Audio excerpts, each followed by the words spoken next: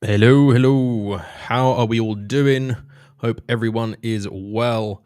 It is me. I am back for one time only, at least for today. I'm going to apologize in advance because any minute now there's going to be a courier pressing on my door buzzer with an IKEA delivery. So my apologies when I answer that for 2 seconds. But how is everybody doing? Hope you're all well. What's been happening? What's happening in the markets? What are you guys looking at? Let me know in the chat. I've got Anastasiia joining me in a little while. She's just running a little bit late, and then we've got Victor coming on later on as well. So there's the doorbell. Give me 1 second.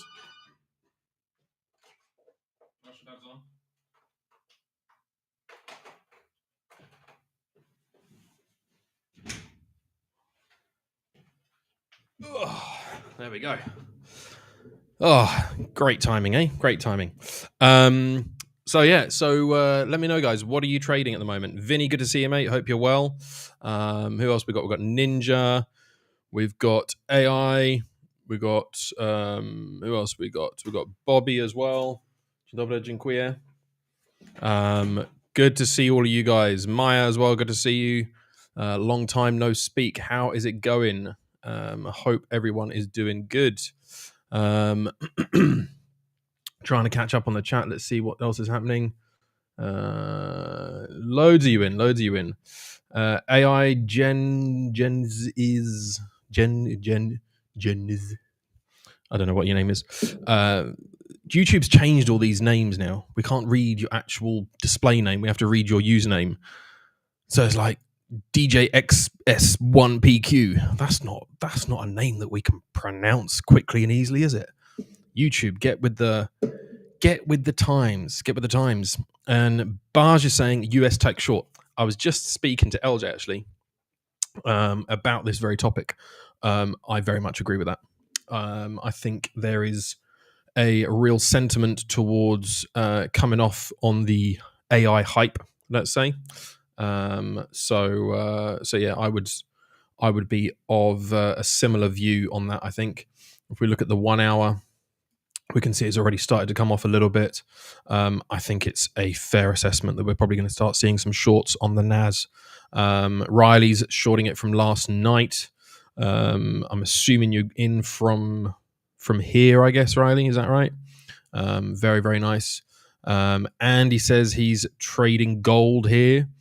That's great, Andy, but give us a bit more. Are you long? Are you short? What are you doing with it?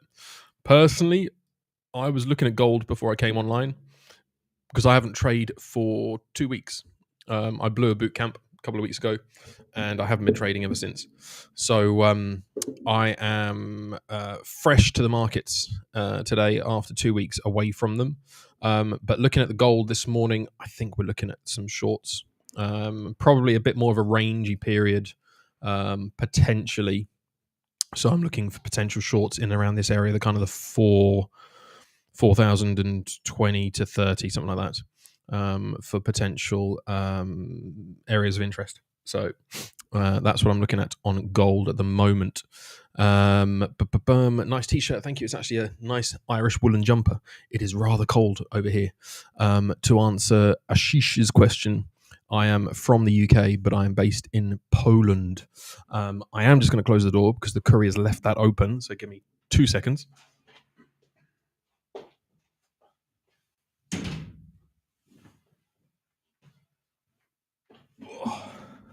That's better. Whew. Cold chill getting in through the door, and I'm already a little bit down with some kind of disease that my children have passed on to me. So yeah, unbiased is all intraday. Good stuff. Scalping only, not in a trade at the moment. Vinny's in a short scalp on UJ. Let's have a quick look at UJ. On the 5 minute. Yeah, doesn't look bad. Where are you in from, Vinny? If you're scalping already from here, I guess. That could be good. I don't like this 5 minute engulfing to the upside though, and you've possibly got a bit of a retest of these moving averages, but we'll see. You're testing a previous blue zone, which for me is quite a high interest area, but you have got a nice starting point where this 5-minute inside bar started. So certainly something to target. Let's see. Forex, it's too much one direction to trade it for the moment, says Bobby. Too much one direction to trade it. Not sure I understand, but okay. Henri, good to see you, Henri. Hope you are well. Waiting for a short. Yeah, need a confirmation, Andy. Yeah, on that gold.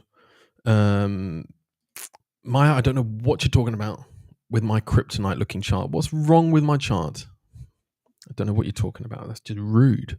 I haven't been here for ages and you just come at me with insults straight away. What is that all about? So, yeah, no, I'm looking at gold shorts from around this area. So let me take these moving averages off. So you don't all complain to me.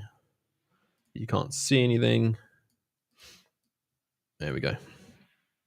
So you can see this was our and kind of retest of this area. We have got some strong levels to target higher up, and we have also got an inside bar, should I say? Not inside bar, sorry, wickless daily candle here at 4112. That was from the open last week, Monday last week. So in fact, that's actually a weekly wickless candle, so even more strong. So I do think we're still going to have some retests of the higher areas, but just looking at how we rejected a couple of times here, I think we're still going to see a bit more of a range. So I think we're probably going to be seeing a little bit more come into this area, look for some sells, look for some buys like that, something like that. I think that's where we're going to start to see some moves, because we've still got a lot of liquidity down here.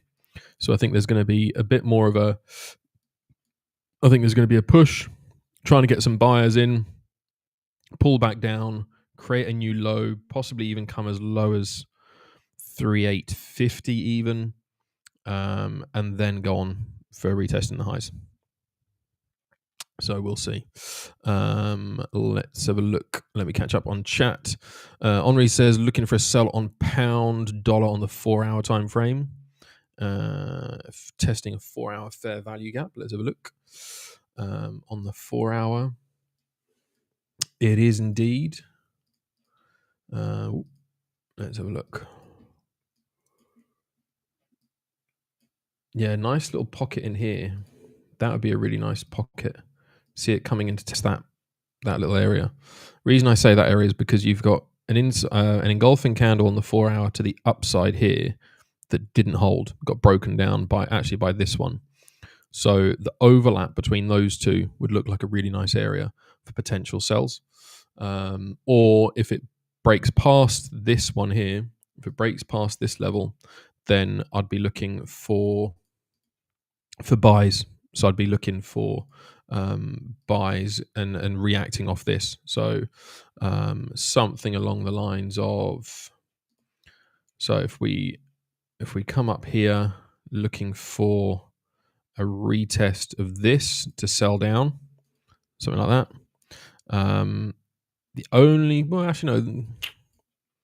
I could see that working. The only problem is that this is a very strong engulfing to the upside. But it hasn't really created any strong support down here in my view.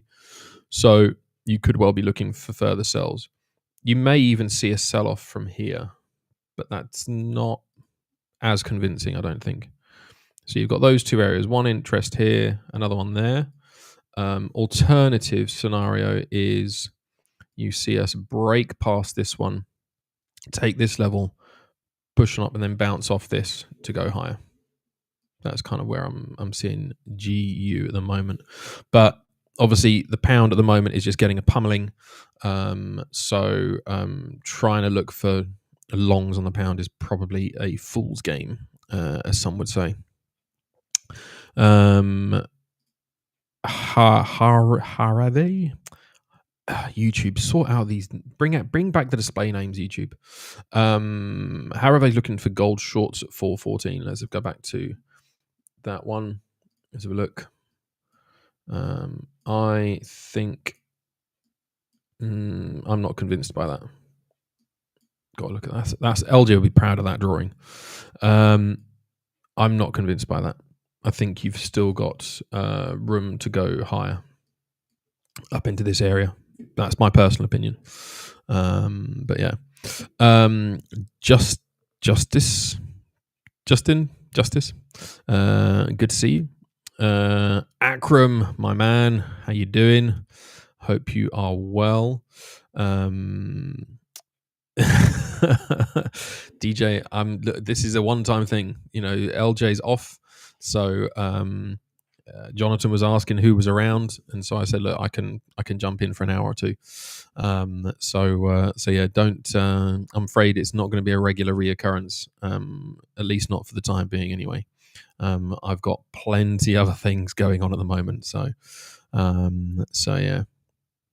Let's have a look at what else we got. Vinny's UJ short was 154.52. Let's have a look. 154, 152. So somewhere 154, 152. Up there. Nicely done. Why have I done that as a long? I wanted a short. 152. Almost. TP at 153.441. 441. Down here. That's a really nice catch. Really nice catch. Vinny. Vinny, where did you get in? Did you get in up here, or did you get tapped in on this? Be interested to know. But that certainly looks like a nice area. I'm not sure. I mean, it could actually go that far because you've got these lows down here. So this is a wider area. But yeah, no, nice catch, man. Nice catch.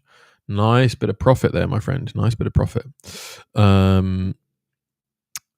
Will push upward in a Aussie New Zealand?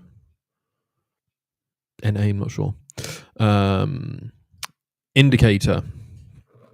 Which indicator are you referring to, Andy? Let me know. If you meant the earlier one, then let me know. It was a private one that a good friend of mine built for me. This one with the EMAs.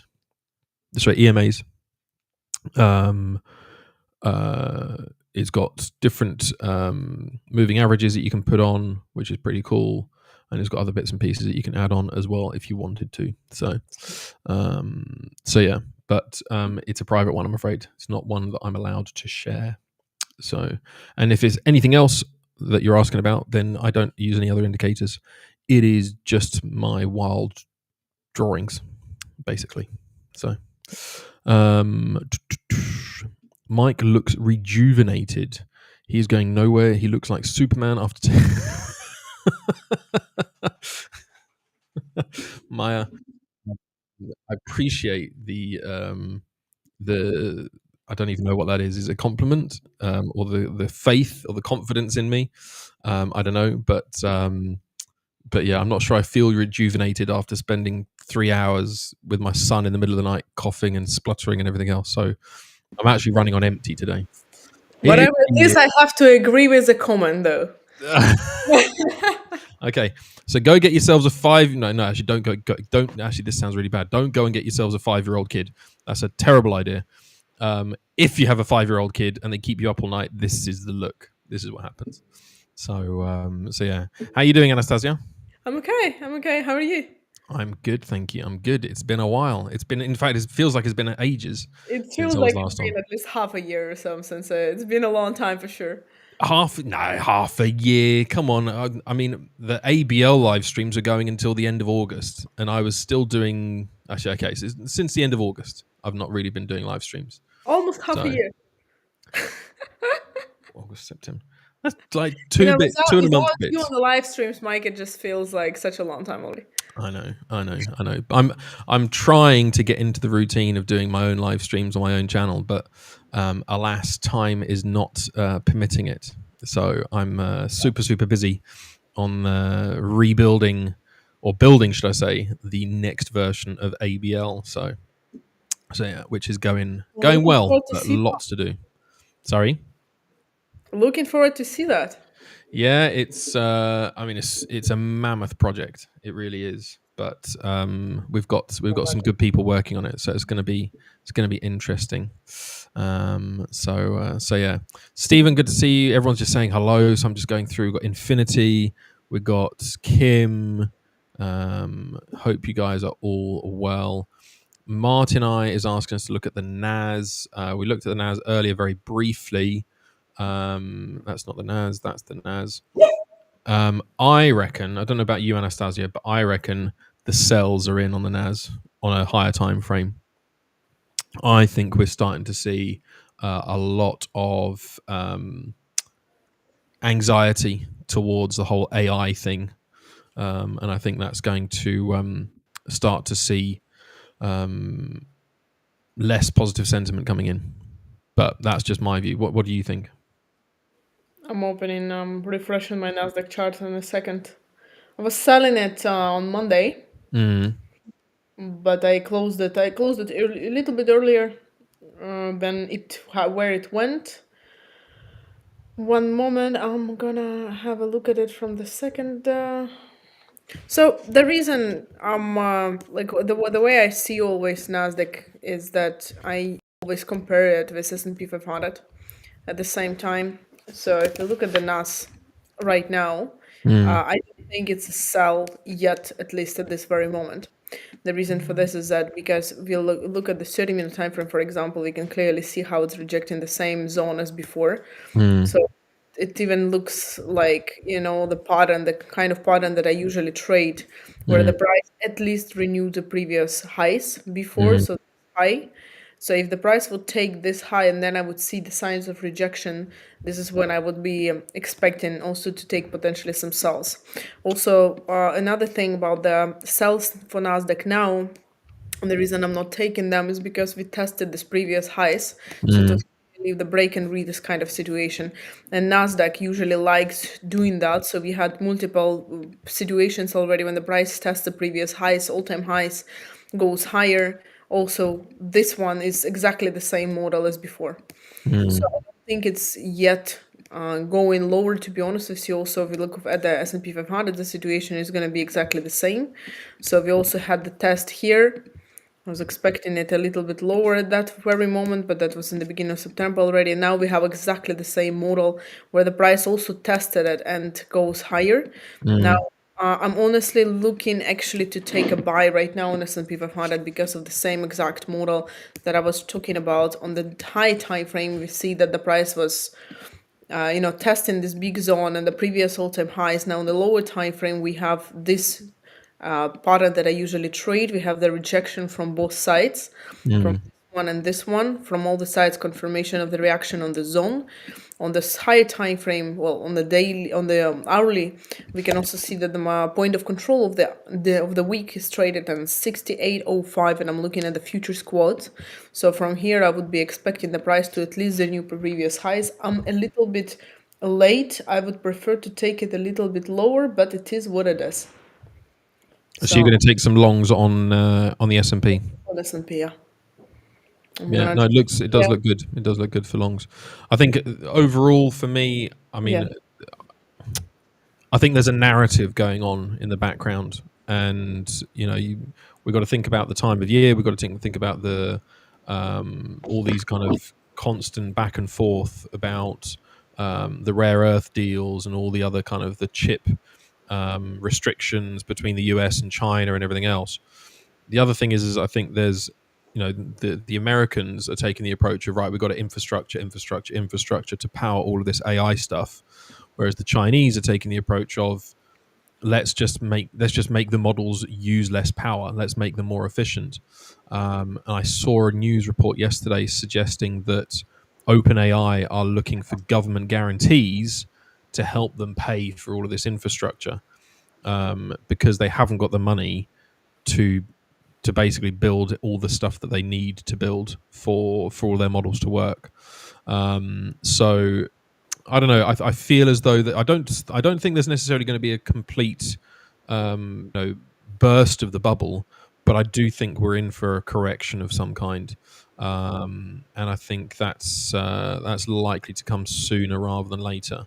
But I you know, agree with you regarding the correction. I was just looking, still like I'm really missing the opportunity to share two screens at the same time. To be honest with you, because I'm looking at S&P 500 now. The quote's a little bit delayed. 68.24 is a massive volume here. mm, When the price was at this level, we had the volume coming in the market. yeah, So 68.24, and now it's a little delayed for me. I need to renew the subscription for the futures on the trading view, but it's actually testing it at this very moment. Normally, live market, right? So now mhm, I'm expecting the price to go higher from this level and at least renew the previous highs today. If it renews the previous highs, I agree with you on the correction.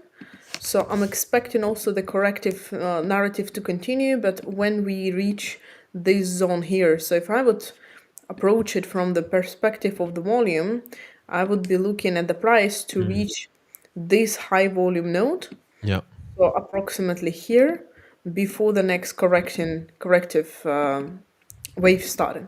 mm, So this would be my idea about that. So approximately somewhere here, and then from here get a reaction and then continuation to the downside already.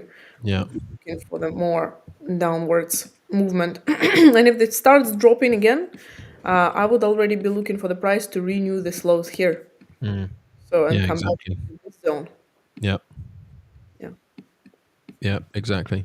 It feels as though it's been on such a run, and there's growing concern around the lack of data, because of the US government shutdown. Trump and his deals that he's trying to make with various different parties. It's a very unstable market, and the market doesn't like it when there's a lack of clarity, right? 100%. We are So basically operating in the dark as well. I had just had a discussion about it yesterday. People are like, "Oh, why is it so confusing?" Well, I mean, because we test our trading systems in a surrounding environment when you have data coming in, yeah, even if it causes volatility, even if it causes spikes, even if it causes manipulations, the helicopter kind of moves, but you have the volatility and you have something to base upon your next decisions. Right now we don't have anything, so yeah, normally the strategies that we test in an environment is like completely different than what it mm, is right happening right now. So obviously the performance is going to be different. Of course we are operating in the dark, we don't have enough data, we don't have enough information, so people feel uncertain, market feels uncertain. So it's normal, that we mm, don't have the same ease of working, for example, or the same results as we normally would. yeah, Maybe someone has better results right now. For example, I find that this period of time much more difficult for me to work because I work with volume. So if there is no data and majority of the time it's consolidating or just operating and like reacting on, assumption and fears more than the data, then of course I'm gonna get a different performance, yeah. completely different than what it was before. Yeah, no, exactly, and that I think, tomorrow we should be getting NFP, right, and that would be the day that everyone would be focused on Yeah. figuring out what's the kind of the sentiment around the market, and we're all kind of sitting there blind. I think the Mhm. only data they're getting at the moment is the unemployment claims. I think that's the only thing that they have at the moment. So that, like you say, it is a very, very unclear picture. I'm curious if there's anybody out there that was trading the last time they had the government shutdown, which I think was 2018, if I'm not mistaken. Well before my time trading the markets. I So I was wonder. 100% trading this period for sure, but I do not remember how it was. Hmm, yeah, it's it's um it's I suppose it's in a way at the moment you've kind of got to try and rely on technicals. Lower your risk so you don't get caught out. But I do feel as though there is a real uneasiness in the market.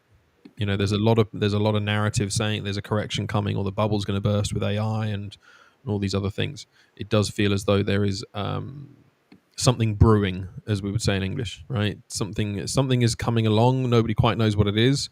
Nobody Yeah. quite knows when it's going to happen. And all you can do is just prepare, right? And just make sure that you've got a plan in place. Just like for anything, you don't know what's coming, right? Well, make sure you've got all your necessary risk plans in place, and just trade what you see and not trade what you think is going to happen, because I think nobody quite knows what's going to happen over the next few months. Because theoretically, we should be seeing a Santa rally coming in, Yeah. right? So But last sorry, year it's also so. There was no Santa Rally last year neither. exactly. Remember? So but everyone was expecting it. So it's a changing environment that nobody quite knows how to predict. Yeah. The last time we were looking at these kind of tariff situations and everything else, there just simply wasn't the kind of world and the kind of market that we have right now. So yeah, it's not an easy one. It's not an easy one. But you said you're trading at the moment. You've found it more difficult the last few weeks, yeah? Yeah. The past month since October started, I found it more difficult. I feel like I need to kind of battle for the same result that I would normally get with the market easier. Hmm. So yeah, the October was the second most difficult month for me in a year. Wow. Okay. How did Um, you find October? I was trading a bootcamp account for 2 months, very much up and down, pretty much from August, and I managed to rescue it twice, and then I just got into a position where I just thought, oh, this is ridiculous, and I ended up blowing it, and that was 2 weeks ago. So I haven't actually traded since. Today's the first day I've looked at the charts in 2 weeks. I just haven't gone near it, because it was at the point where I was thinking to myself, do I need to buy another account? There was an urge to do it. There was an urge to get back in. But that was kind of, for me, that was the warning sign to say, actually, no, just ignore that urge. Just forget about it for now, and come back when you're in a better mind frame and a better mindset. Last few weeks, I've been very busy with working on all sorts of different bits and pieces. So I kind of took the decision, right, okay, trading isn't going to get my focus. And if I Mm. wanted to give it my focus, then other stuff is going to suffer. So Yeah. trading was put on the back burner. So yeah, so it's a slow and steady progress, but something that we've all got to do at some point. So yeah. Sometimes it's really good to take a break, especially after we get the drawdown, for example, lose the account. Especially if market conditions are still not good anyway. So why would you rush back if you Exactly. see that the market conditions are exactly as the reason that caused, Mm. whatever the loss of the drawdown happens. No, exactly that. So yeah. We've got a request from King Casso to have a look at pound dollar. I took a look at it earlier. I'm I would be very careful trying to call anything on the pound at the moment. The reason being is that there's a very negative narrative around the UK at the moment. They're anticipating the budget coming out in the next few weeks from the Chancellor. She Tax is suggested to increase again, right? If I'm not mistaken, they are looking for increase the tax. potentially, yeah. So there's all sorts of rumors swirling around. I don't think she's done herself any favors by doing this press conference earlier in the week. If anything, I think she's just made things worse, because there's just now this negative cloud. I understand the reasons why she did the press conference and kind of giving this heads up, but I think what she's done is she's just added kind of a negative aura to the whole thing.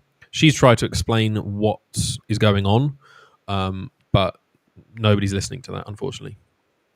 So yes, there's anticipation of tax hikes. There's all sorts of rumors swirling around. One of the biggest things that's going on is how the number of wealthy people are leaving the UK, and so therefore they're losing those individuals and their tax contributions. There's a rumor, which I don't know how true it is. There's a rumor suggesting that with all the people leaving the UK, that they're going to tax anyone leaving the UK. So Wow. they're going to tax people on their capital gains.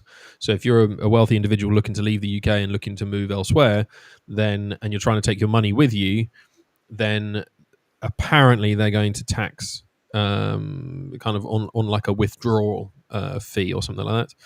There's also suggestions of an annual property tax depending on the value of the property. That's going to cause a lot of problems because you're going to have a lot of people in the UK, elderly people. My parents, for example, would be probably included in that. We're suggesting where any property over valued over £500,000 would incur some kind of annual tax of a few £1,000s. Now you've got people like my parents, for example, who bought their house. I don't know how much they paid for the house, but it's not a particularly big house. It's it's a 3-bedroom, practically 2-bedroom, more like terraced house in London, granted, but not in a particularly wealthy or affluent area. They would be their property has obviously grown in value, but they bought it in the 80s, so they've owned it for 40 years. So there's a lot of people that would be exposed to these kind of taxes that just simply wouldn't be able to afford it. So it's just going to create further problems for the wider economy because disposable income for that older generation is going to go down further as well. So pound is going to be a difficult one to see any kind of strength coming into in the next few weeks. Looking at it on a technical basis, though, I was saying earlier, I think there's, if we look at it on the 4-hour, I think we've got a couple of areas where I'd be looking for potential buys or sells. First area of reaction I'm looking for is this one here. So around what's that one? 131 to 1309. Looks like a decent first area to maybe see some short scalp opportunities. This one here is the one that I'm really interested in. This one at the top here. This one I think is going to be an interesting opportunity potentially for some sells. If we see this engulfing to the downside broken, then I'd be looking for longs to potentially go higher. You do have this area at the top here, which is a daily inside bar, again acting as a potential magnet. So that's probably what I'll be looking at the moment. I wouldn't be trying to get into pound right now. If you look at it on the 15-minute, you're probably going to see a little bit of a pullback down before it then pushes on higher. But you've got 2 strong engulfing candles here suggesting more buying momentum. So this one here might just be an attempt to try and get some sellers in. But I think you're probably going to still see a bit more buying momentum coming in at the moment onto pound dollar.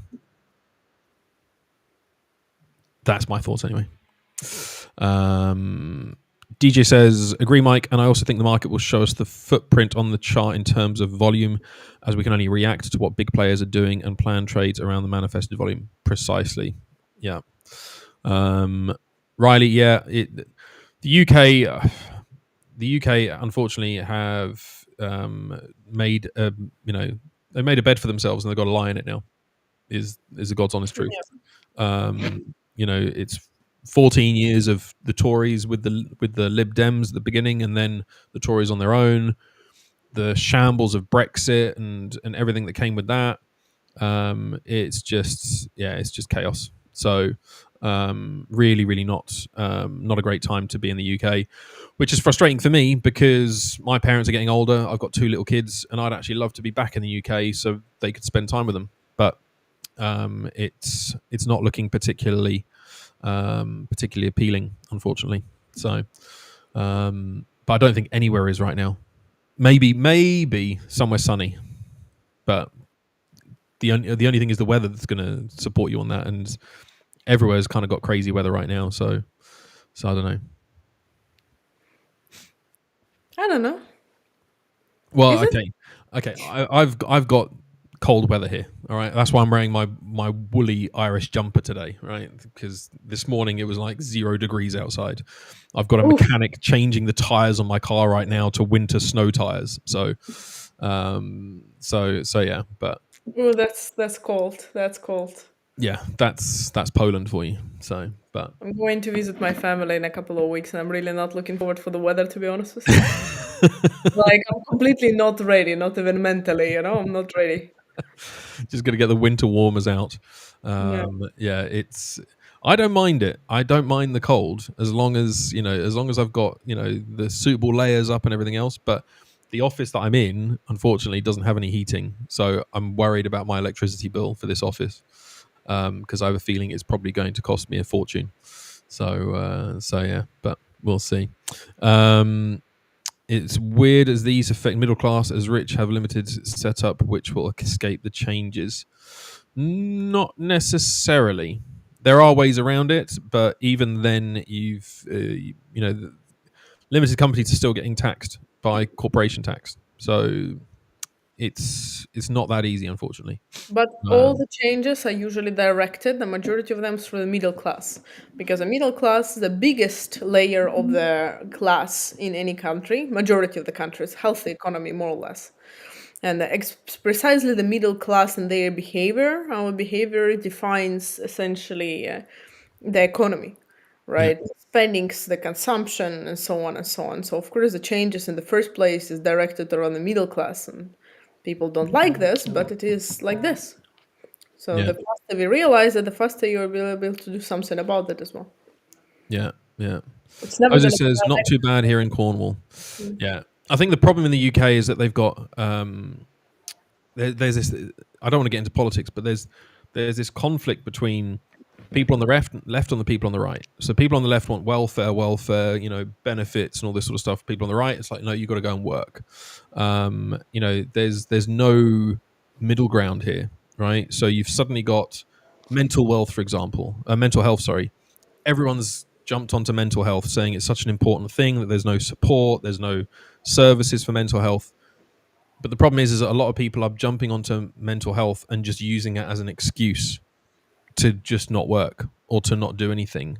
And I'm not saying that everyone's doing that, but there is a lot of people that are taking advantage of it. And unfortunately, that's where you end up with a difficult situation where you've got people who work and people who don't, and those who don't have got to still got to be supported somehow, or at least in the current system they do. So that's where I think I said this a long time ago. Whatever government was going to come in last year, they were inheriting something that was just doomed from the start. So yeah. But anyway, seen some questions about gold and the NAS. We've looked at gold and NAS already. We'll get back to them in a minute, guys. Euro USD, the Motivation Circle show. Sounds interesting. So we talked yesterday. There was a GU. Wait, can I answer this question quickly, Mike? You mind? Yeah, go for it. Yeah. I'm gonna switch to my screen. So for GU yesterday, we talked about two different scenarios that I was looking for, and I'm gonna just quickly open my chart here. So I was looking for either the price breaking lower and then testing it from one side and then selling it, or the price going higher, testing it from another side and then buying it. Now, the problem with it is that it didn't test the level that I wanted to, so I never got into the trade because I wanted it a little bit lower, and here I was sleeping. So I ended up missing the trade for GU. You were sleeping. Anna says that's a terrible excuse. Can't be sleeping. Sleeping's for sleepy people. Like, Sleeping on money. So technically. not good. Not good. No, I didn't take the pound, but honestly, it wasn't the best setup anyway for me personally. I did get into the long on gold yesterday, as I was buying gold.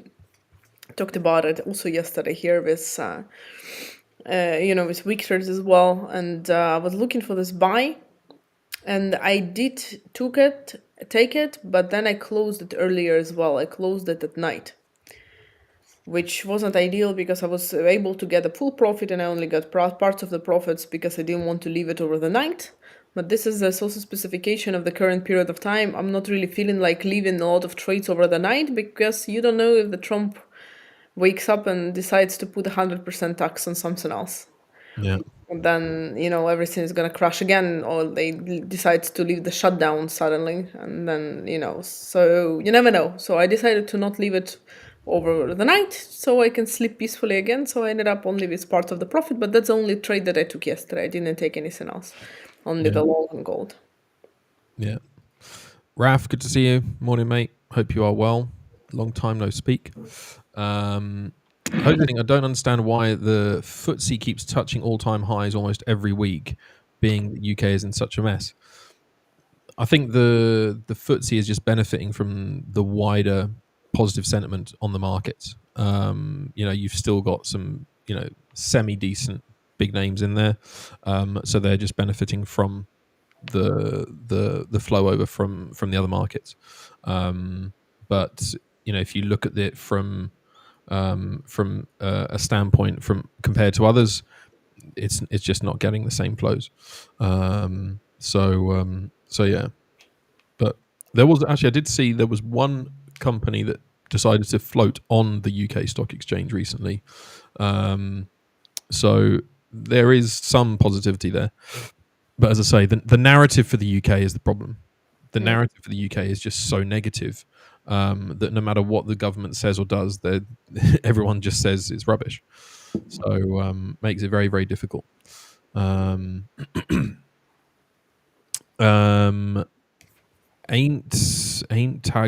Tasgrig. What is your opinion on Heiken-Ashi candles? Because I scalp using them and it works. You think it's luck or I can keep doing it? I haven't traded Heiken-Ashi, so I can't tell you on whether you're lucky or not.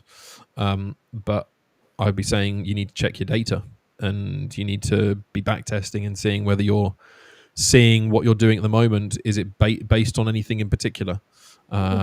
If it's just you're just going in and just trading, then it could be more likely luck than anything else.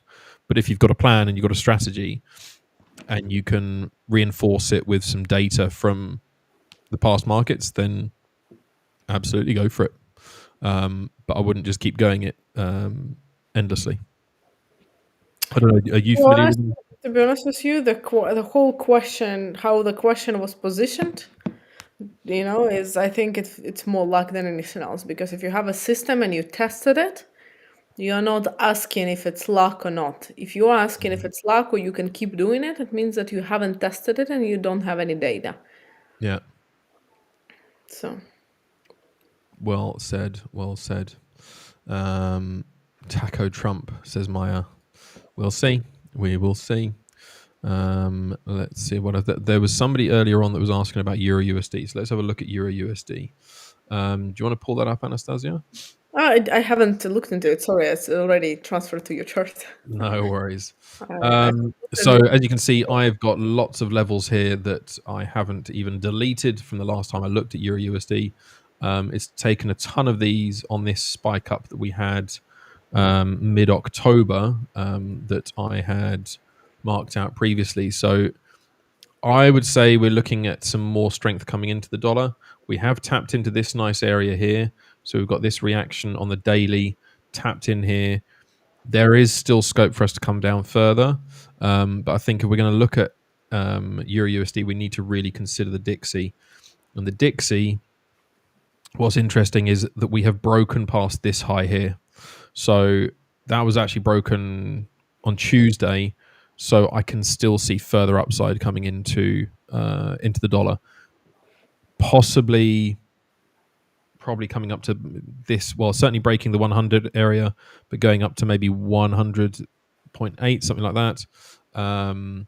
retesting these highs here, because breaking this one to me suggests that we've got further upside for the Dixie coming in.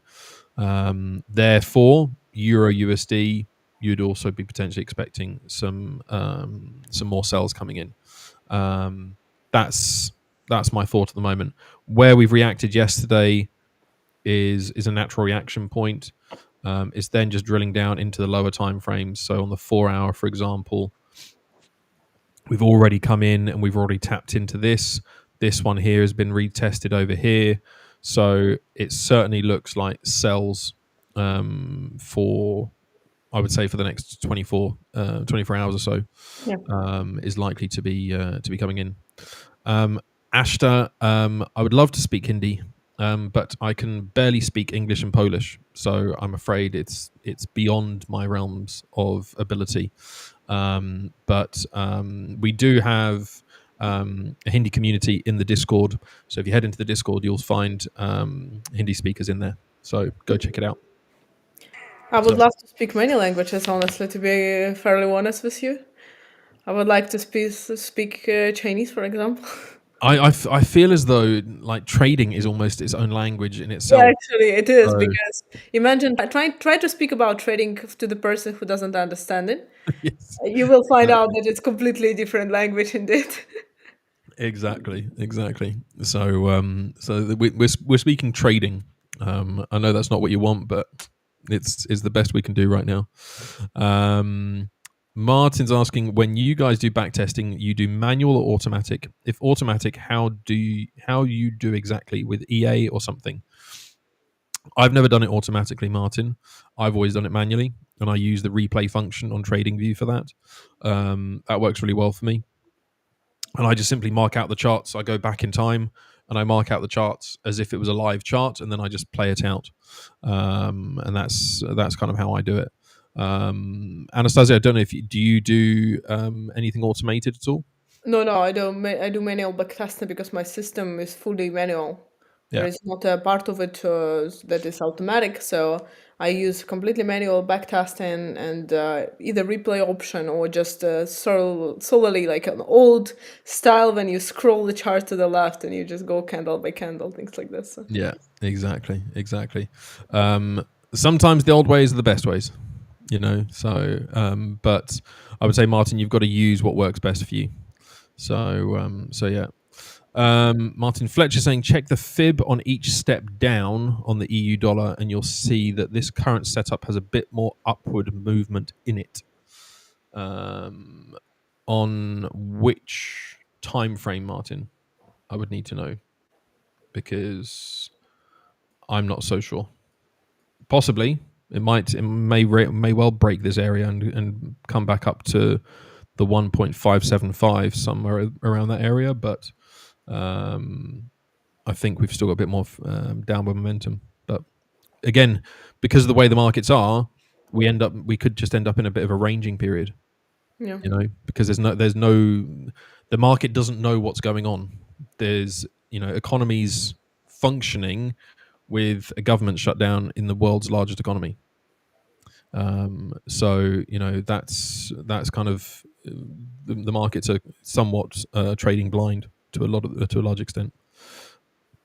Harsh is saying, can you please give us example with replay? It should be good learning for you.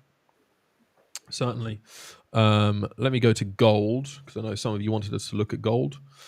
So if I was going to be looking at back testing, I would go back in time to, ideally you want to go back in time to a period, for me anyway, where I've got 1 minute data.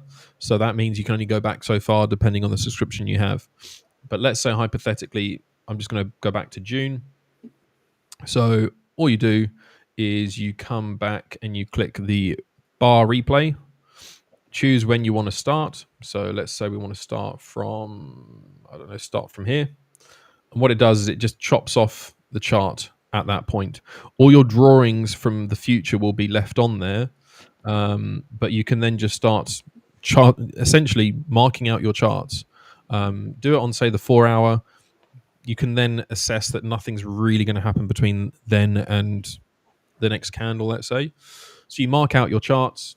So you might expect, for example, a reaction from somewhere like this, from this high, and you go through, and then you simply just play it out, and see what comes through. So you take your zones, mark them out, and look for your setups. So you can do it on the lower time frames and the higher time frames, but that's what you look for. You just look for it from a manual perspective, and you simply move the chart yourself rather than the chart moving for you. It's entirely up to you how you do it. So hopefully that helps. Unbiased says, I do manual backtesting with a 2% variance, as backtesting in real is different. Completely agreed. The problem with backtesting manually is that you don't have the live movements of the market, and you also don't have the psychological impact. That's the other thing to bear in mind. So yeah. Because what I use, basically the EA cannot simulate. Yeah, exactly, Martin. So there is no perfect way of backtesting. That's why a lot of people don't backtest. So I backtested at the very, very beginning of my trading journey, and that's what gave me the confidence in my strategy.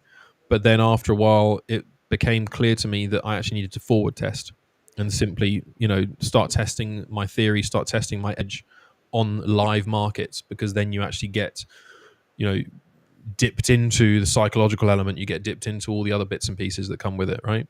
So, back testing can only get you so far. Then it's forward testing, and then it's live trading.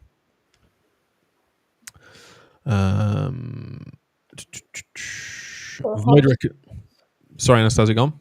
Perhaps. Perhaps I what? have a little bit of a different opinion on that. Oh, please share. Backtesting. I think without backtesting, it's impossible to get the correct data, because the forward testing is the same backtesting, you just spend more time on it and you get less data, because the forward testing, you cannot forward test like for 24 hours in a day. You need to sleep sometimes and eat, and then you have a family and other things that you need to be doing. So you're going to end up trading, let's say in a very positive scenario, you're going to end up trading 8 hours per day. The full work day, but you have 24 hours in a day, 23 when the market is opened, which means that you have 15 hours which you do not cover, meaning that you are not missing out on the information that might be more profitable for you. Other trading hours, other for example, entry times, the trade duration, but we do not see it because we forward test, quote unquote. If I backtest, I use the same exact thing, but just with a bigger range of time. And so I am able to backtest the full 23 hours and find out that, for example, my most profitable hours are 2 or 3 hours per day, which cuts my working period of time from 8 hours to 3 hours, but it makes it more efficient, because I know that my trading period is like this 2 to 3 hours per day, and then another 2 hours in the afternoon if, like, for example, nothing happened in the morning. And also, I think the forward testing includes emotions. So my personal approach to back testing is that it's a perfect result, the one that I aim to achieve, and the variation from it, plus or minus, is my approach, my emotions that kick in, and my filters that I put in, and then I can compare the like, for example, the journaling. So what my personal opinion is, the best formula is that we backtest. We find all the parts of the strategy and all the statistics and all the best timings. Then we, demo trade, for example, or with a small amount, doesn't matter, because I know that emotionally for some people it's different to trade demo or the small amount of money even. It's still different. So in the end of the week, I can backtest the same exact week. And then I compare the backtested results with an actual results that I got, which afterwards gives me the difference between what it should have been and the actual result that I received. So now the question is, why did I take, for example, more trades that I should have? Yeah. Which trades should I have not taken, and why? Which trades have I missed and they would bring me profit, and what is the reason I missed them? Like, maybe it's fear, maybe it's not enough confirmation, maybe I forgot something, overlooked something, anything else. And then I can figure out, what I can do better next time to be able to enhance my actual results with trading next week, because now I have the perfect result that I'm aiming for and the actual result that I got. And the Yeah. difference between them is a space for working on myself and on my trading system. So Yeah. that's my approach. Yeah. Yeah. And I think, that for me, I don't think it's a be all and end all on one particular way. Like you've said, it's a combined approach of building yourself up to a point where you're live trading and you're basing it on data, you're basing it on experience and knowledge, right? Rather than I'm going to back test. Right, I'm ready to go and trade. That's that's kind of going from one extreme to the other, right? So yeah. Um, I see there's probably going to be a doorbell ring any second now. Just see he just knew. Here he is, the one and only, the masked trader. How are you, Victor? Hey, I'm Victor, how are doing you doing? fine. I know, Mike. Mike, you're a man of many talents, but I didn't know you knew how to predict the future. I mean, with seconds precision, you are Right. amazing. I already This knew that, but I mean, you're even more amazing. is How is is is every? is Go is ahead. is is something I'm still trying to fine tune in terms of my market knowledge. So my predictions for the future are very good with doorbells, not so good with market assets. You Um, definitely have a doorbell edge. I'll tell yeah, you there this. we go. You There we go. definitely have Yeah, it. yeah. Um, I'm a bit of a ding dong, that's for sure. How are you, Victor?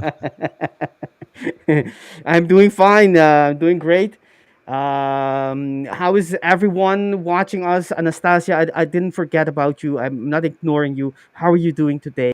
It's Yeah, uh, don't it's a worry. I beautiful didn't. day. My mind didn't really go into the thinking that you ignore me, so don't worry about that. I'm good. How are you? I'm doing fine. I'm doing great. I'm, you know, happy. We get to do what we love. As they say, right? Find your passion, and you never work another day in your life. Yeah, for sure. Very true. Very, very true. Um, Nothing against Victor, but I'm going to leave you guys to it. It's been a pleasure, Anastasia. Are you sure, Mike? I hope it's not I, so long are until you next time. sure? Sorry, Are you Victor. sure it's not me coming in? Are It's you definitely not sure? you. It's definitely not you. But my absence from the market is leaving me a little bit rusty. So I need to ease myself back into these things. But a pleasure to see everyone. Thank you guys all for the welcome and for the love. I'm sure I will be back again soon. In the meantime, I will leave you guys in the capable hands of Anastasia and Victor. See you guys. See you, Mike. Thank you for joining. Take care, Mike. All right. So here we are again. Anastasia, how are you in the markets? Are you with any position? Are you exposed to the market currently? Are you waiting for the interest rate decision on pound? Since I know you trade pound as well, right? I trade pound, but I didn't. I didn't for last week. To be honest with you, we discussed yesterday the idea on pound, Mm-hmm. which I didn't take. I ended up only taking gold yesterday, but now I'm in a long position for S&P 500. So that's the only position I'm currently holding. And Say that again. You're in the position. I'm long on S&P 500, and that's the only position that I'm currently holding. Okay. So yeah, Since I'm not really today or waiting. since yesterday? Since today, since today. Okay. That's okay. That's nice. I can see there's a quasi there. It didn't get to my level. The reversal pattern. Let me. Got you guys are seeing my screen. So yes, I'll go and see. No, just not a complete analysis. Just there's a trend line that someone talked about from before, and it seems to have reacted on it. Although I don't use trend lines, but I mean you can. On the lower time frames, I certainly see a definitely that would be the neckline. And actually, there's a very beautiful. Uh, there we go. Look at that. That's the entry order block for. I didn't trade this, right? So I'm just looking at this right now. That would be the. Let me mark this as it That should would be. be my That's perfect entry where you marked up. But I missed it. right? I got in a little bit later. You mean this Yeah, exactly here you would be entering? yeah. Wow. Okay. So just another evidence that it doesn't matter what you use. Sometimes you come to the same conclusion, right? The Absolutely. quasi. That's the quasi, the established downtrend, and here you break it. You come back to some area. There was another one lower, but in this leg, this is the area where the buyer stepped on the throttle, and that's where you want to be looking for the next reaction. And we got it. Beautiful. It didn't trade it, but I totally understand why you enter. So that was actually your entry. Your entry was your stop below the head of the what I call quasi, or do you have something else do you use as defense line? Again, could you repeat, please? Because it was cutting off on my side, I think. Okay, no problem. Where's your stop? For those wondering, is it all the way below the lowest swing point, Yes, or a little bit below the lowest. No, no, no. Because below this order block that you have, okay? All right. below this Yeah, low. yeah, yeah. Yeah, yeah. Yeah. That's how I trade. I try to keep it as quick as possible. Actually, I have to. I have a little interruption. It's not the cleaning crew of my jacuzzi, but I'm gonna be right back in about I don't know 2 minutes, 3 minutes. I'll be right back. Please do. Please go ahead. Yeah. So for me personally, the S&P 500, since we are talking about this, is that I'm long right now, and it would be the perfect entry for me to get right here and around 67.93, because this is also where the point of control of the week is. So approach it differently than weaker, but we have exactly the same setup after all. So I'm looking for this level to be I would be looking for the level to be tested, and I would be already taking a buy here. But once again, I was sleeping at that point, and this level I missed completely.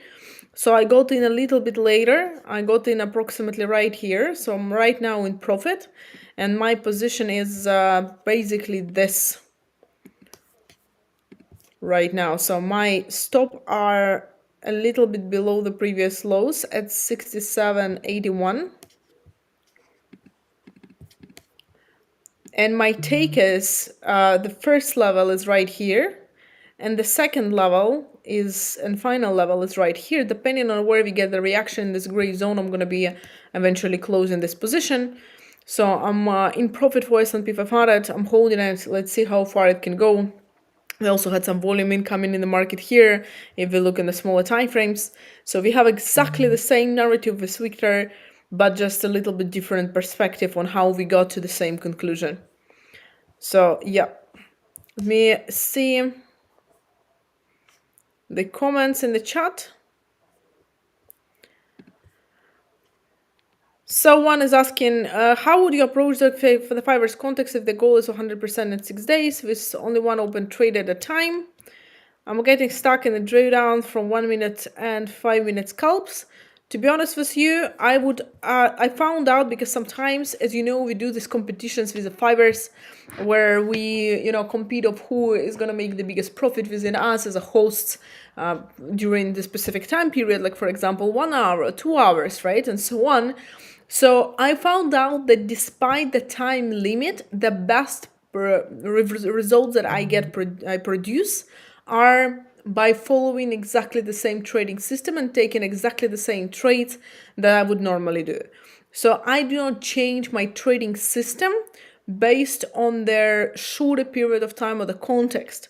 Because if I start trading, for example, scalping, and I try to approach the market a completely different perspective than what I usually do, will end up making emotional decisions. Emotional decisions are going to lead to the unnecessary losses, and eventually the result is going to be completely the opposite of what I'm expecting, what I want to see. So in reality, I would approach the 5ers context in the same exact way as what you are doing already, with the difference that you perhaps one of the things that and the tips that I can give you is that, for example, you can try learning how to add to the profitable position. So if your position is running, you can add more positions into this specific trade. So like more volume into this specific position, so you can eventually multiply and maximize the result. right? But don't think that going into completely different direction from what you usually do for the purpose of context and winning this context is a good idea. Hey, welcome back. Thank you. Hi. Thank you. Um, yes, I was hearing in the background. It's always tricky, I think, because it's an artificial setting where you are, the market is already difficult as it is. So even when you don't have artificial restrictions like you have in competitions where you're only allowed to trade perhaps 1 hour, you don't get to choose the hour, you don't get to choose the day. And all of these are, artificial imposed restrictions. Once when when you don't have these restrictions already, you cannot choose when your strategy is going to produce. You only have to.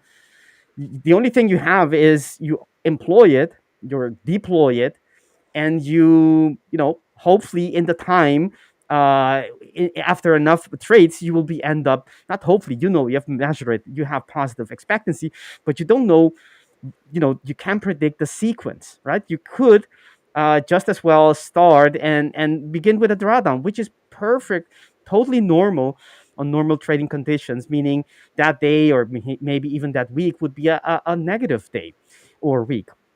But in the competition, you don't have that luxury, so it gets it gets very tricky.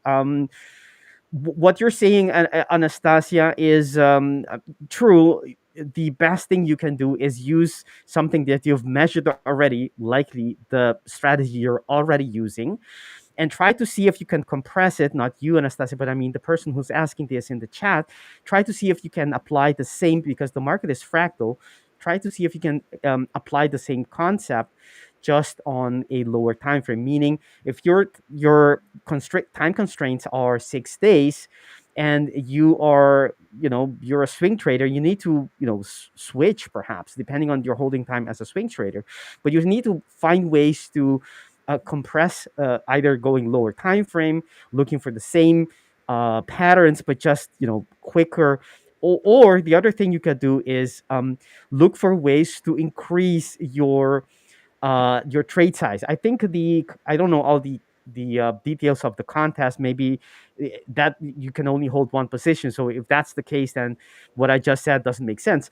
But if you can, is increase the number of trades, because if your edge is fixed, the expectancy, you can't change that expectancy. It's a given of your strategy. What you can do is just multiply the opportunities you have. Those are the things that I can do, that I would advise when you're doing competition. I think competition has a great is a great opportunity to task yourself, challenge yourself to become better, to be flexible into the application of the edge you have. But as long as you see it as a as a opportunity to grow, because it comes with pressure, and you should with any competition or in any contest, you should be aware that it's just the competition. It's not how you trade normally. This is artificially imposed with a reason to make it fun and Yeah. exciting, and that's fine, as long as you keep that in mind, that it is just a contest. And um, that's not how you would be trading normally. You wouldn't be going all in, but on a competition, it makes a lot of sense because you want to win. You're not looking to get there in 30 days, but in 1 hour. So you got to step on the gas. So as long as you have that distinction very clear in the forefront of your mind, then it's totally great to be participating in these contests, because they're basically like a pressure cooker. It gets the same result, just with less time, with a lot of more pressure. Yeah, but actually, what you said is really important. Approach it a little bit like more fun, because this is context of the 5ers. The thing is that you have the new opportunity every single week. So even if this week doesn't work for you, you can do it again, and that's a And difference. actually, there is. I know it. You can do this with a demo account on your own, but because there's a it is a contest because others might be seeing you on a certain list, because there is a prize. It's a little bit more fun. You can actually use it to test out your ideas, right? So Yeah, you have one week of testing one set of parameter.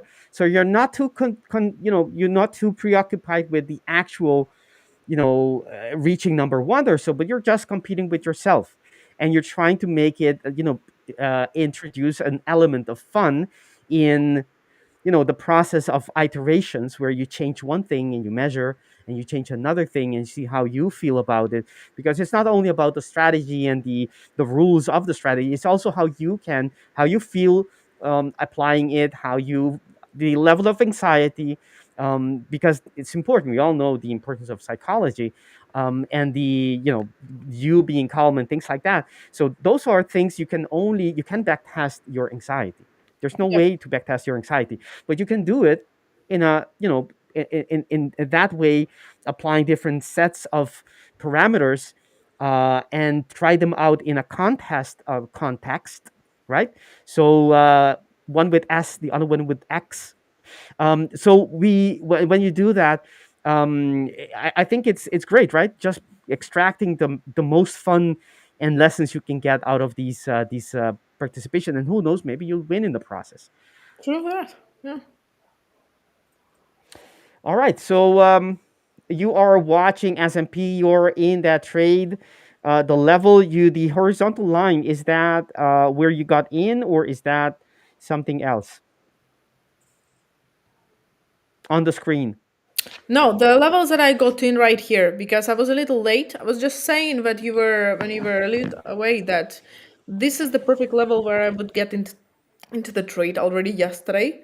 Mm-hmm. But I missed those 2 points, and I only looked at it a little bit later when the price already started rejecting. So I got in here, so slightly higher than I would want to, and my stops are below this lows right now, because we broke already the previous highs. I'm expecting it to continue to go higher. I'm a little bit in profit right now since the price started moving already in my direction.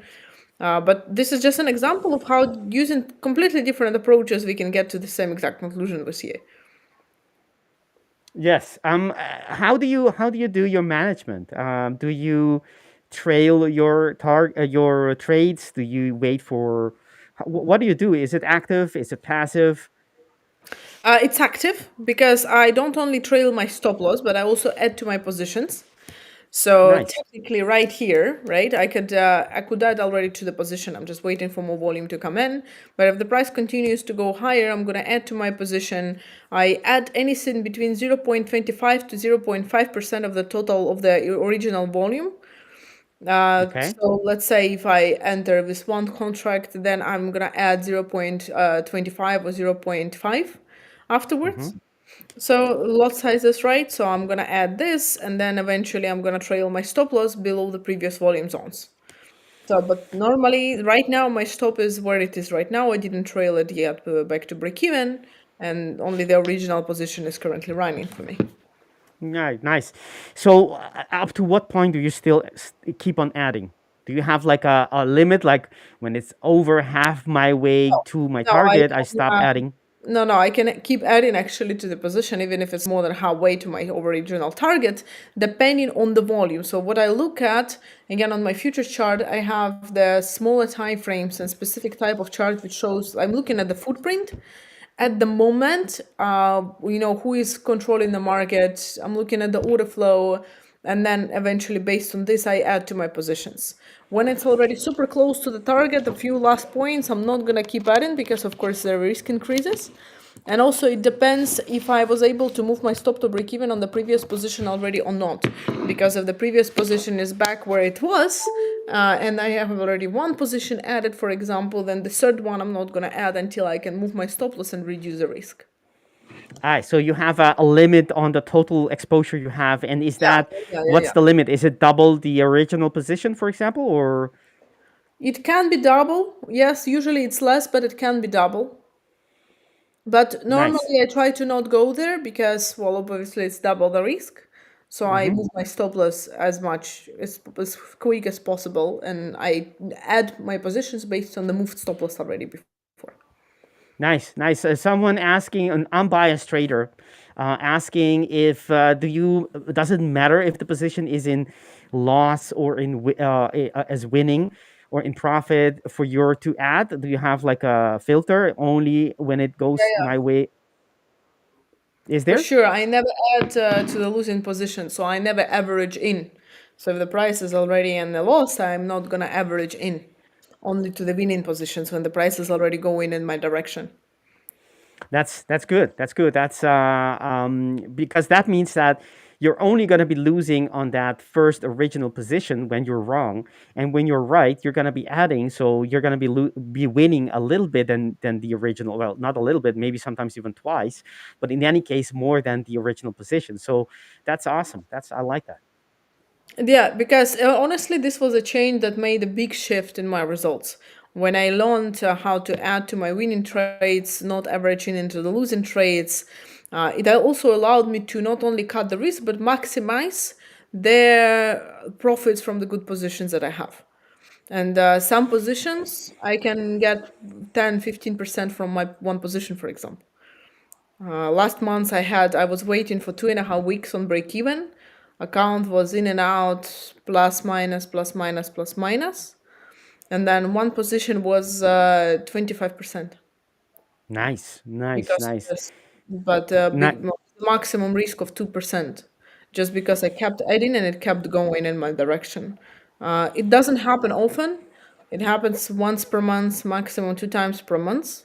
But it does, like, not always obviously 25%, but I mean the bigger trades with a bigger, potential of going. But usually this is what it also produces a big part of my results.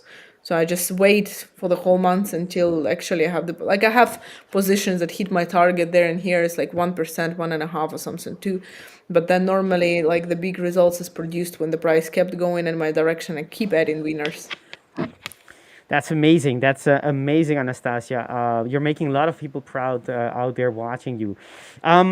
It's not very unsimilar to how my profile of the delivery of profit is as well, right? I have a high risk reward ratio. Perhaps you have seen that in the past, Yeah. with a relatively low, I would say quite low, or even very low win rate, barely above 30 most of the time. And but so and that's on the intraday trades, and it goes, there's many trades going down. I lose more often than not, and Yeah. then I have one bigger win. But the bigger moves in the equity curve comes from when I have alignment that go beyond just the day intraday or the day trades. Those the same thing as what you have with what you've been saying. You've been waiting a whole week, or perhaps I think you said even 2 weeks, 2 weeks. Yeah. around break even, and then you hit it because everything lined up and it goes to your target. You win big, and that's when I have these daily targets, sometimes even weekly, where it goes. I don't risk per trade. My position size in percentage term is much smaller than you, but when I get these winners, they can be 40, 50, 70, sometimes even more, or and Wow. it's not in percentage because I'm not risking 1%. I'm Yeah. risking much less, 40 but R. still, yes, it happens from time to time. Not twice a month though, not as often Yeah. as you have. But But still, I don't have this kind of traits, for example. well, yeah, well, I optimize for it, right? If they don't happen by accident. You have Yeah, to of course. look for them and then wait and lose a lot of trades while trying to catch such a move, and until one of them actually, you hit it, Yeah. everything lines up, and the intraday becomes the actual move continuation on the daily, or even sometimes the weekly, and you boom, you hit it, Yeah. 50, 60, and so on. So, and let's say you're risking a quarter of a percent. You understand that's going to be above, not 25 though, but still above 10% on one idea that takes it's very similar, just slightly different, of course, because you're adding. I add two, but the higher risk reward is based on the original size. The add-ons don't have the same risk reward ratio, but Yep. Awesome. I like that. I recognize that in my the fluctuation of the equity curve as well. There was one thing by the unbiased trader who said something that maybe I should. I think I want to mention this. Very on point. He said we were talking, a few minutes ago about the benefits and also the disadvantage or the risk, so to speak, of these contests. But the benefit is, of course, what we discussed. But personally, unbiased says, personally, I stay away from the contest as I feel it forces you to deviate from your discipline. It's just me, logic, no right or wrong view. Thank you for your comment there, and I totally understand what you're saying, because that's exactly what I was referring to. Right, these contests, they can trigger you, they put you on pressure, and they can make you, if you're unaware, if you just leave, if you let it have all its effect on you, you might be doing things you shouldn't be doing, right? Following breaking rules you have normally. Um and but, th- but there's a turn, or there's an exercise there. It is to watch yourself, observe yourself as you are doing these things, and try to dissect, right, the anatomy of the process. What happens before, while, during, you are losing and deviating from your discipline? Because the same thing might happen when you are not in a contest, because it's the same person, it's you, Yeah. right? So it's the same pattern that you're going to be following maybe later on in your trading career, but now you're doing experiments on it. So you're putting yourself, on an experiment on high pressure mode, and you can start measuring. Okay, how do I feel? What do I start thinking about? What is my thought process? What are the words that I use? How is my body language? Something Yeah. we sometimes forget about it, but it tells you something. Sometimes, a lot of time, we're not aware of it. But all of these things can be in useful information. You can journal about it, while I'm talking about doing it in the contest where you have zero risk. And that information you can then utilize, or have it next to you next time when you're actually on your real trading, things get hot. You can go back to these notes and say, okay, am I doing these things? What does it mean about my anxiety level? What does it mean about how close I am about to deviate from the plan? Right, so that's what I mean with these contests can be great learning experience for anyone, if you just go about it deliberately, consciously observing yourself as the subject. All right. We had a couple of questions. Okay. I'm gonna quickly answer this, and then there was another question to you. So Okay. the dotted line on my screen is not a VWAP. It's a developing point of control of the PVP indicator, so the periodic volume profile.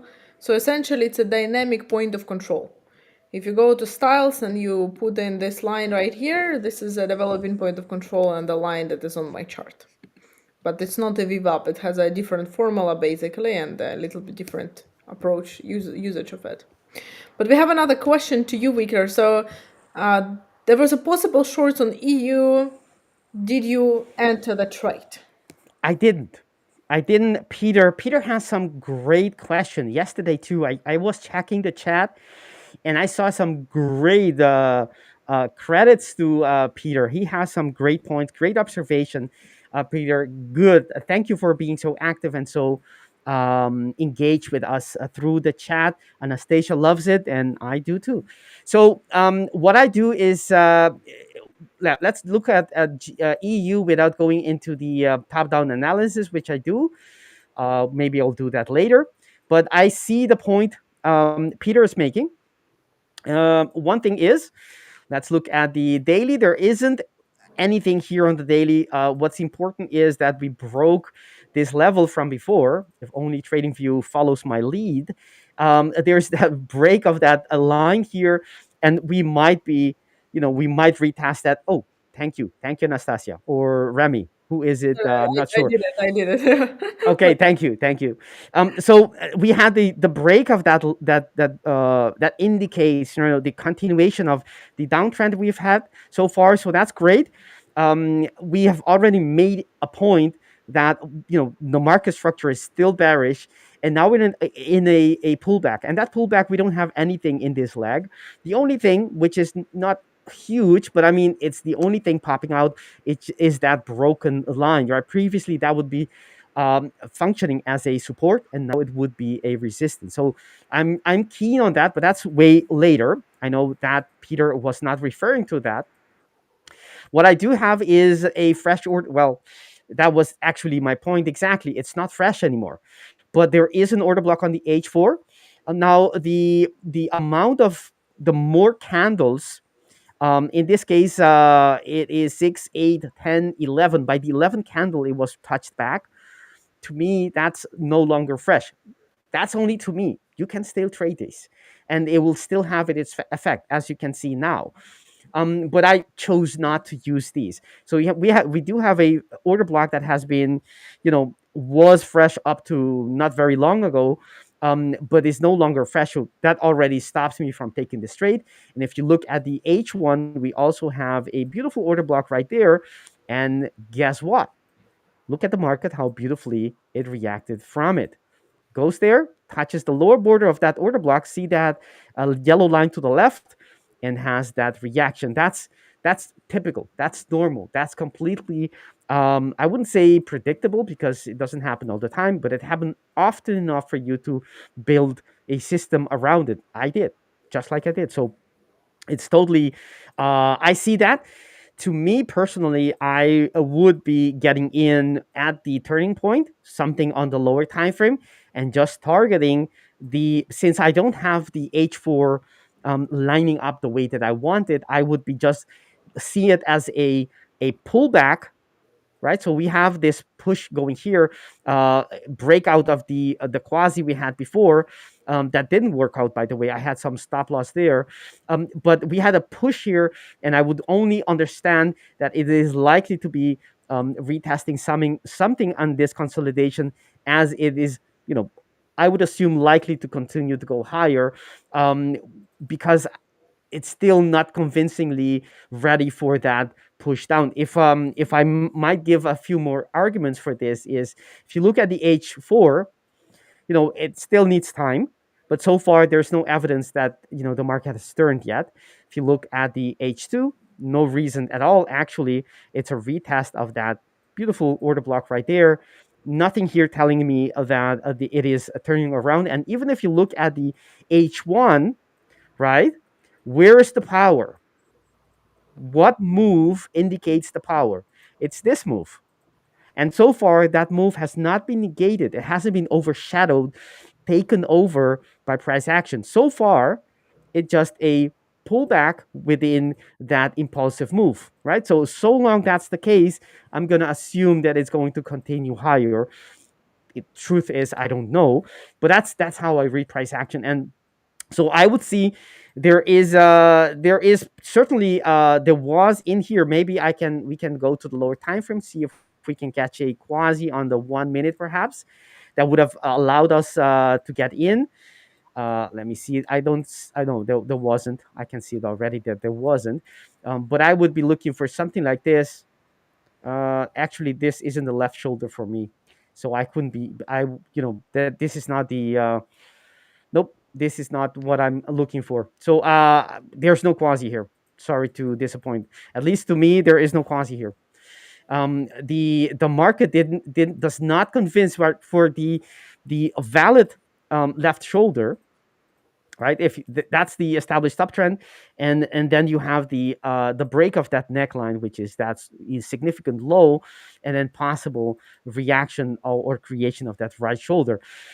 For a valid left shoulder, right? So to consider this a valid right shoulder, I want to be convinced that from that point, so from the left shoulder, the market actually came in and tried to push price much lower, taking over and dominating for a few bars.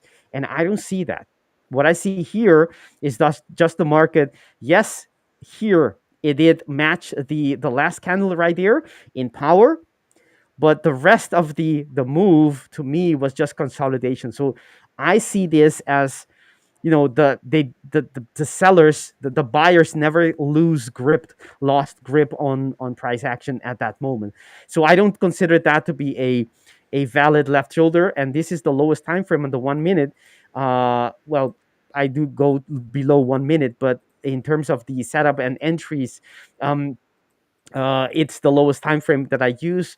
And I don't see it. So on many accounts, on the H4, the order block, where is it? Here. Somehow it went away. So the order block is not fresh enough for me. And on the lower time frames, that quasi is not good. Simply not good. So maybe there is something else we can use. Okay, so there, no, still nope. I don't see it yet. So we need more information coming in. So price perhaps pushing much lower, and that you would then see it on the H4 or perhaps H1, H2, that we actually have a break of structure, and the structure being, one of these swing highs, and then I would be looking for possibles coming back and then continuation low. But that's still, future. We don't have that data yet, so we'll have either that needs to happen, or simply there's not going to be a reversal. Price is going to continue higher, and if you look at on the daily time frame, you know. I don't see a reason for price to stop just here. Of course, there's a couple of structures here, but they are not fresh anymore. They have been mitigated already. So I don't know. I think price will probably go sideways with a slight bullish tone as it is approaching this, and then it will decide whether or not it's gonna switch over or not. But so far, I think it would probably be something like that, or perhaps even break back and reclaim that level until later time for the continuation to continue, which would be from a higher place. Hopefully that So helps you, Peter. what would need to happen for you to take longs? Because in the last minute you mentioned just now, so if it would break it, would you take the Yes. long towards the next zone higher? No, I wouldn't. What I would need to see is the price action indicating creating bullish structures and then coming back to them. And if you have the daily, we don't have anything. On Yep. the H4, we don't have anything, right? From this point on, yes, we do have a push on the H4, beautiful push. But can you pinpoint a place where the buyers, really, really to control? Yes, I see that here, but that's not an order block. So I can't use that. And in here, eh, you know, sure, the market moved in the right direction. The power was there. There is a quasi there, but look at this. This is the quasi on the H4. That's the move up, and it broke. It certainly broke that level. But I need a structure that it left behind. Sort of imbalance, you could call it, right? Imbalance being it was so strong that it created structures, bullish structures, and left them behind to be retested later. And in this case, it didn't. So there is nothing here, nothing currently. Well, of course we could see one. What would happen is that, for example, we have a bullish order block either before the or before. Let me indicate. There are scenarios where I can still get in, not currently, but I mean, if if you ask me, sure, I can. All right, so these structures will not get me in, but maybe we can get a bullish order block either below, doesn't matter, below or above the level, and perhaps this could be a little bit higher, and we could see the market going higher, coming in, and then having a huge move up, right? Leaving a structure behind that I can then target for the continuation, and I would then get in on the retest of the structure it left behind. That would be something, and I would then understand that as it is as it is approaching a level that is supposed to be a resistance, it is behaving as if it's going to break it, because it shouldn't be accelerating, creating bullish structure, having that bullish momentum, while supposedly it's going to be hitting a wall, minutes or hours later. And then I would then understand that, especially if I had it here, didn't plan it to be like that, but especially if it already, retested that level, and pushed back and wasn't able to to break structure, right? If it wasn't able to break structure, that's beautiful indication that I can now get in, because we're going for the next retest, and more likely it could, the chances of it breaking out are much higher. So that would be able to something that I would wait for price to come back into that order block and get my entry and get it as tight as I can, and then target, whatever is relevant to the left or within the day's range, or pivot points, whatever it is that makes sense for me to target at that moment.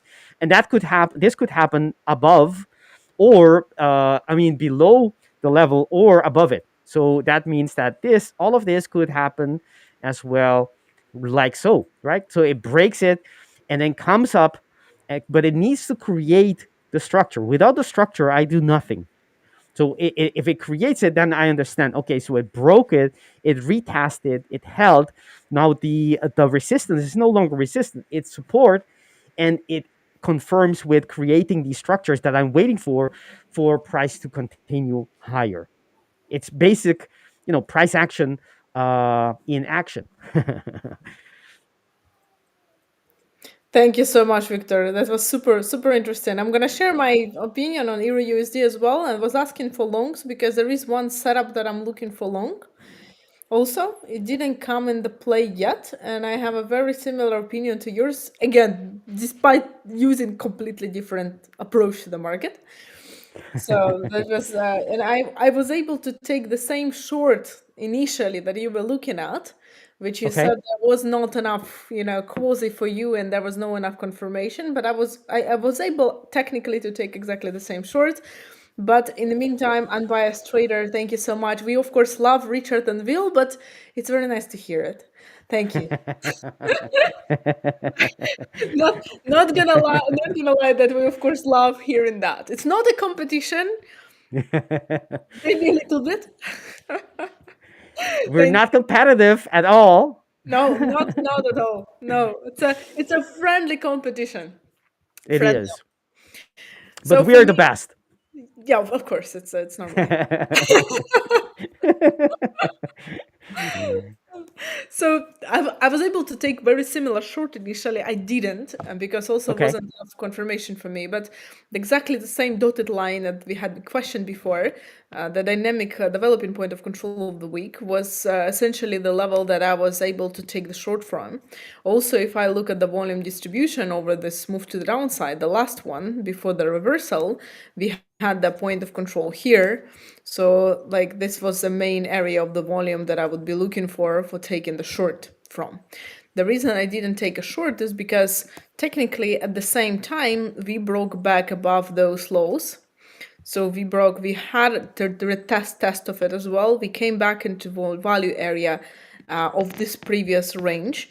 So for me, the move from here to here was too short compared the risk to reward that I would be taking. So in the best case scenario, it would be 1-to-1.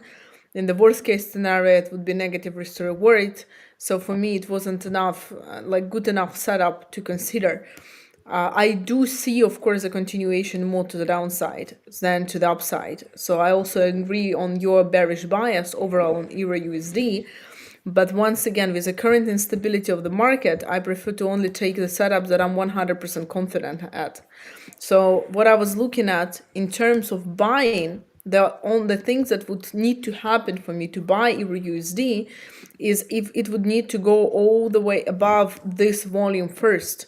So I would need to have the shift to the upside, the power. I need to see the strength of buyers, the price increasing a lot, probably at least until towards this previous lows here. before the pullback and then towards this previous volume here, and then I would only consider buying Euro USD back higher towards the area of 16,100 and 16,360. Until we are above this zone and until we test the previous lows, I'm not sure I'm going to be looking for any longs on Euro USD, because I'm not really interested in trying to catch the small movement, especially after such a big drop that we had, such a strong momentum for sellers. I think they need a strong shift of powers here to actually see the trend shift. But again, the base of it, I think, comes from the US dollar index initially, from the DXY. So until we see the shift of momentum in the DXY, and I'm expecting it to only happen when it had some kind of data, at least NFP, the lifted shutdown, something, then I think we're gonna see that new trends developing. But until this happens, the narrative, I don't see the reason for the narrative change. So both from the technical perspective, but also from the macroeconomical perspective, I'm still bearish on Euro USD. And for me, like now, for example, I'm looking at the futures, so we had the volume here, but also, again, I would be able to take a sell now for Euro back towards this area of the volume. But once again, first of all, I have this volume here. This is the daily point of control, which the price might be stuck at. And then again, the very base case scenario is going to be consolidating. The worst case scenario is going to fulfill this bullish scenario. But also, even if I would say, okay, I'm completely bearish, I'm gonna try to take this sell here, my risk reward is gonna be worse, because it's at least like this. So it's barely 1-to-1, and that's the shortest stop loss I would place in this case. I would normally place a little bit bigger one for the invalidation of the complete short setup. So for me, for Euro USD, I'm completely out of it, I think, until we get a little bit more data. And the same with pound, I find them a little bit more risky, to be honest. Yeah, Right it's now. not exactly. It's not clear, what they want to be doing next. We understand we are bearish higher time frame within, which is a pullback from a much bigger positive, bullish impulsive move that we've seen in the last couple of months. But right now, for the next few days, I feel as well like we need to be trading level to level more often, preferably. And because the too far in the future is a bit murky as to are we going to have a bigger pullbacks? Are we switching today back to bearish? I don't know, right? So when it's basically, I'm just following price action. I'm not seeing. Those conclusions are based on the fact that the prices on the daily on the H4 is not very clear. It's not very impulsive. It's not indicating, defining these areas we're one side to control. If that's the case, then maybe we're just going to go sideways for a little while, maybe a pullback, like a little flimsy, a little weak, that perhaps then decide what we will do. I simply try to be as neutral as possible when we're here, not too aggressive at all. There's one thing I wanted to ask Anastasia. When you trade on EU, what is your? I know it is a big range and it may change. What is your average amount of pips that your TPs are? Maybe the first TP, just for me to get an idea. What is the range more often than not that you end up taking the first TP or placing your first TP? First TP is approximately 40 pips. Okay. All right. And for Yeah, you? that's that. Yeah, mine can be a little bit less, but not too far from that. I can go below 30 sometimes. 40 would be definitely my TP, around 40, sometimes a little Yeah, bit around more. 40 for me as Yeah, yeah, well. yeah. Yeah, 35, yeah. 40. Okay. I understand, but because it makes a difference when we're talking what we are looking for, because I'm looking for a move, 30, 40, maybe 50 points, depending on the ATR, the daily ATR on Yeah, those days.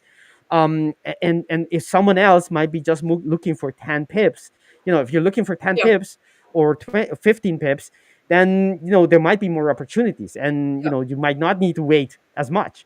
for And sure. if you're looking for swing trades, then absolutely you would be waiting even more. So I like that. There was something I believe on the Had a on the. Go ahead. questions. Just 1 second. So we had a question regarding the volume Yes. indicator again. On the right side is the indicator called visible range volume profile, and it shows you the total volume accumulation through all the charts that you have opened. So all the candles that you can see, this shows the volume distribution across them. You need to work very carefully with this indicator though, because if you squeeze your chart too much, like this, it's gonna take into account all the candles that you have, but some of the volumes are already inaccurate, because what happened here and even here in this parts of the volume, it already is invalid. The price already came back there and it filled in all this volume from these areas previously. So it's not valid anymore. It doesn't make any difference. What is important now is the areas where the price has never came before, to fill in once, like the second time. So these areas are still important because this is the volume that is still empty. The price didn't come into these zones before. Like this zone, for example, was all, oops, apologies. That's not what I wanted. So this zone, for example, or this area here, or this area here, but before the volume is already inaccurate, it's invalid, it's already filled in.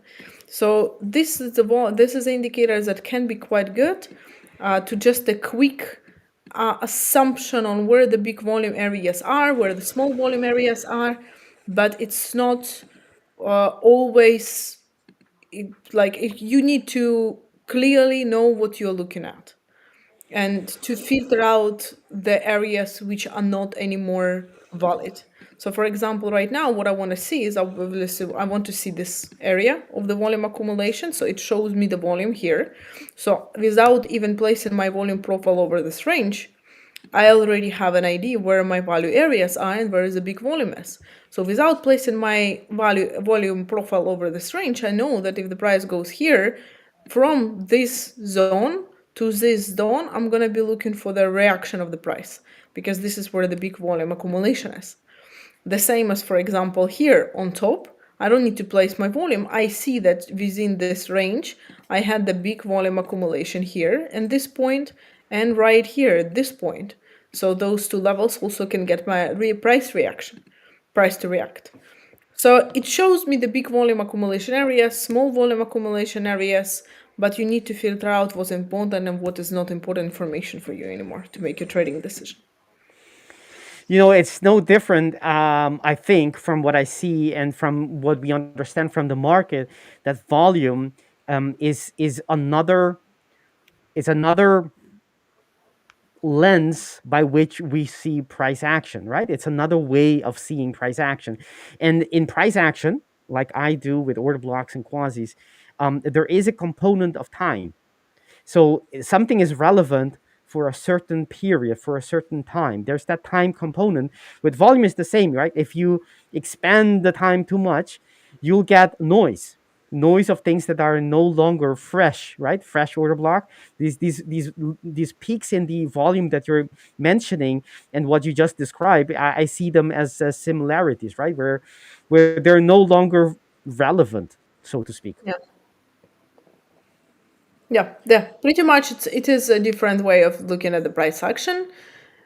The difference is that in price action, I assume that there are certain things happening with the volume. I actually see where was the interest, where was the biggest amount of positions placed, and where did the market participants traded the most and the least.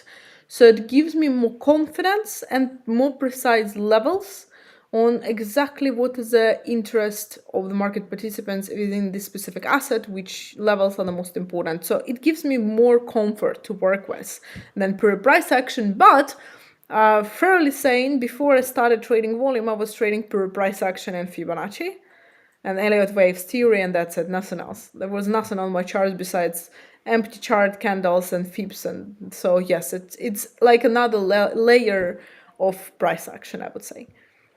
Yep, that exactly another layer of price action. That's what I would say as well. We have on pound. We maybe I should switch to mine if that's okay with you, Anastasia, with your permission. course, Um, absolutely. all right, so let me take a look on the higher time frame. If we do the higher time frame, I'm gonna do it quite quickly because um, it's better that way. So on the higher time frame, of course, we created that fresh order block on the monthly, which we reacted here from it, and now basically we are in the follow through phase after the successful retest of that fresh order block, meaning that's a completed monthly structure that we used, and we don't see anything. That's a little bit disconcerting. We don't see anything on the same time frame. The next one is that weekly order block below us, which is still, how far is this? This is still 160 pips below current level. So that gives you an idea on the higher time frames what we're dealing with.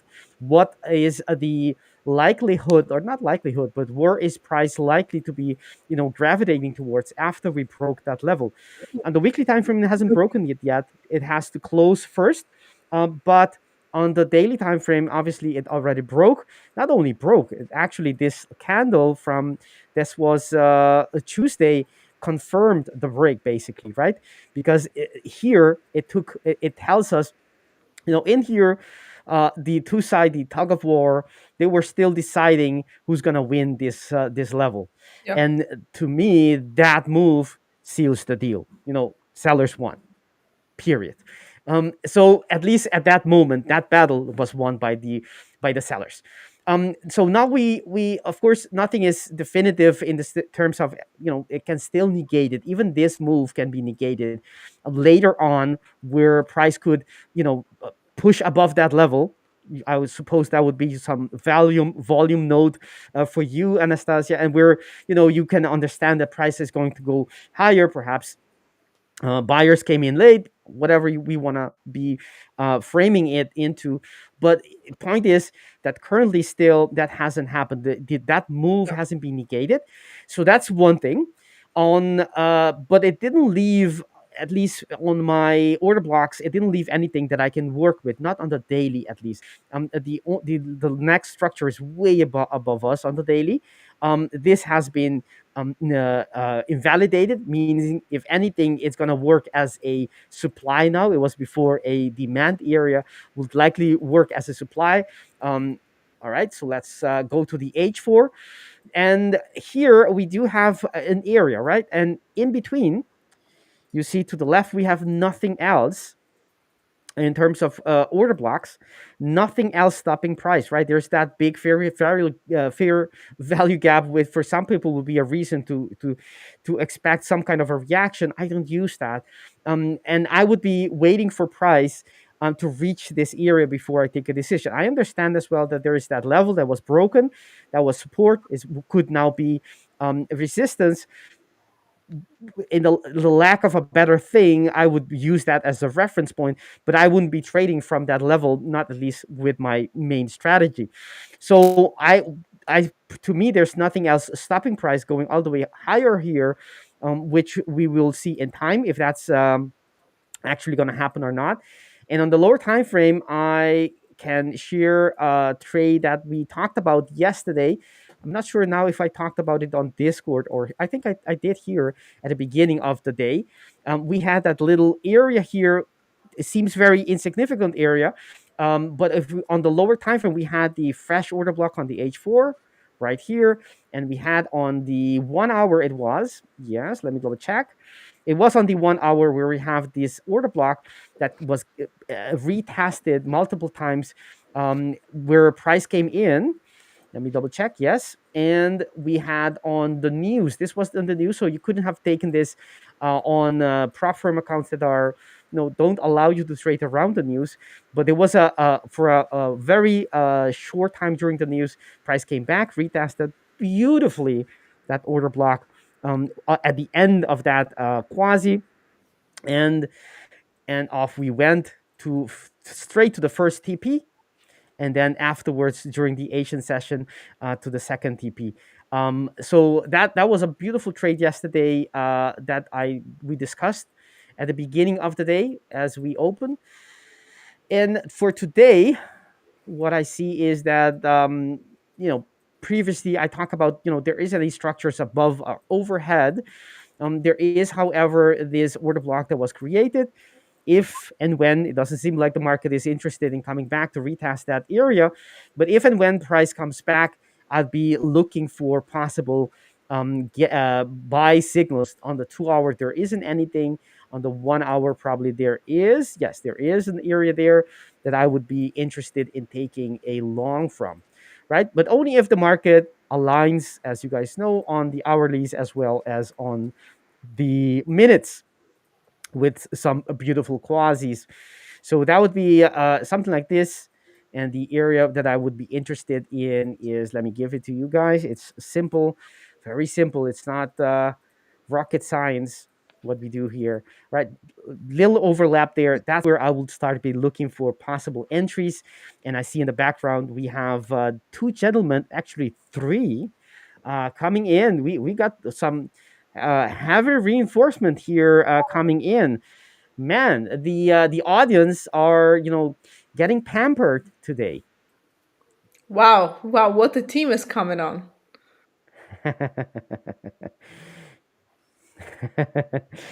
All right, so I'm gonna we are at the end, at least from our, there we go. We There are at the end of this segment. We Anastasiia, I suppose we are being relieved by the three gentlemen. I would like to thank everyone for watching us so far. Keep tuning in, and I'll be back at a later time. I believe the last 2 hours today I will be with you guys again. Thank you, Anastasiia, for your time, for your kind collaboration. As always, I enjoy spending time with you.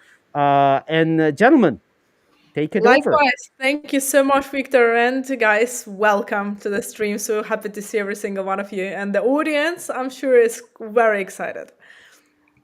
Anastasiia, you're making me blush. I cannot see it. Your light is a little bit red, so it looks like, Oh, is it? Oh, okay.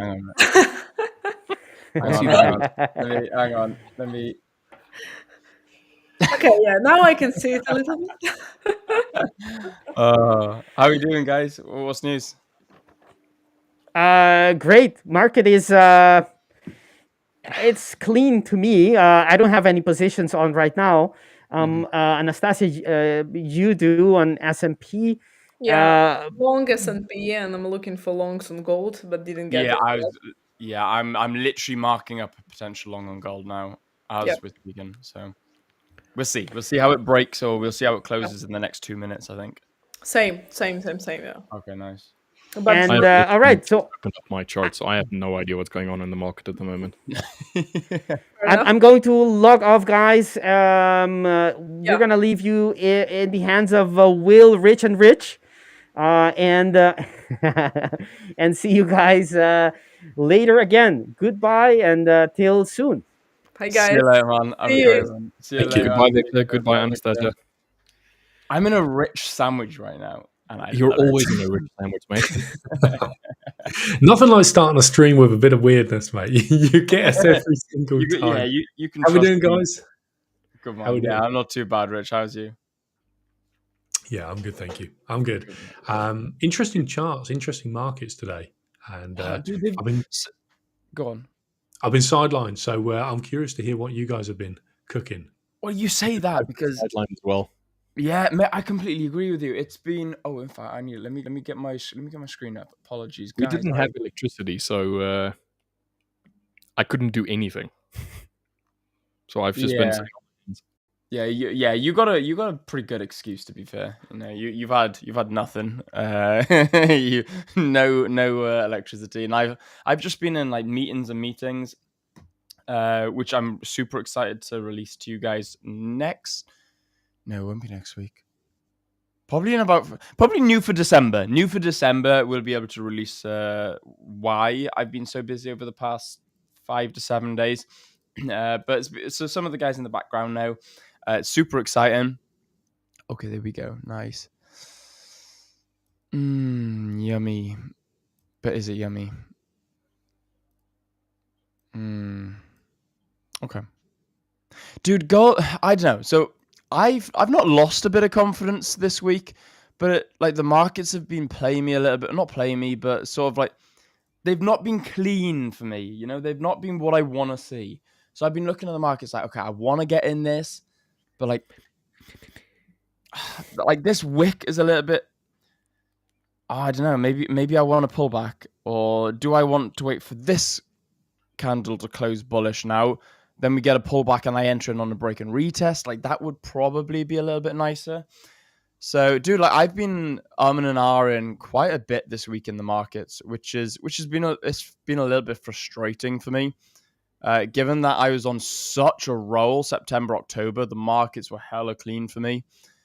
But you know, this month, I know we're only 6 days in, and we've had 2 days or 2 days holiday. So we're 6 days in, and we've had Saturday, Sunday. But nonetheless, even then, it's just it's a bit foggy. You know, it's a bit foggy. It feels like I'm just trying to swim in mud instead of water. You know, I just feel like I'm trying to drag myself through the markets at the moment, and I don't want to overtrade. And I think yesterday was that sort of indication that the markets just aren't quite doing what I want it to do. Having said that, it's only $350 I lost yesterday. But thing is, I felt worse losing $350 yesterday than I did losing $400 the week before. So it's because there was momentum last week, and this week it didn't feel like you gained any momentum, or if the momentum maybe slowed down for you. It's like here, for example. So here, drag. Yeah, like here I wanted to be buying, and in theory, my strategy should tell me that I should open up a buy position here, stop loss at the low here, and take profit up the high up here, which is just above a 1-to-1. Although, I don't know, my confidence isn't there. I'm looking at it and I'm like, in theory, that's what I want to see. But I'm not confidently seeing it. And why am I not confidently seeing it? I don't know. So that's how I'm seeing the markets at the moment. And it's been the whole week for me. So a bit of a psychological week for me this week. So we're going to see if I can just hold back and pull the trigger on 110% A+ setups. So I suppose this would have been an A setup, not an A+, but frustrating nonetheless. Nonetheless, it's frustrating. We got an hour and a half now. We got till 1 p.m. So I'm just going to see if I can wait and see if I can get in on maybe a better entry. Maybe my gut and my instinct is telling me, look, well, I was about to hit TP. Ready? 3, 2, 1. My momentum died. On a side note, we have really high impact pound news coming in the next 24 minutes or so. That's a fair point. We've got Bank of England monetary policy report. That's at 12. Monetary policy summary at 12. MPC official bank rate votes at 12. Official bank rate at 12, and then at 12:30 we've got Bank of England Gov Bailey speaking, and that's it. That's until 3 p.m. We've got CAD news, 3:30 CAD news, and then we've got 8:30 p.m. FOMC member Wallace speaks, which we're not sure if that's going to come out, but that's medium impact anyway. So that for me means that GU is not to be touched. Yeah, 100%. I'm not touching GU today. Yeah, I'm not touching GU with a 10-foot pole. So it's either EU or gold. I'm not touching GU with a 100 pip candle. Dude, we may just see a 100 pip candle. I mean, you never know.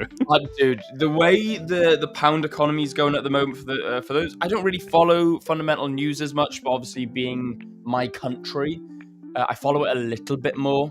But the way that the country's going at the moment, financially, economically, and how would you call it? Socially. So yeah, it's like the social politics behind it, which could potentially also govern the financial impact of everything.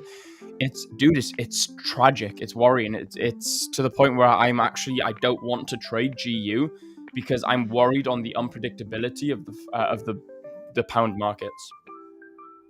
Yeah, for intraday movements though, it should be less effective. Like if you're looking Yeah, I typically for quite suppose. small movements. So I guess what we care about as traders is, do we get volatility? If we get volatility, like today is a wonderful day for me personally to trade the pound, not before the news event. I want that erratic, because when the spreads open up, you can check different data feeds. You'll get price moved to different price points. What I want is when everything starts to align, when we see that buyers and sellers are kind of coming back into the market, they're starting to relax. You've got that initial impulse. I've never been profitable trading the impulse, but trading the aftermath, that's when the market starts to make a little bit more sense. That's when we can start looking for things like structures, or you imagine like a 100 pip candle, what it does to a moving average indicator. Like if you're looking for candle closes above or below, whatever your system might be, it's wild when we start getting these outlier candles that are just so much bigger. So I don't trade that. I like to see it typically calm down just a little bit. I see quickly we've got a question coming from Peter in chat. If you've got any questions and anything you want us to cover through this section of the stream, feel free to have a conversation with us in chat about it. Peter says, let's talk about those moments where you hit rock bottom but still hold on to your trading skills. What was that experience like for you? How did you manage to rise back from it? Does this set anything off in you guys? Do you have an experience like this that you 100%, man. talk through with Peter with us? 100%. So I think I've hit rock bottom twice in trading, and then I thought I was going to hit rock bottom on the account rock bottom, so nearly blowing it. I thought I was going to hit rock bottom on this account 3 months ago. So it's a hard feeling, mate. It's a really hard feeling, but like you said, trusting your skill and keeping the skill, it's almost like keeping that glimmer of hope, knowing that you're even though you're financially not where you want to be, your mentality has to stay strong. Like you think about it, like staying, like a lot of the time it's like, oh, stay strong for your kids, stay strong for your family, stay strong for your loved ones. Like you sometimes you got to stay strong for yourself, and especially if you don't have kids, maybe you don't have family, maybe you don't, it depends on your situation. But no matter who's around you, you will always be you. And I know that sounds a bit obvious, but like you've got to be strong for you. You cannot rely on other people to be strong for you. And knowing that you're flat broke, hit rock bottom, really struggling in the ghettos of mentality, knowing that you're putting in the right work, knowing that you're really, really trying and keeping on your skill and holding your skill and trusting the process, I applaud you, because not a lot of people can really stick to their mental game in trading when their financial game and maybe their personal life has taken a bit of a hit. So if you can trust the process, I seriously applaud you. It's a very difficult journey. I've been there. I've been there where I've had to sell off assets of mine to make sure that I can afford basic living and basic bills. And it was a tough time. It was a tough time, but I still trusted the process. I questioned my entire life choices. And I still do now. The volatilities in the markets, I'm thinking, why am I a trader in the volatilities of the market? Like, well, what about a safe job? Why can't I just get a 9-to-5 job, or get a career, become an accountant or a solicitor, or whatever other jobs are out there that are a little bit more secure and you can still work at a computer all day? And then I thought to myself, I was like, that's not financially free. And it's the trust and the process that drives you. It's your hunger for wanting more out of your life, not necessarily financially, but wanting hunger and wanting that more out of what your potential life could become as a financially free individual. So, dude, it's a tough journey. And if you're managing it, I seriously applaud it. I managed it just about. I'm not going to come on here and pretend that I'm some God's gift to heroism and trading. I'm not. I struggled. And I seriously nearly gave up. I was probably a couple of hours away from giving up. Not a day or two, and a couple of hours away from giving up trading forever.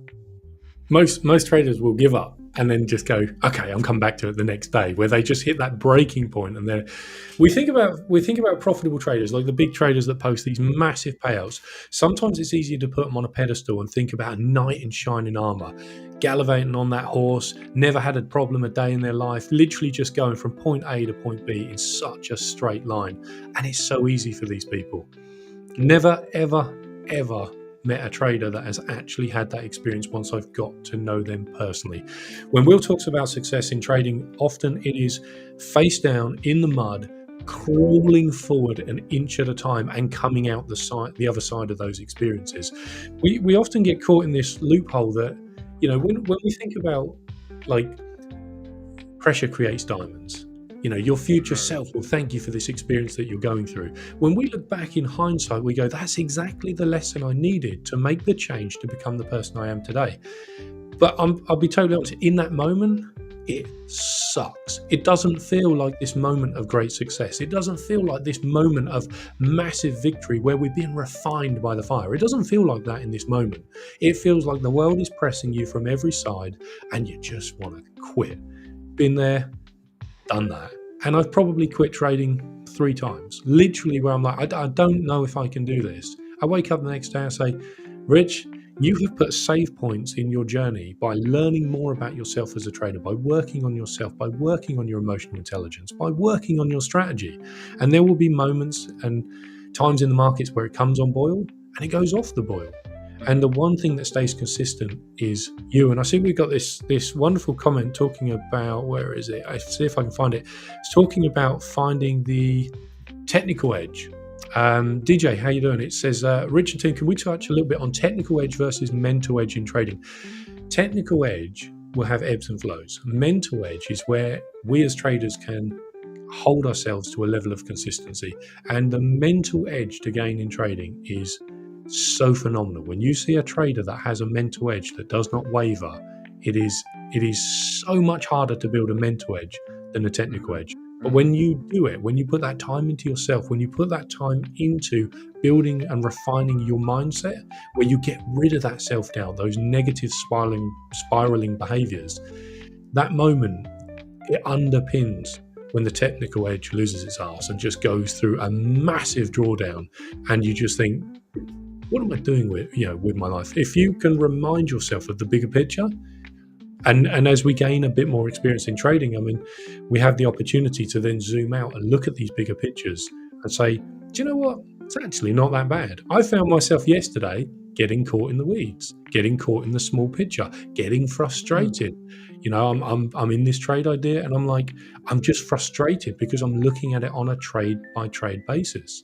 And it's a really good opportunity to zoom out, remind yourself, how far have you traveled? My coach always teaches me. She says, Rich, how often do you appreciate the good stuff you've done? Why is it always that you're like, I won't be happy until I achieve this, until I've done this task, until I've got funded or got a payout or I've made whatever amount? It's like, why don't you take a moment and look at the path that you've traveled and realize you're not the same person. The atmosphere where you are right now is very, very different. And we get zoomed, we get sucked into the noise, the small picture. Trade by trades have to be a winner. Will did it on this trade on the screen. He's like, my system said I should buy here. He got caught in the small picture. He traded his emotions. He traded his, effectively his confidence. And if Will looked at the big picture to look at how his stats and his data has produced his equity curve and reminded himself of that journey, there would be a lot more mental edge there to want to execute, because we can't pick the next winner. We can pick, maybe the next 100 winners over 100 sample. We can pick like a bundle of trades, but it's reminding ourselves of that big picture and zooming out. And how do we do that practically? Balance. Read a book, go for a walk, socialize, expand your quality pictures, align yourself with people that resonate, that underpin that bigger pattern. That's the most important one. For me, everyone's different. People love to read books. I haven't read a book since my lamp broke on my bedside cabinet. So I have to use my girlfriend's, I bought her a makeup mirror. That's what I'm on at the moment. That nice. one. Yeah, nice. Do you remember I told you that I bought The Psychology of Money? Yes. So I started reading it. I broke my bedside lamp. If I don't know how, it fell off the bedside and just broke. I haven't had time to replace it, and I haven't read a book since. And it's really, really frustrating me that I haven't read my book since. I should have finished it by now. So I've tried everything. So I bought CC a makeup mirror, It's in like the corner of my bedroom. So I put it on full brightness and I turn it on, and it just lights up the room. But it's just not the same as having like a proper nightstand light. And so I haven't read since, so I need to get on that. But nonetheless, some people read books, some people go out for walks, some people do exercise, some people do all of them. For me personally, the most important thing you can do to become a better person, a better trader, a healthier, happier person is hang out with aligned people. Hang out with people with a similar mindset. That's why me and my brother actually created Apex Brotherhood, was to do exactly that. He's a PT, he's not a trader. However, he still wanted to hang out with people who wanted to improve. I'm a trader, I'm not a PT. But I still wanted to hang out with people who wanted to be better versions of themselves. So we created Apex Brotherhood, which actually just encourages constant improvement. Now, me and my brother will sit there probably once a month, maybe once every other month, and just talk about what we're genuinely grateful for. And at the start, we'll cringe each other out a little bit. We're like, oh my God, we sound so sad. But then we're thinking, hang on a minute, hang on a second. We've achieved stuff that most people could only dream about achieving. Why is that? Because you have the capability of ignoring the ability of cringing yourself out. You don't care who cringes. You don't care who watches and who laughs. You don't care who's not there to support you. What you do care about is you've got someone by your side willing to support you and say, we're super grateful for waking up this morning. We're super grateful for being able to make a coffee. We're super grateful for being able to sit in front of you guys and chat with like-minded people. It's just really simple things. But keep yourself aligned. Keep yourself positive with people that are also on the same journey or a similar positive equity, an upward spiral journey to you. Talking about hitting rock bottom, the two of you know my backstory, the whole cancer and all of that stuff. So you're well versed in that. But what you don't know about that or about that time frame that I went through was my rock bottom. That was my absolute lowest point.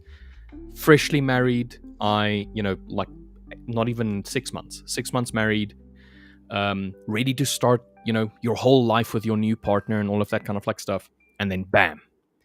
Cancer. And all of the psychological negativity that comes with that diagnosis and the spiral that you go through, because now physically you're not doing well, mentally you're suffering, emotionally you're a basket case. You don't know what the next moment is going to do.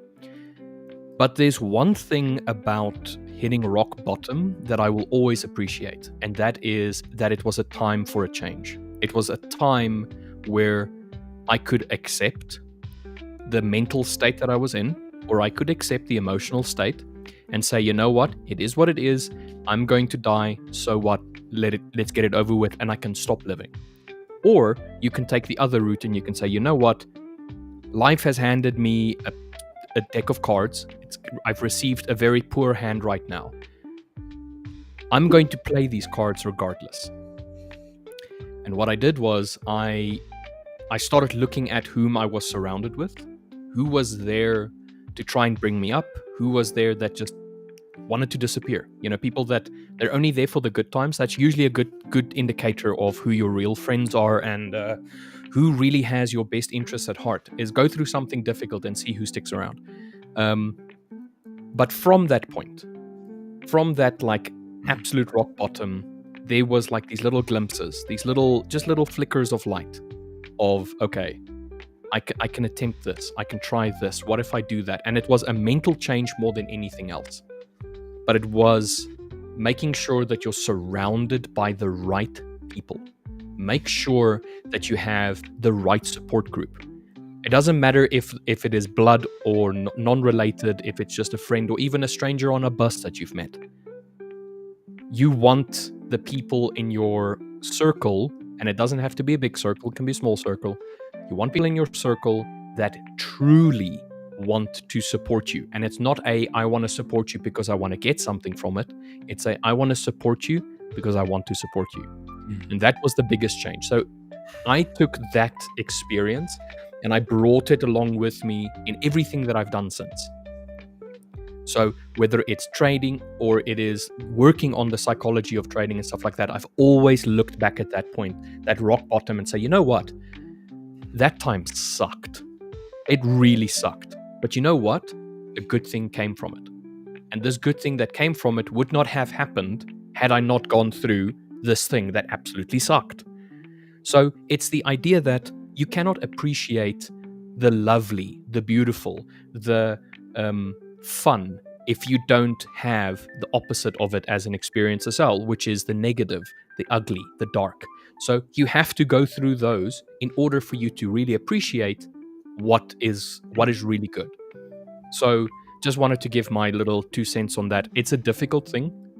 It's hard. It is one of the hardest things because it's you versus you. Mm-hmm. At the end of the day. Yeah, that's always the hardest battle. And that's the hardest battle to fight, is you versus you. Like, I can tell William and I can tell Richard that they're the most amazing people on earth and that I'm so happy that I met them. But if they don't believe that within themselves, about themselves, no matter what I have to say, it won't change their perspective. Yeah. So it's always the battle of you versus you. And I think that's why trading is also so personal. It's you versus the market. No, it's you versus you in the market. So they don't want to take the whole segment. No, dude, 100, mate, 100%. When it comes to rock bottom, everybody's got a story. Everybody's rock bottom is different. Rock bottom can be unique to everyone as well. Yes. And like most importantly, like, we're super grateful, and Rich, thank you so much for sharing that story with everyone. But yeah, mate, 100%. It can be such a challenging time. It doesn't matter whether it's, life-threatening scares. It doesn't matter whether it's homelessness. It doesn't matter whether it's just you have your allowance taken from you. It doesn't matter, everyone has their version of rock bottom, and their version of rock bottom will always be rock bottom until it's tested as something different. Yes. For example, a low. You will always have your version of a low until it gets broken by a new low. Now, unfortunately, Rich, I don't care what anyone says, mate, your rock bottom will always be worse than anyone else's rock bottom. The next stage from that rock bottom is the unfortunate, so like your mentality to getting through that, is incredible, and you've done an awesome job, and you should be an inspiration to everyone, especially in success with mindset and trading. So massive congratulations to you, mate. And there's plenty other people out there that I've seen and spoken to who are who have been on a very similar journey. So yeah, 100%, man. And like you said, rock bottom can be so different. The thing is, Will, it's. I really appreciate what you just said now. But I want to say this: it's not a battle of, or it's not an idea of I have to face this battle alone. I probably would not have the mental strength during that time frame to get through that issue that I had alone. Exactly. I needed people that I could rely on. I needed people, but I didn't know that I needed them. I'm always like I'll keep quiet about it, I'll keep it to myself. But the thing is, people that suffer in silence, you will suffer permanently. Yeah. So the best advice is exactly what both of you have mentioned, and that is find yourself like-minded people that genuinely just want to support you, that just want to have, just want to be there for you, that kind of like thing, without ever receiving anything in return. Just purely that. And if you can have that, you have the perfect foundation, the perfect stepping stone for you to say, you know what, I don't have to fight this alone. I've got this warrior along with me that can help me, and it just boosts and it just helps. And then at some point, eventually, you realize that you're just as much as a warrior as that person is next to you, and you're both fighting the battle together. Yeah, 100%. And this goes to show, and I scream this on a daily basis in my head, on social media, and on top of the Burj Khalifa. I scream it. I will write it in the stars until the day I become one, if I have to. You are a product of the people you hang out with. If you hang Very out much with a bunch of negative people, if you hang there you go. My brother even says the same. My brother literally screams the same as me. You know, we are a product of our environment, and we create that environment. You know, we are the fifth person of the four people we hang out with, and Rich has, you know, broadcasted that perfectly. You are the warrior that stands next to you, you know. And bringing this back to trading now, how do you become a successful trader, or how do you build a base structure to become a successful person in trading, in life, in business, in any form of development that you're going to go through? How do you form a solid base structure? You're not going to build a skyscraper on dry sand. You're going to build it on a solid concrete base. That solid concrete base is your community and the people that you have around you. And this is what I mean. This is why me and you created the Brotherhood. This is why we did what we did, and this is why we love the 5ers, is because it's so community based, and it's so the energy levels, the positivity, the vibes is absolutely fantastic. But you know, what do you guys think? Like, do you guys could agree with me? You guys can think. Like, Rich, you could say to me, you know what? Nah, I got here on my own. I don't need a baseline community. I don't need a solid structure.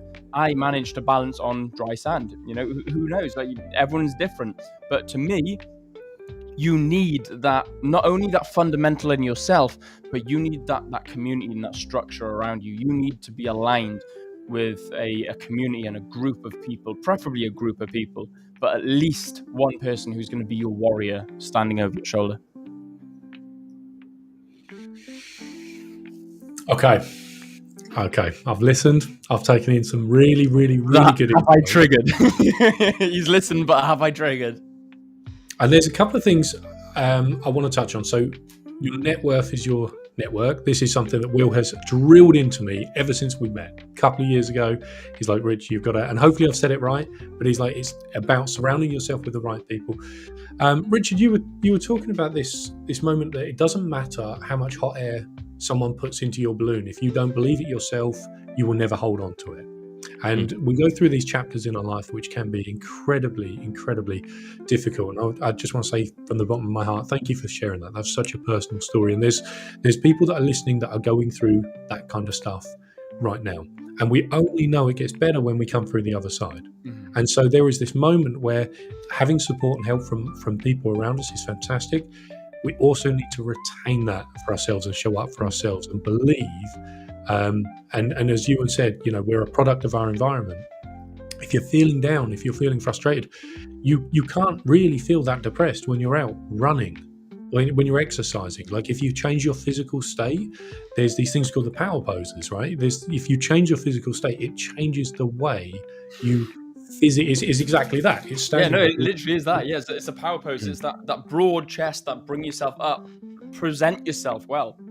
And these, so if we recognize that we're a product of our environment, it's recognizing, well, what can you do today to change your environment? And maybe we haven't met that person that we've clicked with just yet. Maybe the timing's not right and we haven't met that person that we can bring into our lives, but we can focus on being that person for ourselves. And I would say this is a wonderful place to start, is saying, well, you know what, like, I love motivation, but motivation is like a water going into a bucket with holes in the bottom. It's first, how can we plug up these holes so that when we get built up, we feel not just like motivated for a minute, like, oh yeah, that was good. I like what they spoke about. That's really good. Yeah, I'm motivated. 2 hours time, scrolling social media, getting an absolute dopamine detox or dopamine overload, and it doesn't result to anything. So yeah. There's this question that was asked earlier, and I feel like it ties into what we were talking about. So when do you know it's time to quit trading, or at least take a real break? And this was something that I had for myself. I had this filter, and I was like, right, Rich, I'm going to make a promise to myself, and I'm going to very simply apply one question. And when the answer to this question is very obvious, I will quit. And that is when I show up every day and continue to make the same mistakes with no evidence of change, if every day I slam the door in my face and I say, oh, I can't believe I did that, it's so self-destructive, and the next day I do the same, and the next day I do the same, if the detail of the mistake I make does not physically change, that's it. I quit, because I'm wasting my time going round in circles, committing the same mistake, and I'm not physically learning from it. When we build anything, we've talked about a firm foundation. If we want to build that within ourselves, we're going to go through these times where we have to learn, and we have to pivot, and we have to change, and we have to try 100 different things that don't work. But if we're stuck on one thing that doesn't work, and we're never fully learning that lesson to then move to the next thing that doesn't work, and the next thing that doesn't work, how on earth are we ever going to figure out what works for us if we're just stuck in that same behavior pattern? It's like if we have a problem with food and we're just constantly binge eating, and every day we say, I shouldn't have done that, I feel sick, and tomorrow I'll do it differently. If we make that same mistake 100 days, we're just stuck on that same environment. And one thing I've learned about trading is there are so many new things to get stuck on. There are so many problems to fix that we are not yet aware of. There are so many new things to learn. And so the quicker we can get over the environment that we're stuck on at the moment, the quicker we can move on to that new area, that new problem. There'll always be something to fix, but at least it'll be a different thing. And there's this moment in trading where you become profitable and you're still fixing some of your issues, but you've fixed enough of them that the problems you have, they're small problems, not big ones. We're talking about risk management. We're talking about knowing your strategy and having confidence in it. We're talking about having a plan that's built from your logical you, that you read, that helps fire up that logical brain and keeps you on point so that you just execute only good wins and good losses. And it's these things that are actionable that we have to change our environment and go, well, look, how can I implement this every day? Because I don't always have a Will or a Richard to come in and motivate me and inspire me. So how do I build a core foundation that every day I turn up and at least make it easy to do the right thing? Earlier on, we were talking about books. Come on, if both of you don't know the name of the book I'm about to suggest, you need a checkup from the neck up. What is it? Oh, it's going to be the best loser wins, isn't it? No, come on. We're thinking about building. I'll give you a clue. We're thinking about building habits. Oh, yeah. Well, if that's the case, Mr. James Clear himself is going to be Atomic Habits. Atomic atoms. Yeah. You bunch of trolls, Peria. In fact, I've actually got the book downstairs. What a great starting point is to try and make the things that you need to do easier to achieve. Yeah, get that chocolate cake out of the fridge. Stop tempting yourself. That willpower only goes so far. So if we can get to a point where we're doing our best behaviors as a default, like if you're on a new diet, make it easy. I completed 75 hard probably, I don't know, a year ago, and the only way I did that was through organization.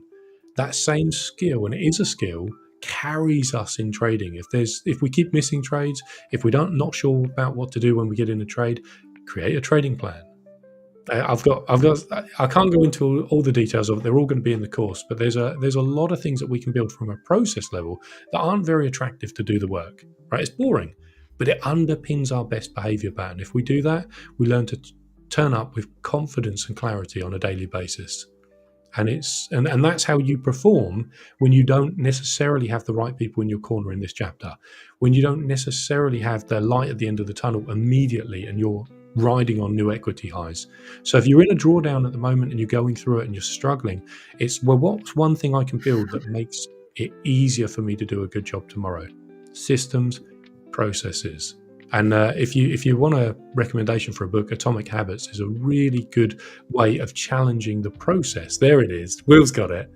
Of challenging the process on how to make hard things easier to do on a daily basis. Trading is one of those hard things, and it can be systemized to help make it easier. Yeah, and for those of you who aren't into reading, I'm not a bookworm. I don't really like reading. Wasn't a nerd in school, wasn't a school guy, one of those kids who you'd see on the rugby pitch or you'd see in the boxing gym or you'd see just doing anything other than bookwork. These two books got me absolutely addicted to reading. Atomic Habits, when you genuinely want to improve your life and when you genuinely want to understand what the the key fundamental steps to building a better you. Guys, I wish I was on a not a retainer, what do you call it? On an affiliate deal for this book. I would make a fortune. I cannot recommend this book enough, and I hate reading. I finished the book, and what a fantastic book it was. The next book you can actually see when I broke my lamp. I got halfway through, and I was like, so I need to pick it back. Huh? Do you read in bed? Yeah, well, I like sort of putting my phone down and then switching off completely, and then doing some reading before I actually switch off. It helps me drift off a little bit more, a little bit of no screen time. Whereas in the day, I just don't have time to read. I don't have time. I'm always busy doing something, whether it's outdoors, whether it's indoors, whether it's admin. Just never have time to pick up a book. Maybe I'll read like a couple of pages at lunch. But I try and do Right behind you is a lovely couch. And right above that lovely couch of yours is a lovely little light. There actually is. It's like perfect reading environment. With that lovely little light and that lovely little couch, every night after you've switched off everything and your phone is already charging and all of that stuff, you plant that William-shaped behind of yours on that lovely couch of yours, you switch on that lovely light of yours, and you just open up that book and you just read. I'll tell you what. I will say it here. Speaking of, actually, there's 274 of you watching right now, so give us a big thumbs up for that. For all the value, if you're taking value from this, make sure you give us a big thumbs up and subscribe to the channel, guys. We're only like 800 or 900 people away from 90k, which is absolutely insane. So make sure you give us a big thumbs up for that. But guys, I'll tell you what, more importantly, I will commit this to you guys, and I'll put it on the Brotherhood, and this is your chance, Richard, to potentially punish me if I go wrong. Here is your opportunity. I will hold myself accountable, and every single evening I will sit on that couch, I will turn that light on, and I will read this book, and I will do at least one chapter a day, and I will read the book until I finish it, and I will post every single day a picture of me reading the book. Nice. I was about to say, they better be like a visual. Otherwise, what you can do is you can literally go live with us in the Discord, and you can read it to us. Like a bedtime story for the Brotherhood. Wait, what if you just went just that bit more and not only posted a picture, but you had to post a very short sentence of your takeaway for that section of the summary? Dude, I like that. With your thinking. I like that. I tell you what, I'll do that. Yeah, sweet. Let's do that. So I will take a picture of me reading the book, and I will put my opinion on the chapter that I have read into the Discord. So, and if I miss a day, Richard, you get your revenge, and you get to finally punish me for breaking my rules. Rich, you know that William is like a really fit guy, right? Yep. So what kind of punishment? Let's not call it a punishment. Let's call it a deterrent. What kind of deterrent can we implement on William that will make him really think, damn, I don't want to screw that up again? What do you think? Like a 1 hour wall sit? God. Burpees? Savage. You'll destroy the young lad. An hour wall sit. Dude, I had to do say like a 3 mile squats. run in a dress or something, 3 mile run in a dress. Could you imagine? Like, so those of you who don't know, I live in a very small village where everyone knows everyone. Could you imagine the rumors going around if people watch me running on a 3 mile run in a dress? Dude, they would think nothing of it. It's just Will being Will. Probably not, to be fair. They'd be like, oh, he's obviously lost something on stream or something. He's lost a bet or something like Davies is a strange one. that. They'd be like, yeah, those Davis brothers just aren't quite right in the head. Just quickly pivoting back to a question we had earlier. If we were to speed run this, you're allowed 1 sentence answer. Quick fire round. I'm going to put you on the spot. We've got a question here from Sol. It says, if you were to start prop trading with no paycheck, no trading account, just a laptop, Wi-Fi and discipline, what would you tell your younger self? I'll give you 30 seconds to think about this. Don't. 1 sentence. What would you tell your younger self? Don't. I need context. Why not? Just don't. Like, you have no paycheck. You have no way to support yourself, and I'm starting afresh. Just don't. Mentally, you're screwing yourself because you're gonna be chasing money. You're gonna be chasing the next profitable trade, and you're gonna be hanging on making profits, and it's gonna screw with your process. Okay, So hang on, don't. Richard. The trader wants to get into trading. You're just saying don't. You're not going to remove the want. So how do they? What do they need to pivot and adjust slightly? With the exact, let me just get that exact question up again so that I can no paycheck, Hang on a minute. Is someone giving no him trading admin account, access? just a laptop, Wi-Fi, and discipline. What would you tell your younger self? One sentence. Yeah. Starting prop trading. Come on, chat. If you got something that you think you would tell your younger self, let us know in, Yeah, let 100%. us I know was in gonna the say, comments what as well. chat? I'd be super interested to see what chat thinks. Also, Remy, have you given him admin access? Does that mean he can now take me off screen? No, that was me. Oh, that's okay then. Thank God for No, that. I have zero access as yet. That's fine. What Yeah, would I remember- tell my younger self? Practice patience. Be ready to be wrong. Or be willing to be wrong, but be ready to be right.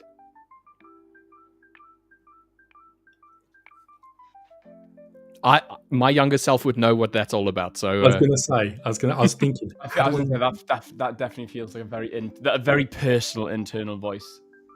Will younger something self. that other people can use is, it basically boils down to, you're not always going to be right, but when you are, you best be ready to be right. So do all of the stuff that you can with the anticipation that you're going to have an opportunity that you can grab with your hands, and you can just absolutely run with that opportunity. So know and understand that it's not going to be easy, and you need to really put in the effort. And some days it's going to suck, but when it starts kicking in, man, is it going to be good. I don't know how to make it more non-personal than that. That's a solid answer. I don't know who takes first place until I hear Will's answer, though. Do we have petty cash? I know you don't have a paycheck, but do you have petty cash? Probably not. We're going to say that he's like the trader's going hand to mouth. Okay, so let's assume you've been given a free one. Yep. So you've been given you want to give away. You got a free 25k account. 25k account. You've got a demo account. You've got discipline, a laptop, Wi-Fi, and that's it. Actionable advice, because I cannot stop you. You're going into the market no matter what. I can't stop you. So what's the best advice I'd give my younger self? Confidence is key. Don't doubt yourself. Don't doubt the motivation. Don't doubt your whole journey. Make sure that you're confident and you're going full on in this head first. You know you're not gonna regret anything. You know, you're not gonna question anything. You're in this for the long run. You're not in this for a quick buck. Make sure that you're fully aware of that. It's like, right, I'm in. Once you get sucked into that wormhole, you're not coming out. Us traders, once we understand the profitability and the potential of our career, then there's no way out. There's no way you're going back to a job. So make sure once you're going to dive in, you're diving in for the good. When it comes to, you've got one chance at this account, so make sure you're profitable. Hit up that demo account. It's free. Hit up that demo account. Show yourself discipline. Let's assume that money isn't an issue at the start. Let's assume you're existing for free. I know maybe you're floating in space somewhere. So you're existing for free. You've got no bills. You've got nothing. You've got no need for the money. Open up a demo account. Prove yourself profitable. Show yourself consistency. Disassociate money and the value of it. And then once you can prove that, what should we challenge you to do? Pass an account 5 times in theory. So you now have an account. You now know the rules of that account, understand the rules of that account, absorb and become the rules of that account, and then implement those rules into your demo account that you've just created. Pass that account as many times as humanly possible, and then ever so slightly shift over onto the account. Just one day, just make the shift. Make the shift on a Friday night, on a Saturday. so you get bored of the account, because what you'll want to do is you'll go over onto that live account, onto that funded account, and you'll be like, yes, I'm now on a funded account, full margin, long gold, for no reason whatsoever. Like, logic completely jumps out the window, along with all other inhibitions that you got. So set up that account on a Friday night or a Saturday, get bored of it, don't trade on the Monday, chart up on the Monday, but don't place a single trade. You're bored in the live market. Maybe go an entire week of just forward testing in the markets, because you'll get bored of it. And eventually that little spark of, yay, this is gonna do something for me, this is real, you'll get bored of it. And then the minute you get bored, then place your trade. Okay, so really just taking it off that pedestal, and if you haven't got really replacement money, associate yourself with the financial reward of it. I would. You know what? Like, awesome insights. Let's see what chat's saying. So, first one we got here is don't is the only sensible answer. Next up, we got be patient. That's probably something I think coming into trading I wasn't aware of, is just how much patience. 98% of my job, no, 99% of my job is spent waiting for the entry I want, waiting for the trade to play out. So patience is a massive segment of that. Henry says, educate yourself in the meantime and demo trade. So the idea of moving into a demo account is that we minimize the financial exposure to ourselves, and we're trying to take the lessons for free. Great. But how many of us are going to take the lessons when it's just play money? It's like, well, it's demo, who cares? Bobby says, unless he has back testing and a good win rate, so proving that you've got a job, I'll go ahead of myself, proving that you've got a good win rate and building a system. Outlier says, get a job. I fully agree with this, mind. Get a job.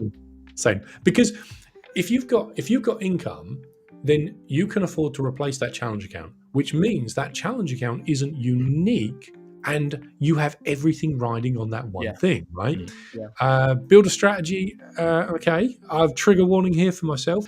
Build strategy and profitability, borrow and start. There's a word in that really triggers me. Can you tell which one it is? Is it profitability? I'm going to go with borrow. I'm going to go with borrow. Borrow. It would only put more pressure on my shoulders to be borrowing money. In fact, in a call that we had in the 5ers Discord, there was a trader that once asked me, should I buy a challenge account on my credit card? I have a little bit left until I've maxed my credit card out. And there was just a part of me that was just like, can you please don't do that. What else we got in chat? So don't trade with emotions, be financially dependent of the market. I love that. So we're talking about creating a separation between not needing our trades to work.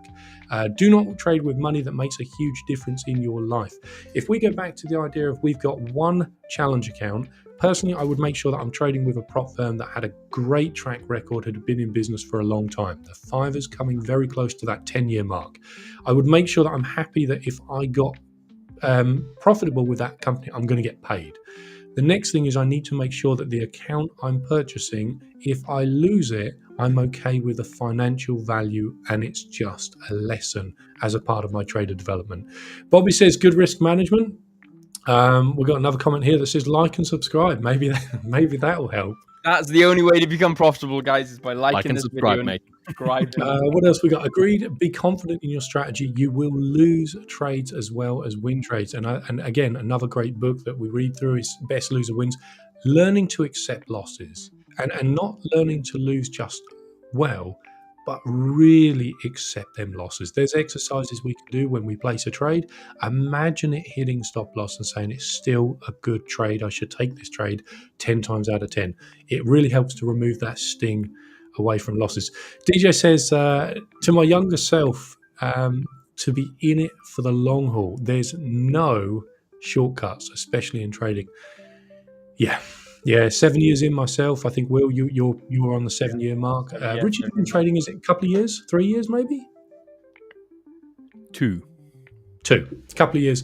And there is, if there were shortcuts, I think all of us would be maxed out, $4 million funded with the 5ers. 2 years full time, sorry. full-time. 2 years full-time. Gotcha. Yeah. What else we got? Don't change discipline to ego. Wow. We could go. Yeah, 100%. Yeah. Ego's a big Ego- Yeah, Ego's that is a rabbit hole, mate. Ego and Being an unbiased trader as well. William, you failed. The test is supposed to be one sentence. It was a really big sentence. Did you not see I didn't breathe? It was one really big sentence. Grammatical errors the lot. Okay, no, fair point.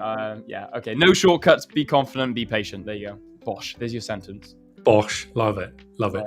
Ego, learning to lose well, right? I have a problem being wrong. 7 years of being a full-time trader, and I still have a problem being wrong. You'd be like, well, Rich, surely you would master this.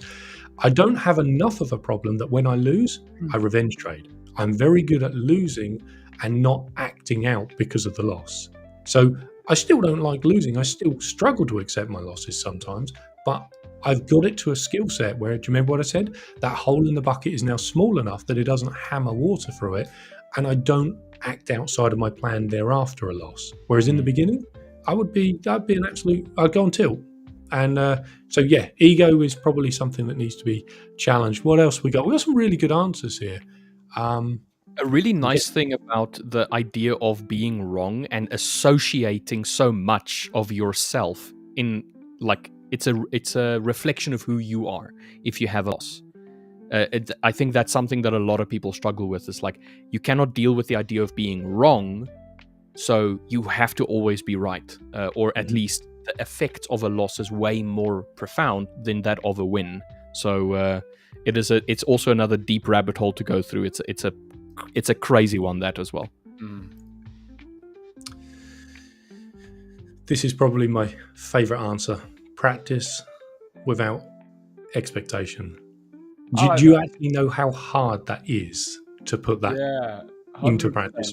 I say that from the beginning. I'm pretty sure I said that. That come on, man, Sam, that was me, mate. You just stole my idea. Come up with your own answer, man. Yeah, come on, Sam. No, dude, I 100% agree with that. Like, it is really hard to practice something purely for the sake, and a lot of like scientists will be able to do this. So if you're in a science experiment, you know, you can practice an experiment purely not knowing the outcome, only solely for the idea of a potential expectation which you're willing to understand could be anything. Testing a theory. That's a skill to have. Now, you imagine you try and put that mentality into trading, your expectation's always going to be win, always going to be money, or it's going to be a really difficult one to comprehend.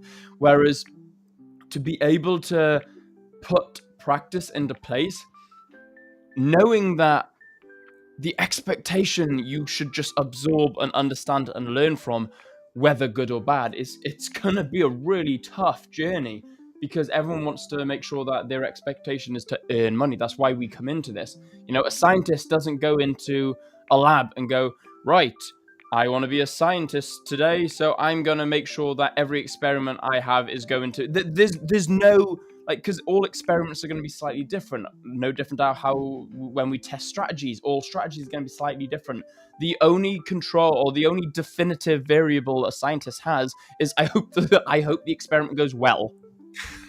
I hope it doesn't blow up the lab. Yeah, that's the only experiment. That's the only definitive answer or definitive expectation a scientist needs or wants or gets. Whereas us as traders, our definitive or our answer, our expectation is always going to be, I hope I earn money. So to be able to go in with the mindset and psychology that a scientist would have is, I don't know what the expectation is going to be. I don't know what the result's going to be, but I'm going to learn from whatever it is.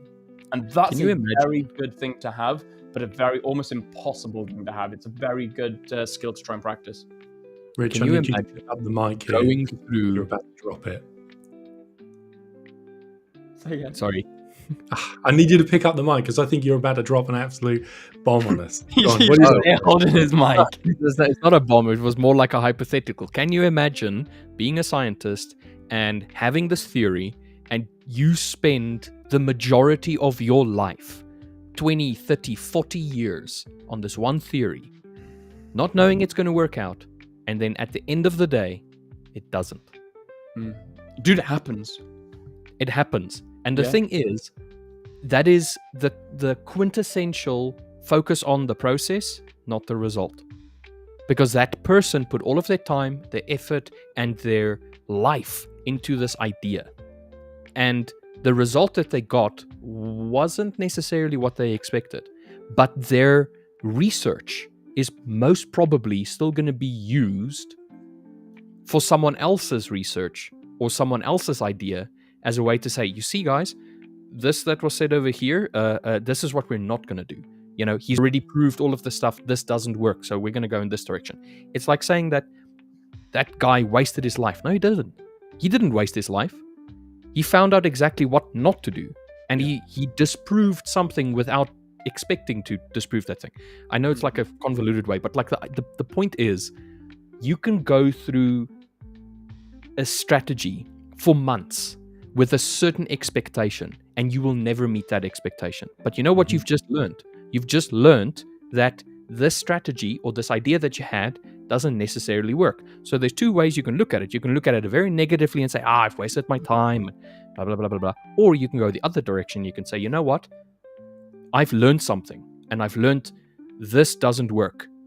What if I do the literal inverse of that and I try that for the next few months? So every opportunity that you have isn't a failure. It is just a learning method. It's just a learning opportunity. And it's how you respond to it that's more important than what you actually went through. And so it's Dude, about like, Rich, do you want to job with me? Do you want to join me on stage when I talk about expectations in trading? Because mate, you just smashed that one. You absolutely killed it. We'll fly you from South Africa to wherever I'm speaking. Dude, you have to give me a script because I had to suck some for that one now. I didn't know what I was going to say next. Mate, no, dude, I fully agree with you, man. Like, it's changing your psychology to being grateful for things as well. It's like, think about it this way, you know, a lot of people go, oh, I have to go to work today. Okay, well, you also get to get paid. You don't have to go to work. You choose to go to work. Why do you choose to go to work? Because you've got bills. You want to pay for things. You want to go on holidays. You know, okay, yes, you have also got bills, which suck, but you get to go on holidays. You get to buy a car. You get to spoil your kids, your family, you know, your loved ones. So, you know, it's managing those expectations. And, you know, instead of saying, I lost today. I lost 1% today. I got to learn a lesson today. I got to learn a lesson on what not to do. Same goes when you go into work. I have to go to work today. No, you get to go to work today. You get to go make an opportunity to make money and provide for your family potentially. You know, you get to do something that some people probably wish they could do. Same goes with your trading. You get to dive into trading to create an opportunity to learn something new about yourself, about the market, about your strategy. Yeah, I like that. You get to. Yeah. Change the psychology, change your thinking, and I can promise you, your life will become a happier place. Yin and yang, don't forget as well, guys. You know, the theory of, like, or not the theory, but the philosophy of the yin and yang. And Rich, you know what? I'm going to go back into my sandwich. No, I'm going to go back into my sandwich. There we go. So this Richard mentioned it earlier on, and he said you cannot be grateful for something unless you've had it taken away from you. Or he said something along the lines of that. You know, you cannot understand and be grateful for the good unless you have experienced the bad. And that's the philosophy of yin and yang. You know, you cannot have good unless you have bad. Otherwise, you know, if everything's good, you don't know, you can't comprehend what's good and bad. You can't differentiate between good and bad, you know, evil and not evil, good and bad, good and evil. There's no light without dark, mate. Yeah, 100%. You know, you can't go out and go, it's a great sunny day today if you've never seen a sunny day. You know, you can't understand what is good if you do not understand what is also bad.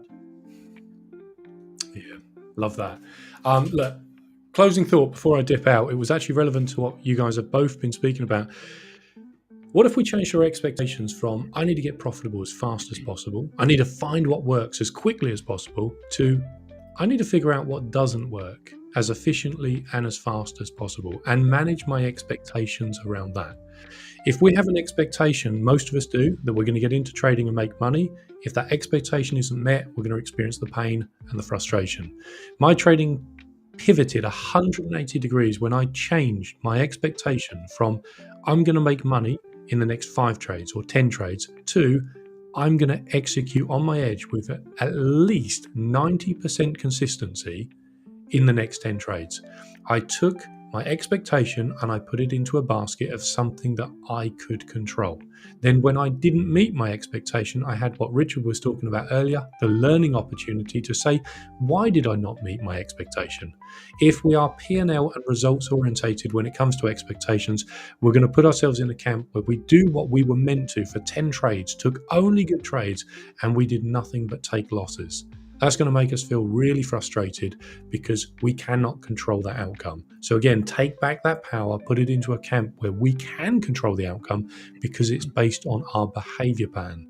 Measure that, build an expectation around that. The losses carry much less of a sting. Gentlemen, it's been an absolute pleasure. I'm going to have to dip out just quickly. In 3 hours from now, we've got a Discord call, which is like at 3:45 BST. I think I've said the time zone right.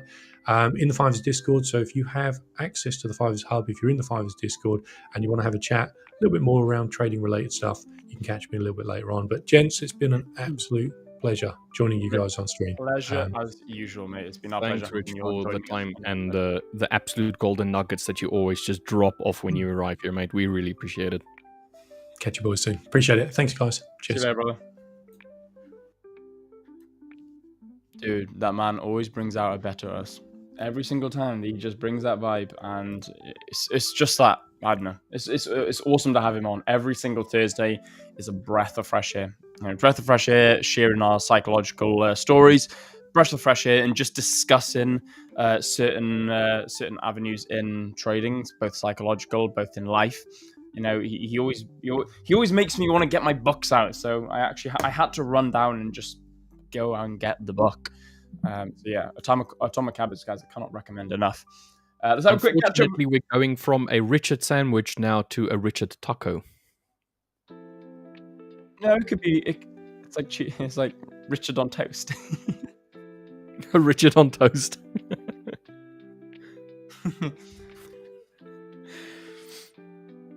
As you were. I was trying to come up with some names, but it was just the innuendos would have been absolutely howling, so I just couldn't. So I was like, no, I'm not going to. Thank you, Richard. Thanks, Rich. Absolutely, man. Your pleasure as usual. Oh, man. It's one of my favorite time frames to stream in is today and on Tuesdays. I really love streaming on Tuesdays. Really?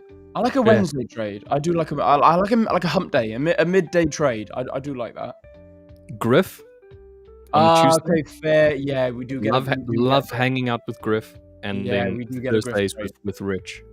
That's very true. Rich. We get a Griff and Rich. Yeah, that's fair. What are you trying to say that I'm not entertaining enough to stream with? Are you trying to say you No. enjoy trading with just like me? you're my favorite person. You're my it. favorite person to stream with. But when it comes to Griff trades so completely differently than how I trade that it's always just interesting to pick his brain. And then Rich is just like the fountain of youth. Once you find it, you don't want to leave. You know, you just want to get more. Come on, give me more of that. Golden goose of psychological trading. Yeah. So it's just... interesting question here from HK. Which country is best for traders for tax benefits? Dude, I will say we're not accountants. We're not financial advisors. But in my honest opinion, if you want a tax haven, if you're trading personal accounts, or not personal accounts, but if you want a tax haven for accounts, then dude, I mean, you got sun in Dubai, you got good weather, you know, economic growth, you got tax free for personal traders. But dude, like I said, mate, best thing to do is speak to an actual accountant or do your research. But I know that so many people are going to say Dubai, but it depends how much you're earning, man. You know, at the same time, for me, I'm low key looking for a place that I really want to go to. You know, the UK for me isn't all that anymore. I'm still a patriot. I still love my country. You know, I was joining the military. I wanted to fight for my country. Now I want to fight to get out of the country. So it's one of those ones. But I want somewhere with nice weather, it's got to be a tax haven. Come on, guys, let's be honest. It's got to be a tax haven. It's got to be good weather. It's got to be in the country. I don't want anything too built up. You know, I want to be able to go to a city, but at the same time, I want to be in the countryside. So Yeah, it's hard, mate. it is hard. I don't think there's one specific country that's going to No, be but, the best dude, country for it. Yeah, like they say, But the I grass do is never think- greener. Yeah, I do think Dubai is like a great place to want to kind of like pivot if you want to. However, I don't know, man. there's so many caveats to that as well, like little asterisks Yeah, there's so There's little other ifs, maybe. of the country as well that need to be taken into consideration, not just the fact that it might be a tax haven Yeah, for it. 100%. And that's what I mean. So many people just go like, oh, tax haven, tax haven, tax haven. We must go there. Oh, come on, let's go. Sometimes, you know, you got to think a little bit outside the box. Yes, it's a tax haven. Yes, it's full of us. You know, it's full of those sorts of people. It's full of people who want to make money, not pay tax, and digital, digital entrepreneurs, like people who make Wi-Fi money, should we say? So yeah, fair if you're into that sort of thing. But I don't know, man. There's something about living in Dubai which is a little bit. Like, let's say you can look at it from a business perspective, and you can be like, "Wow, opportunity." Yeah, But 100%. You then just separate the personal from the business section. Yeah. How is your life going to be? How's Yeah, your 100%. The thing is, I'm a country boy. So it's I'm a country guy. business side. Yeah, I'm. So for me personally, I'd love to move to Dubai. You know, I'm actually going there in April to speak at an event, which I'm really looking forward to. Now, yes, Dubai is great. It's built up. It's brand new. There's money. There's people. There's atmosphere. That's about all. It's a very materialistic place to be. In my opinion, anyway. Whereas, you know, I'm going to Hong Kong because that's where my partner's from. So I'm leaving to go to Hong Kong for a few months in January. That's a little bit of a tax haven. I think it's like 0% to 50k, but 50k onwards is like 8%. We're still pretty much a tax haven, but again, very built up. You know, it's got a lot of. It's really rich in culture, but it's not got the countryside that I want. You know, having said that though, you got the mountains, you got the beaches, so you know maybe it's a little bit better. But then you've got Andorra. You know, my brother fluent in Spanish. I like the Spanish culture. You know, so you know you've got you've got mountains to ski in the winter. You got the summer. You got the Spanish culture, and again, that's a tax haven. So you know, there's lots of different countries out there, guys. You know, you got to do your research and you've got to find what works for you. Having said that, Andorra maybe it's just not quite as built up as I want it to be. So you know, I don't think you're ever going to find perfection, and if you're going to chase that perfection, then maybe you'll never find it. But the biggest thing I can recommend is do your own research. And if you're going solely just for tax and you don't care about, you don't need no soul in the country, then in my personal opinion, dude, I don't think you can get much better than Dubai. The only thing with Dubai is expensive. So, you know, you're going to have to make sure anywhere tax-free is going to be, you know, expensive, you know, so I don't know. LJ made a good point. And point of making good money is to live wherever you want. So it's kind of the idea of like choose a place and you will find something in that area that's important to you. Yeah, I like that. Tax-free investment or like taxes are like super important to you. You have to pay as little as you can. Look for countries like that. But I mean, you can make a crazy good living doing trading, but the way that you approach how you get paid is going to play a role in how you pay taxes. Like, yeah, once again, not again, financial. we're not financial advisors, of course. Financial advice, but like I know people that have created businesses, that have set up trust funds. Yeah, there's ways around it, of course, which we're really not going to go into and recommend. But the thing is, there are ways for you to reduce your tax liability in the country that you're living in currently. Probably. In fact, we've actually got someone in Dubai here right now, which is absolutely awesome. So Sashan saying life sucks here in Dubai for 6 to 8 months due to summer heat. I've heard that. I've heard so many people, even Dubai residents say, like a lot of the guys that I know who live in Dubai, they say like we're out of here. We're out of here during the summer heat because it's just ridiculously hot. Which makes sense, guys. It's in a desert, you know. It's hot over in the Middle East. You know, it's hot out there. So you know, guys, you know, I don't know. I don't think I could forever live in Dubai. I don't think I could permanently live there. I couldn't. But yeah, we've got Stephen saying North Wales will. Yes, big up Cymru. Dude, like I swear, if the UK would just sort their act out, or if the Welsh government would sort their act out, preferably lower tax. I mean, the tax just seems to be rising, and they seem to be taxing. I don't think I can go to the toilet and excrete my my toxic wastes without getting taxed on it. Dude, what a picture. Yeah, just thought I'd paint that image for you. You know, so like it's just like it's getting a bit ridiculous. But dude, I couldn't think of anywhere else I'd want to live than Wales. Like honestly, guys. But again, that's been you know, a Welsh patriot. You know, so you know you got the countryside, you got the rolling hills. Okay, the weather isn't the best. You know, we do get rain, and when we get rain, it's rain.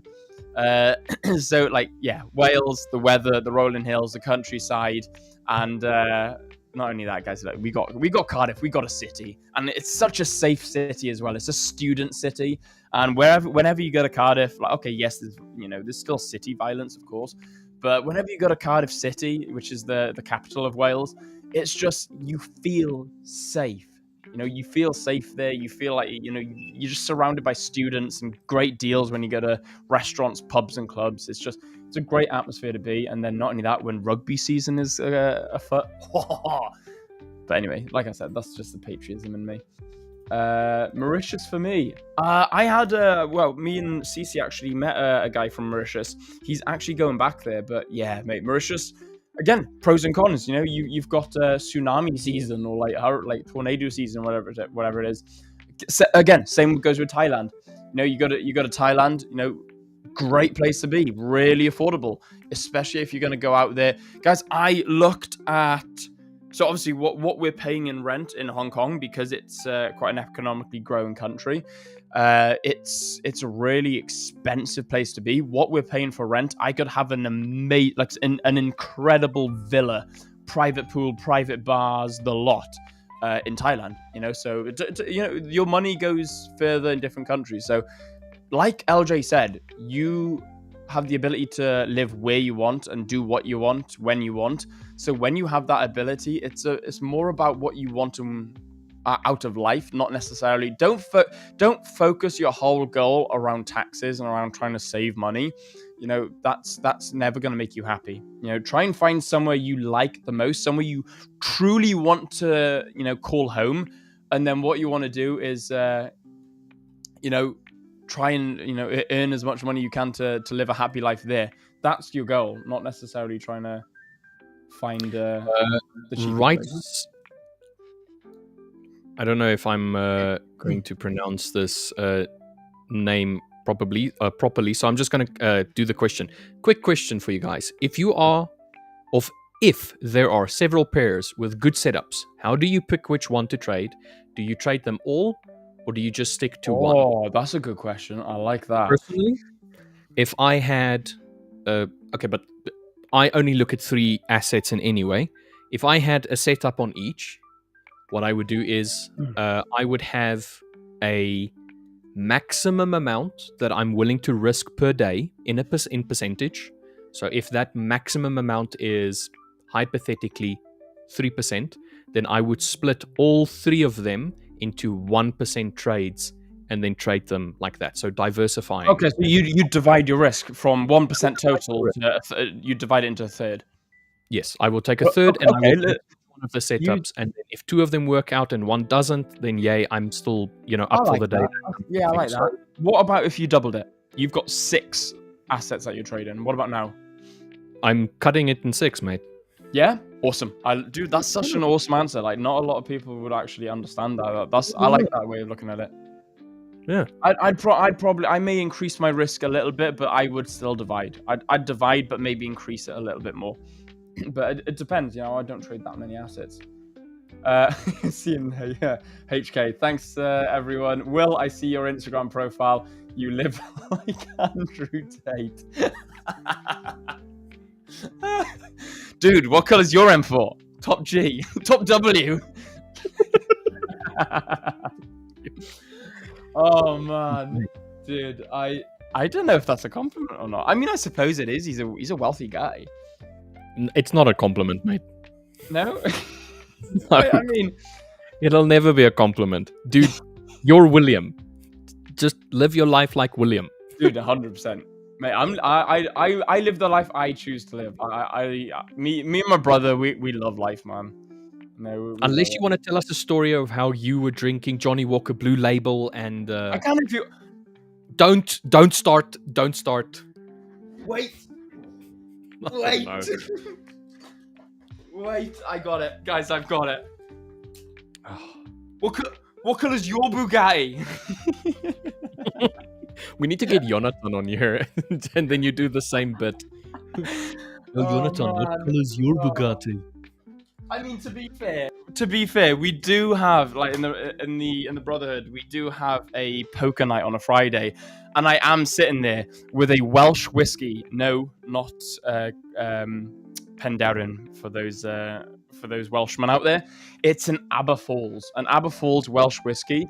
As well, and I'll also have a cigar. So I'll be sitting there with a cigar and a whiskey in my hand while we play poker. So I mean, yeah, I suppose if that's tight enough for you. Alphinius, he says Top G is not that bad. Come on, Rich. Well, thank goodness we all have our own likes and dislikes. Yeah. Diane will. It sounds like I'm Yeah. here in baseball. Diolch, Grant. Diolch. I love that, man. Chart Addy is asking, please to have a look at gold, mate. Chart Addy, if you have a look at the screen currently, we've got Will's screen on. You'll see on the bottom right, he's got a little AB with the Phoenix, and right underneath it, it says XAU USD. This is currently gold on the screen, so you can just have a look at what he has written down, or Will, you can go through what you're seeing on gold Yeah, right I'll tell now. you what, I'll go through it because I've been watching this for about an hour now, and it's quite interesting. I've had a bit of a roller coaster with gold right now, so I'll actually break down. But Jonathan is here. He's waiting, really. Which is awesome. Jonathan, do you want to join us for whiskey and cigars and poker tomorrow night? Friday nights. Anyway, gold, guys. It's a bit of a roller coaster. I was a bit worried that this is going to happen. This is why I didn't enter the trade on the breakout high. It's a shame. I wanted to be trading it here, and it would have been just about over, probably like a 1.2 to 1. But it just wasn't. I didn't like these two wicks here. I thought maybe is it going to try and wick, come into this zone here, and then drop. Come back. Come here. There we go. So potential point of reversal, or I suppose potential point of continuation.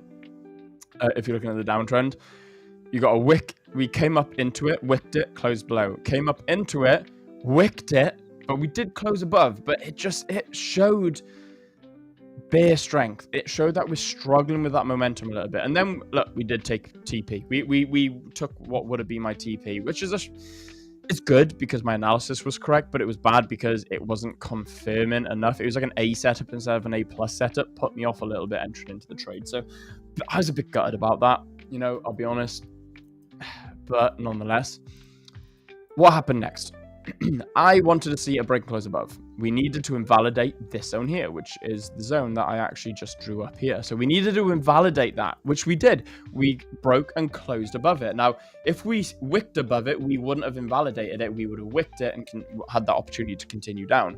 However, we broke and closed above it, and then we broke and closed again above it, and then we opened. So once we had two breaks and closes above, that sort of said, okay, we've now invalidated that this high, this zone here. Invalidated. So that's done. That's complete. Tick off the box. Confluence done. If we break and close above, I wanted to see a B and C above, a break and close above. Done. Bosh. That's what invalidated it. Now I want to see a pullback. We start pulling back. Done. Bosh. Confluence. From what happens then? this is where we want to see a continuation long. So what do I want to do to see, or what do I want to see happen for a continuation long? I want to see price come into this zone. It doesn't matter whether it comes all the way down here or comes all the way up here. I want to see price come into this zone. Really slow in momentum, lots of wicks to the downside. I want to see candlestick characteristics starting to fail, move into the downside. I want to see lots of wicks. I want to see this sort of consolidation, but I want to see it here. I want to see plenty of wicks to the downside like we're seeing here or here. And I want to see that here. Now we didn't. What we saw instead was price just dropping. Price dropped, closed below. Now we have wicked and closed below this low, which is interesting. Now it's not a point of interest for me. It's not a point of like, oh yeah, it's not in my plan. But what it is a low, and it is a point of, why can I not draw a straight line? Just copy the top one, mate. Copy paste. Literally, that's literally what I'm gonna do. Come back. There you go. Straight line. I did that first time. Did you not see? So we've got a wick below, a close above. Now we've got another wick here. If we move up, close, come back down, wick, close above, and then we start consolidating and holding at this level at 4,000 mark. You know, we've not quite come down as flat as 4K. We've got a little bit further to come down. However, we've wicked 403, which is nice. So we're around about the 4K mark. And what we are also is at this sort of demand zone. Supply, demand. Yeah, demand zone. So we're at this sort of area of interest to the downside. So we could potentially want to hold here. Wick, hold, consolidate, break and close above, pull back, continuation long. So we may still see the continuation. It may just take a little bit longer than anticipated. You know, it may take a little bit longer. Hopefully not. Hopefully we can get that continuation upwards. But we'll see. We'll have to wait and see. It's not ideal. I wanted it to really consolidate here. This would have been probably an A+ setup for me if we can consolidate around here and start moving and then break and close above. I'd probably go to a 0.5 risk here, so I'd go half risk. So that would be cool, or half position. But we saw nothing. Now this was really interesting on EU. EU, we broke and closed above, pulled back, consolidated a little bit, and then just absolutely plummeted with this candle here. I was really interested in EU buys until we got this candle here. And then next minute, we got this big bull candle, which is technically an engulfing. And I thought, okay, interesting. But then look at these wicks. I saw these wicks and I thought, well, actually, I don't know if I like that. Because we did break and close above what? The consolidation zone, no different to what we did here. Price is doing the exact same, except we got the wicks, which is very similar to gold. And I thought, okay. Still a higher high, though. It's still a higher high, but what is it followed by a higher high? It's like when someone says, I don't know, let's think of a situation. Did you put fuel in my car earlier? Yeah, I did. Well, geez, are you sure? You know, yes, you did get the higher high. Yes, I did put fuel in. But are you sure? There's the hesitation. There's the wicks above. So let's put it like this. We took higher highs. What did we do after taking higher highs? We had a couple of wicks above, followed by an engulfing candle to the downside, followed by another wick to the high side, followed by a follow-up bearish candle with very little momentum wick to the downside. Like, then what did we have after that, mate? But we don't know what happened after that. That's what you saw. Yes, you saw the break. we took highs. We continued up. What did you see follow? We took up. No lows. No new lows taken. True that. 100% true that. So yeah, definitely yes, we wicked, but it's not just the wick that's important. It's not just the high and the test of the high. It is what follows the test of the high. Yeah, fair, 100%, man. So, but yes, did I put petrol into your car? Did I put gas into your car? I don't know. Let's go check. Let's go check if I put gas into your car. Okay, so let's say your entry criteria is here, for example. So your entry criteria is here, and you're seeing this. Hang on. There we go. You're seeing this price action right now. Your consolidation, move up, couple of wicks above, and then quite strong bearish momentum to the downside after taking highs. wicking this high. We didn't break and close above this high. This was wicked. Okay. What am I waiting for? What is the next thing that I want to happen? I want to see that a downward trend is created now. I want to see follow You up. want to see now a break and close below this. But Yes. what if you want buys? You're not going to want to enter into this area here, which in theory you would have wanted to see a pullback and Why continuation. would I want buys, mate? I'm looking for what is happening. I'm not trying to trade with a bias. If I'm looking for buys and I see that just little higher wick, highs I'm here. going to be disassociated completely. I'm going to be like, I don't want to take buys at all because we just wicked it. We didn't break above it and we're starting to print bearish candles. We did break above. You just said yourself, we broke and closed above this If consolidation I was zone. looking for buys, yes. Well, hello there, Victor. Come join our argument. Jump straight in with the I argument. I put petrol in your car. Thank Are you you. sure? Victor is How the is nice- everyone doing?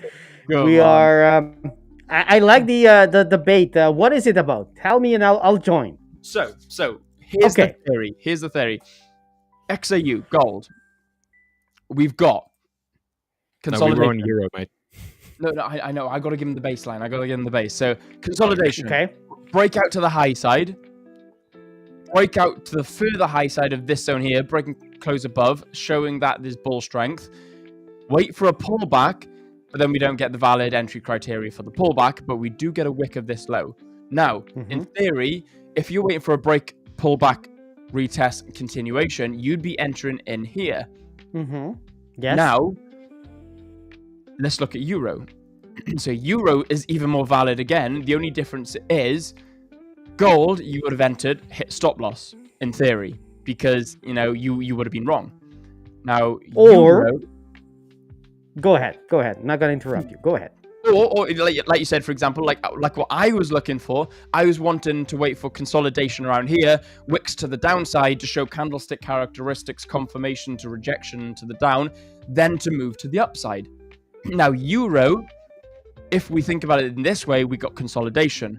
Now, this consolidation broke and closed above the high, consolidated further, wicked down into a nice zone here, into a break and retest, continued up, broke and closed above the high of the consolidation, showing that potential continuation pattern. Now, although we've got this wick to the upside, we've got these 4 wicks.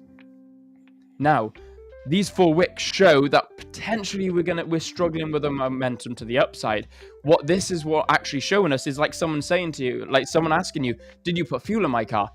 Well, yes, because we got the break and close above, but the wicks are showing confusion. The wicks are showing that uncertainty of the break and close above. So the wick is like saying, yeah, I did put fuel in your car. It's like, yeah, they did put fuel in your car, but they're not sure. They're not 100% sure if they did. Now, we got this pullback into this zone that you'd want to enter from. However, if we look at the candlestick characteristics, wick to the upside, very minimal wick to the downside, showing that's a very confident bear candle. So maybe you wouldn't want to enter into this buy position because not only have we broken and closed with a lot of rejection wicks, we've also wicked above this high here. However, we move to the upside, showing the potential differences between an A setup due to following your strategy and an A plus setup, which is including Confluence's confirmation. And that's why I said, let's go and check. And the let's go and check if I poured petrol into your vehicle was the retest. It's the retest. It's what happened. Yeah, 100%. I totally agree. Follow-up. But this is where you want to enter from. Yes, if you were looking for buys, yes. But you Let's don't assume that you're enter looking for without buys then. confirmation. You don't enter without confirmation. You had a But what break, is your confirmation? but no closure. So No, that's you didn't why I get close. You've got to close above this consolidation. So which are you going to look for a break and close above the consolidation as valid? What I was trying to allude to is you wanted a break above the previous swing point. That was your confirmation of my entry direction. The confirmation We're going to direction. go long. If you wanted a break from consolidation to enter, you would have just entered once you had the break. Regardless, that's the thing. I wouldn't have. What would I you have wanted, waited? I wanted would to have break and waited close for? above the consolidation. Yes, and then you would have waited for it to push back in, and Yeah. then you would have taken the long. So why didn't I enter? Because you were afraid of the price action to the left. Exactly. There was a high point that was only wicked and not closed above. And So that's why I said does that the make it? next thing to do is to see how it reacts when it gets to it again. The second, So you're thinking now, potentially, if I wanted to, I could have entered in a trade here. yes, that's After what I'm the confirmation of the break and close above. Because remember what you said. You said, I want a break of consolidation. You got your break of consolidation. You wanted a retest. You got your retest. Mm-hmm. Now, it's the retest itself has two elements to it, a failure or a pass. It fails the retest by breaking through the bottom, pushing lower. It succeeds, that's the pass, if it just bounces off of it and starts pushing higher. So you can say, I want my break and my retest. I want the break. Got it. I want my retest. Okay, I'm getting a retest currently. I need to see how that retest plays out. Does it pass? Does it fail? Oh, it passed. So why don't you enter? And that, people, is why you can never copy someone's strategy. Because we are both talking about the exact same strategy, but complete different reasoning behind entering. For me, those two red bearish candles, after wicking the high from earlier in the day, what was this, like 11:05 by me, 11 o'clock, so it should be what, like 9 o'clock by you? Yeah. That, to me, the follow-up candles, those two follow-up candles, and then the very next bullish candle, and then the secondary bullish candle, does not scream weakness to me at all. It does not. Yeah, no, fair, 100%. So had this have been gold, I would have entered where my red line is. But What are your red liners? My red line up here at. Oh, literally the red line. Yeah, literally the red line. Okay. Red line, yeah. And the reason that being is because I haven't tested a breakout strategy on EU as I have on gold. Now, for me, this still would have been an A plus, an A setup. Wouldn't have been A plus. Only reason it would have been A plus because this confluence confirmation pattern here wasn't added in. Had this have broken and closed on this wick here, I probably would have full risked 1% on a buy, even with these candlestick characteristics. However, we didn't get the confirmation. I didn't enter this trade solely because it was an A setup, not an A plus setup. Fair. I mean, it is still your strategy, like it's how still you a very would want valid to. trade. Still a very valid trade.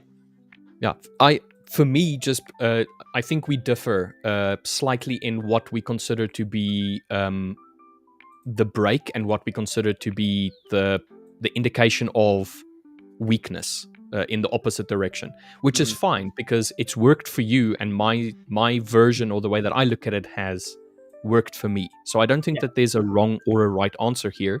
You're right to not have followed your strategy because you saw something that was in line with your strategy that gave you pause, that said, listen, absolutely. I don't want this. But technically, I mean, your strategy strategy would have been more right in this situation because there's no right, you no wrong. would have been the one who hit profit, whereas I No. would have been missed on the trade.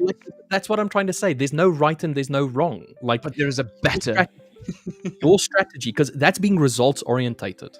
If we were to look at the results now and be like, oh, Dean's strategy did this, or Richard's strategy did that, Williams did this, then you're just nitpicking on I reckon we should do. profits. Where your process, you followed your process, mate. Yeah, oh no, 100%. Yeah, no, And yeah, literally that. Literally that. Do you know what I reckon we should do to better this? I reckon we should open up a joint account, both trade it, and then divide. So instead of a 1% risk per trade, we divide 0.5 risk between trade ideas. Hold on a second. There's somebody that asks something like this. No way. Yeah. Get the boxing gloves out, mate. 100%. SN Media asked, hi guys, I have an evaluation account with the 5ers. Can I copy your trades here? Is this time to take a short trade here now in gold? I think that's what's going to happen. Is we're going to be viewed as we're copying each other's trades. if we did something like that, and then we might just get banned. Yeah, don't copy our trades. Please don't copy our trades. No, I was thinking like if I have a trade idea, like so for example, we had that discrepancy here, whereas like I didn't want to go long, so I would have put a full risk 1% on this long, whereas you would have waited till here, whereas I didn't go into this. So instead, we'll place your trade idea at half risk and not place my trade at half risk, for example. I think that'd be a sick idea. We're not going to do it, of course, because let's chuck £1,000 into a personal account, and then we do that so that we can ensure we don't get banned. Should we speak to Sol? Can we have an account that me and Rich both trade? Do you reckon they do that? So I have this new idea for 5ers. It's called joint accounts. Oh my god, mate! Right, so we want a job as revolutionary sort of like I don't know. We want a company. In the T's and C's, they explicitly tell you're not allowed to do this. Yeah, no, I know. Yeah. So yeah, can we come up with a joint account? Can we name it the Will and Rich joint account module? Any minute now, Sol is going to come in and answer you. Yeah. Sol just jumps in. Will, no, shut up. Guys, we've got a fantastic guest. We've got another host joining us now. Sorry, Pedro, just disrespected you there. What's good, Pedro? How you doing, bro? From Will. You're muted. Oh, don't tell him. It's 1-0, mate. 1-0. It's 1-0. Oh, actually, I don't think he's muted. I think he's just having audio issues. It's 2-0 now. We got 2 goals, mate. I think JR is now Googling for another host.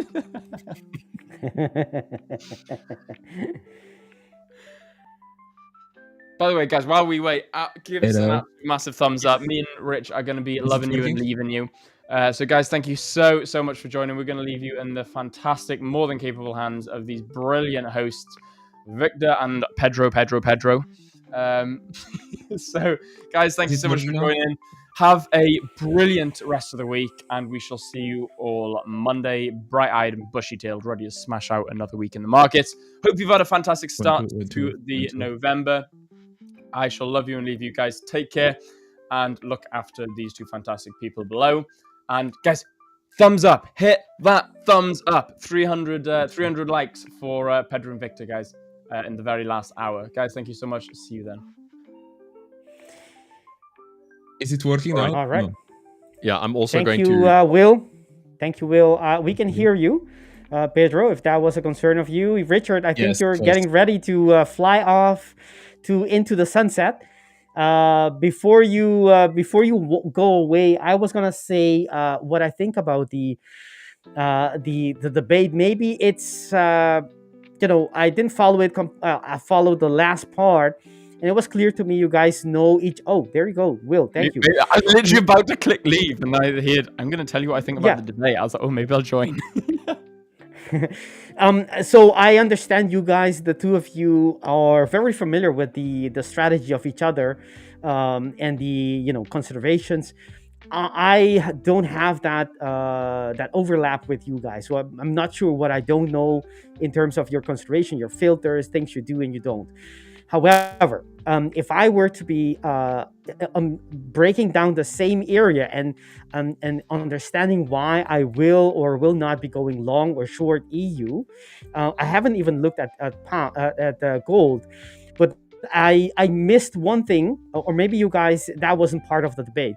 It was just more price action on that specific time frame. But I would, not always. I would like to use anything that could help me, anything that gives me a better odd in understanding, what is actually happening and why is the market moving this particular way.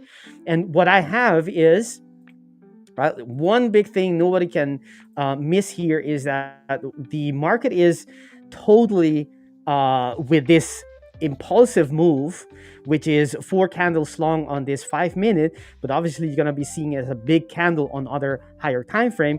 This is the H1 order block above it. And to me, that's what stopped price.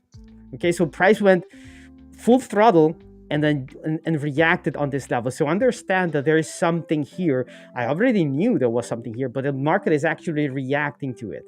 And now, because using that H1 order block, a higher time frame, I can then put the things that the way that the market is behaving on the time frame that I want to be looking at, which is the 5 minute, put that into context as to, okay, if this is a supply zone, if the market is going to break down and be the turning point of the market, then I need to be seeing market breaking down, right? Follow through in breaking down, and we didn't see that here. In actuality, what we saw is a quasi, meaning a bullish reversal, while the market supposedly hit, presumably hit something that could break, change be the top, stop price completely. This could potentially stop price because it's an H1 order block, and I would be expecting price to break down, and instead of that, it creates an order block, and that gives me the understanding that the market is reversing back bullish after hitting something that potentially was supposed to, reverse price, reverse all this lower time frame structure. And we are going back at it the second time. And even though, yes, there was these wicks, which you rightfully so understood that the sellers are actually still trying to push price, capturing what you would see on liquidity sweeps, where they go beyond, but they can't close above. And it does it twice and then has a very nice reaction, which could be the beginning of something. But the point is that the area, as it was going away, it's not it's not a quasi a nice one for me because it's a way too big, but that's besides the point. The point is that this reversal left one area where it kind of not sealed the deal, but it said, this is the area where buyers came in to push for the next push into the second retest on the order block. And that's exactly where it came into after that second retest. And this was, to me, this would be the test for the market. If it wasn't able to hold this, that would be the beginning of the end of the bullish attempt. Yeah. And the fact is, it was a very beautiful retest of that bullish fresh order block, and went the second time with more power. And that was, to me, understanding that, it's making higher lows as it is getting into a supply zone. It's not supposed to be doing that if we're going to be having a reversal. It does that. If a price action is getting into a zone, it's supposed to bounce off. It's supposed to be decelerating, supposed to be breaking structure, and it's supposed to be giving us information like creating bearish order blocks. Instead, it's not doing that. It's creating bullish quasis, creating bullish order blocks, and reacting favorably or bullishly to them. And so, to me, this was, I wouldn't be entering here because I needed to go a bit more extreme. But that's the difference that I would be adding to the debate. I would be using a higher time frame and then trying to see how does this fit in as how the market behaves on the time frame that I want to analyze, which is the 5 minute in this case. And as always, Victor has such a amazing way to articulate what it is that he sees. Thank you very much for that, Victor. I love that, really mate. appreciate that. I must go. Victor, thank you very much for that breakdown, mate. Will, thank you. Absolutely for awesome. stopping back in. Diolch yn fawr for coming, and hwyl fawr. Bye now. Thank you. Take care.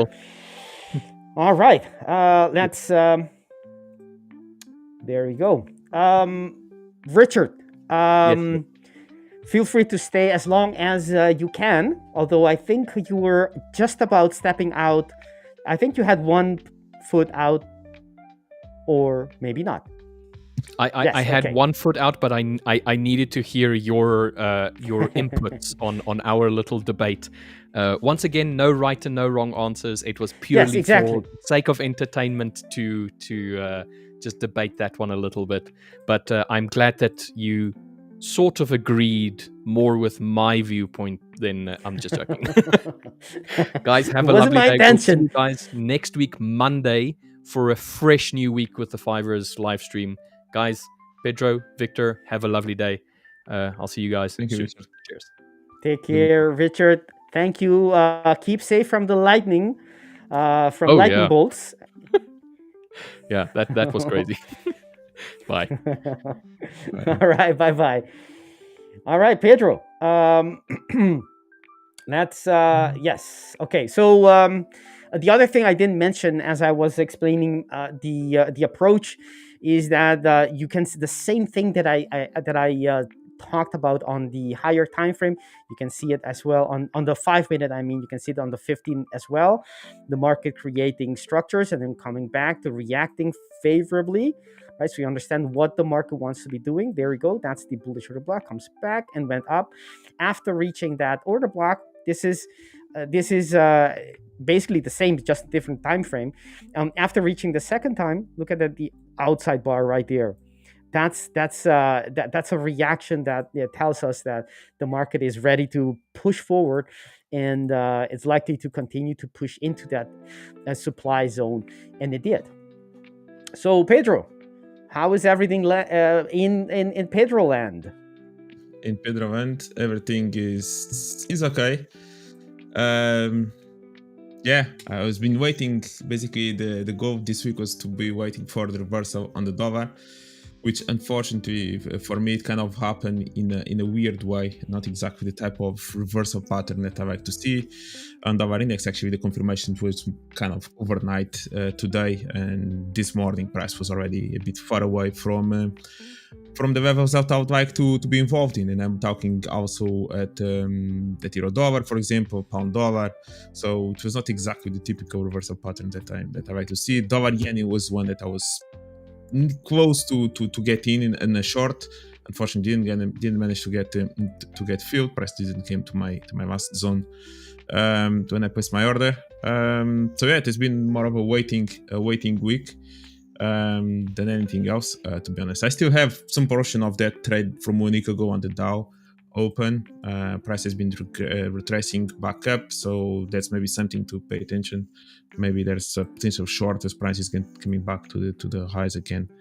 I'll be paying attention to that. But aside from that, it was literally Monday, Tuesday, Wednesday, basically just waiting for the reversal on the dollar, which happened kind of yesterday evening in a weird way.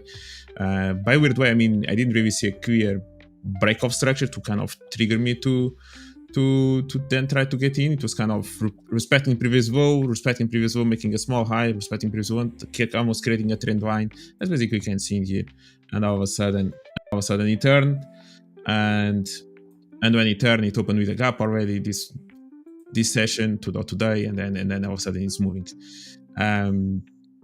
So that was one. To be honest, 1 second, how can I remove? Someone could remove Richard. For some reason, I cannot remove him. Yeah, thank you. To be honest, the trade that I was looking for, it was more on the dollar franc Swiss, which again I didn't really see a break until eventually happened already. Kind of a midnight, and now the price is moving. So, but I'm just waiting to see if price does retrace back into the tops. To try to see if there's opportunity to short. So yes, yesterday it was dollar franc Swiss and dollar yen that I was mostly trying to participate on the dollar moves. I didn't really like euro, I didn't really like the pound, mostly where they were reacting on the left. So yeah, on the dollar yen, it was something in here. When price finally respected it, start moving down, kind of left the supply behind, but price never really tagged in the level. Yeah, kind of respected as a resistance in there, never got in, and that's it. That's basically it. The reason also for dollar yen also it was in alignment with the yen index. That's something that I mentioned yesterday, actually in the live stream on the Portuguese one. But yeah, so it's more of a waiting. Let's see if we do have some retraces back to the previous highs for opportunities to sell again. What about you? What are you looking at? I was looking. I'm gonna show you on my screen in just a minute here. Actually, not a minute, maybe 10 seconds or so. Here we go. Thank you, Pedro. Or Mhm. let's remove Richard. Richard's presence is everywhere. Okay, let's see. What we have here is something we I think this morning I indicated the area that I was interested in pound dollar to be looking into. We talked about that right here. Maybe you can, everyone who is, if you want to get uh, uh, if you want to know what I'm referring to, maybe you can look at the second hour of this stream. That's when I came in. I was with Anastasiia, second hour of this morning, where I talked about this. Okay, so a couple of hours ago, we had a fresh order block right there on the H4, and I talked as well on, but that's already gone. The trade that I took yesterday. But today I was looking for the fresh order block to be retested, and of course we had the interest rate decision on the Bank of England, and on the H2 there wasn't anything to pinpoint the actual area, but there was on the H1. And the time that I did it was, we were talking, it was this candle, right? So there was really no indication as to when, other than knowing that there's news coming out, might be there. But there was nothing in price action indicating that when it was going to happen, right? So that's the area, these two horizontal yellow lines, that was based on on what I just explained, right? Two time frames indicating the same thing. Order blocks being left behind as price is moving in one direction, and they're overlapping. That's it. I'm not doing anything super special here. So if you go to the lower time frames, you can pinpoint that there are, let me put it right. Whoops, what's that? Right, so you can pinpoint the areas where price could come back to. There's one on the 3 minute. Let's see. There was yes, it was actually it's actually this one on the 3 minute, not on the 5. I was waiting for this to come in and trigger me, and it didn't trigger. Didn't trigger my plan, my entry. But you can see how price comes back to that order block, and you can find quasi, come back to the entry order block on the quasi, and react from these levels, right? Not every level is going to have the same reaction, V-shape, powerful reaction, holding price, or not holding price, but bouncing price after some major impact news. It's not going to happen all the time, but you can see price, and it didn't trigger me. It's not going to trigger all the time, but that's exactly why you want to be looking at these areas, right? And we also had some here, but we never got it. And one way that you could trade this is waiting and reading price action as it is reaching the area, and seeing if we're switching back to bullish. And it did switch, although it didn't trigger me into, because of my rules, it didn't trigger me into it. But that was I think, for pound dollar, the move to be caught this on this day. That's pound dollar. And back to, if you look at the higher time frame, there isn't anything to the left other than this little thing here. Not little, but I mean broken support that is now presumably is going to work as some kind of resistance. But other than that, there isn't anything up to this level. So I suppose it's going to grind little by little into that level with time, either by tomorrow, or we'll have to see. But the impulse is clearly to the upside. We're clearly claiming back that broken support, and we'll see, depending on how it reacts to this level, you can get an idea if we're going, which is what I expect, going to touch the next structure, which is that order block in that area. And if not, then perhaps we might be seeing some reversal pattern before reaching it, which sometimes happens as well, and we can perhaps continue to be going lower in the future. That's what I was looking. Didn't trigger me, so I didn't enter that trade. Happens all the time. Completely normal. That's one thing. The other was, I believe it was pound yen that I was looking into as well. Let me double check if that's the one. That was quite feisty, but it's a pound yen, so that's quite. No, it wasn't this one actually. To be fair, we had some some aggression here, but that wasn't the pair that I wanted to share. Let me see if there's something else on EU. Yeah, that's it. We're getting clear. Actually, this is perhaps important to watch. We're getting back, on the higher time frame. This is the area that unless the market creates new structures, new reversal pattern to, jump from, there's not going to be anything for me to trade until we get to this area on the daily. Right here, I'm going to be looking for possible reversal pattern going back, because that's part of a bigger bigger pattern. And even though I am bearish on the and I see the possibility of price going lower, there is a good chance that we're going to have some kind of a reaction from this order block, and who knows, before later on perhaps retest it again, and perhaps then breaking through it. Right, these are just scenarios. We don't exactly know which one is going to happen, but I'm getting ready for whatever the market throws at us. But on the daily, so there isn't anything on the daily except to watch that we broke. Same thing as with GU. Both of them are dollar pairs, the majors. They broke the structure. We're getting back to the same area as I indicated. This is going to be a reference point, a line in the sand, indicating whether or not we can be, how strong this pullback is going to be. Probably we'll have an attempt at breaking it, and we'll see if it succeeds in holding that line. On the lower time frame, we did have a nice reaction here on that fresh order block. You can see we created the order block and then came back, reacted with quite a squeeze before we went up. But that invalidated the setup before. It had a reaction, so I think I had 2 losses there. And here on EU, the reaction or the retest of that these bearish structures are, they're not fresh anymore, in my opinion. So I'm not interested in them. The only thing that I am looking at is, let me take a look at the calendar.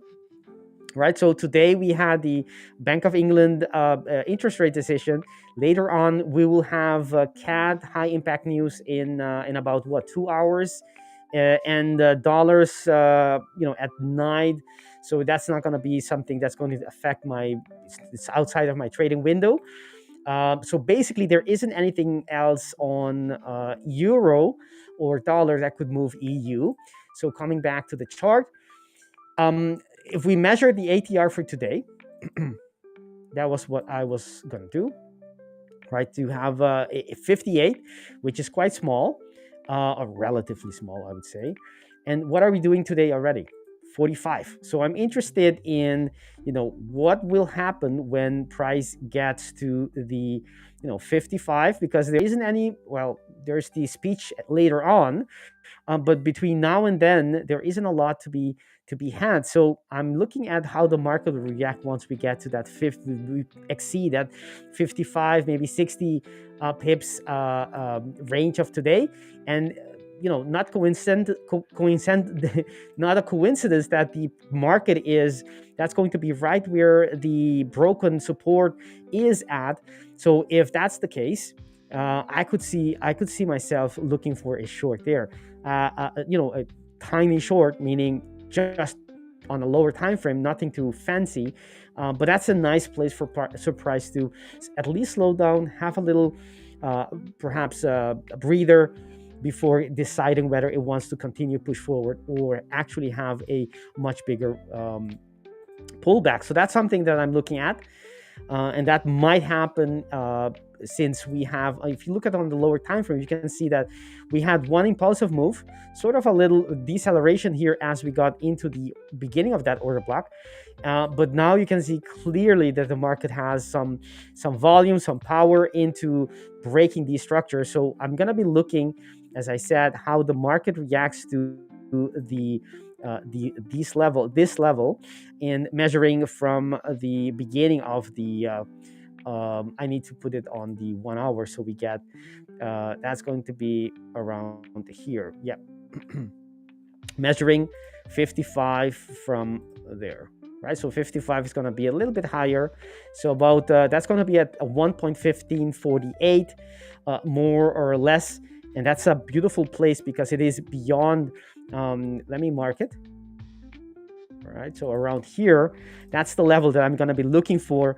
It is above the broken support, now resistance, so we are would be a little bit overstretched in that sense, and I want to be seeing, do we get deceleration here? If we do, then maybe we're going to have some kind of a reversal before we decide whether what is the conclusion, what is the market going to do with that level. That's what I'm looking for on EU.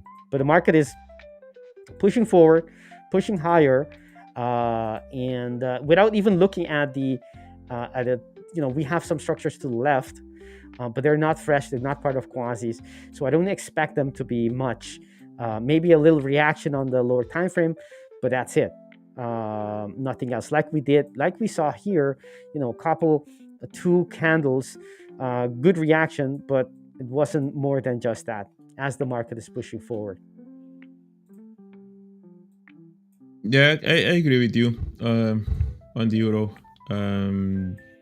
We'll see if this is not a little bit of a bottom. For now, again, I'm still thinking that euro dollar, as you mentioned, still has the potential to get a little bit lower into that lower zone on the higher time frame that you mentioned, the demand zone.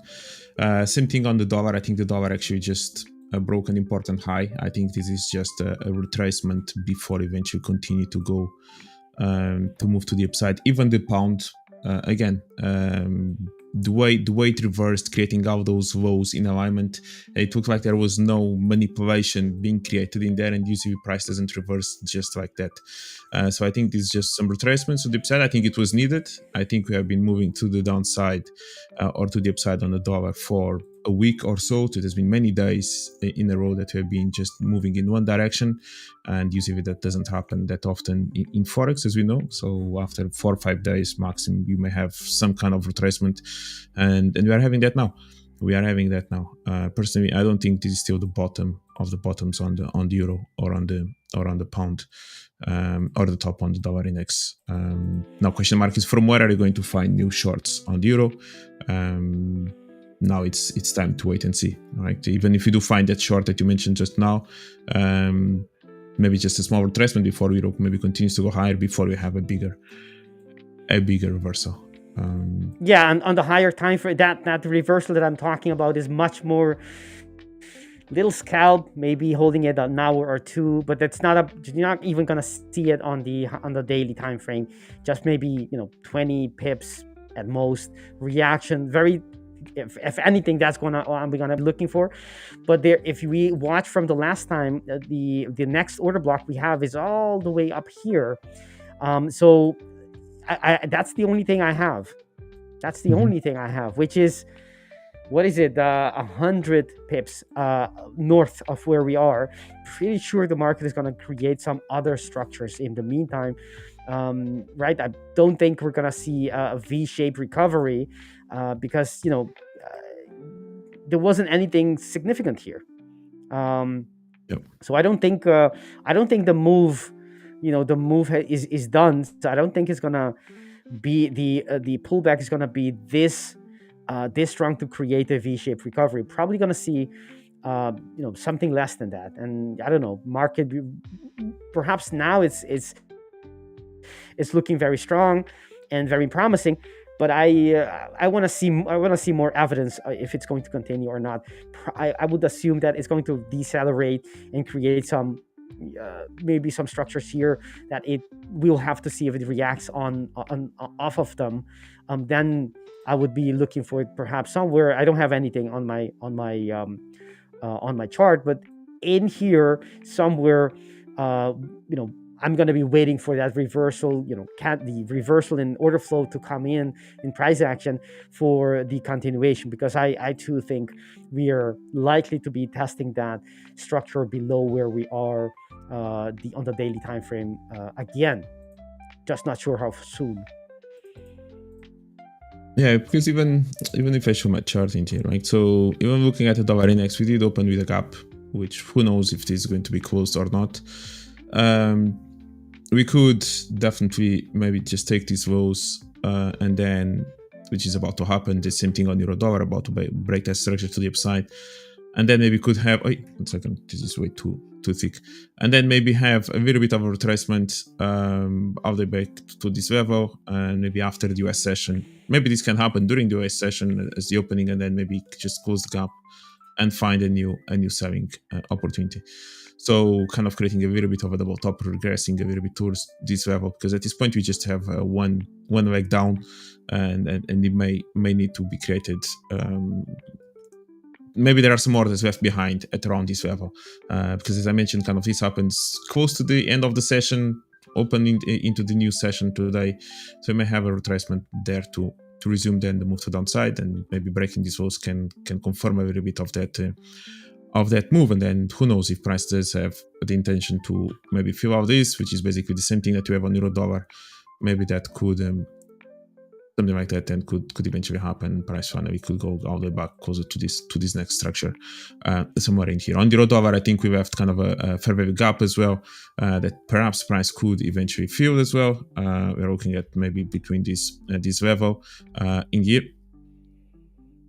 So maybe we can just take these tops and maybe go a little bit closer to this level, and then if there's any kind of opportunity now, potentially we can have that opportunity, and then maybe still find new longs close to this level. That could be something that I'll be interested, for example, in terms of longs. Again, I didn't really like at all the way price reversing here, even though it kind of fits a bit my pattern, because we did manage to have slightly break in there, then a fake out in here. But the way price kind of respected all these lows in here, touch. Usually price doesn't really does that. Usually there's a little bit of a clear fake out, and then price goes. On the pound dollar, it was even worse. There was not even a fake out of these lows. Price respected once, twice, 3 times, 4 times, all the same line, without that small manipulation, which usually tends to happen just before price runs. So maybe price eventually wants to go there. We'll see in the future. But for now, I think it was needed. I think that's which of my bias since yesterday. What I've been waiting to is just reverses on the dollar, and one of the triggers was to wait for the fake out of this top. So I've been waiting for price. Initially, I was actually considering to see how price would react from the demand zone, from the supply, sorry. But as price was kind of reacting from it, but not managing to break structure, it looked like that actually price. And as price was getting closer and closer to the extreme of it, I just waited then for price actually properly fake out the level before attempting to look for a short. Again, the price action there, it was good for anyone that trades trend lines. Fantastic. That may be a great opportunity to look for this reversal. So yeah, more intraday. I'll be looking. I think this can be maybe now the top for intraday, or even for this week. The same on the bottom on the euro and the pound. Longer time frame, I think then eventually all those levels are going to be run, and price will eventually continue into that direction. In there, and the same thing a little bit with this dollar yen. Looks like it's going because the yen index, another big factor for me actually to look for that short on the dollar yen. I was looking for the potential move on the yen index. So we run the top, like we broke literally the structure, as you can basically see in here. We already actually broke slightly that top as well on the left side. Then you finally fake out the lows, creating a double bottom. That's quite nice. That's kind of a potential reversal pattern is here as well. So you finally run that, and then you go and you break this previous structure. So who knows if this is now the move to at least come back into this, and you still have that gap that can eventually be closed as well. On the left side, we are maybe there's still room a little bit more to downside, but on the left side we are close to also potential Quasimodo when you're looking from this low. So maybe price does want to go lower, but you may have that level as well, which is kind of maybe another mini Quasimodo in there if you want to look at that. So yes, but the idea was to expect some reaction to the upside on this yen index, which eventually then help us with the dollar yen to move down. And the reason for me to pick dollar yen aside from euro yen or pound yen or so on was because I was literally expecting or trying to see the weakness on the dollar. So I wanted to see weakness on the dollar, a little bit of strength on the yen index, and that was the reason for me to try to look for a short on on UJ, right? Now price may still react from here and may go a little bit deeper. So we'll see how this dynamic is going to happen on the end pairs. Because I could see price reacting from this level and then going a little bit more to this demand zone, and maybe from here finally we'll have the run. So maybe the dollar yen is going to range a little bit, depending of course on what the dollar is going to do. But maybe the best short opportunities on euro yen, pound yen, and on the other yen pairs are going to happen when eventually price gets closer to this demand, which maybe helps the euro yen, pound yen, and so on to go a little bit higher. To then eventually look for the short. Okay, so it could go maybe a little bit higher before eventually find that new short opportunity. You actually manage to break maybe some structuring here, and maybe in the pound yen it can be the same thing. Maybe get a little bit closer to this supply level around here, or even the top that I've been waiting, actually, to be honest. So yeah, that's a little bit the dynamic and what my thought process. Again, unfortunately, I didn't really manage to get anything, especially yesterday and today, from the dollar, franc Swiss, and the dollar yen so far. But I'll be paying attention. And today maybe we can have still that move. Can maybe still have some retracement before I move higher. Yeah, all right. Basically what I'm looking. We have someone asking about the G. I think that would be pound CAD. Maybe it's pound Swiss. I don't know. Oh, maybe it's the futures on gold. Yeah, I can see many people. That's great. So we have Imperial that is short. Where did you short Imperial on dollar yen? I can see dollar yen. I can see Imperial that is in short. I can see Jesus as well. That's great to know that Jesus is in the short on the dollar yen. Maybe Jesus could start giving us more signals beforehand, so maybe can get in with more confidence. Because maybe Jesus has some power as well in the markets. Who knows? As part of the algorithm. But yeah, so if you guys want to share where from are you short and what is your target on the dollar yen, that would be great as well. So maybe we can take a look into that. But it's good to know that you guys are in the short. I think that was a good setup to look for short on that one. And then you mentioned pound CAD, correct? That's the one that. Well, I think it's probably gold's futures. I'm not sure because okay. It could be. I don't know, maybe Amrito Basak could take us out of the doubt and let us know exactly what asset he wants us to be looking at. You left us guessing. I like guessing, but I want to be able to help you as well. We have Jones here saying to my fellow swing traders, this is the perfect time to hold swing positions on gold. Which direction, Jones? Which directions are you talking about? Are you looking for longs, for shorts? What swing positions are you talking about? If you want to share that as well. Maybe he's talking about longs to hold it, maybe to another leg up. I think so, because maybe I can talk a little bit about gold. As we have, Jones opening the stage on gold. Let's follow our friend Jones. Let's see what he has. All right, so on the this is gold.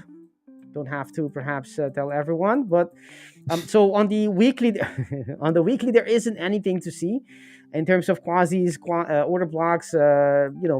Nothing basically. So let's go to the daily, and we didn't have any structure right from the left all the way here, and before we actually got it. So that's thing to think. Maybe. I always have that in the back of my mind. If the market is using a new structure, maybe it's going to be used as liquidity for pushing price, breaking through to go to the actual level, which is below us. That's one thing I always think about. But we did have a daily order block that was created on gold. Price comes back, and guess what? Creates it. That's how it's created, comes back and reacts. Very, very simple. It's the same pattern all over again, all the time. But anyway, so we have the daily order block telling us that, in there, we could have a reaction, a reversal. And we did talk about this. I didn't see anything on the H4, anything valid. We did have an order block here, but that was already retested once, retested twice, 3, 4 times, meaning I can't use that structure. It's used up, it's ready to be recycled, but it's not useful to me.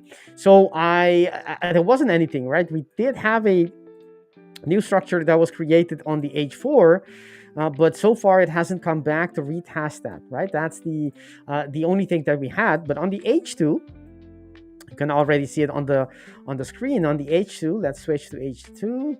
Right, and the H2 I did have a quasi, right? Left shoulder, neckline, head, breaks it, comes back to the first order block, has some reaction.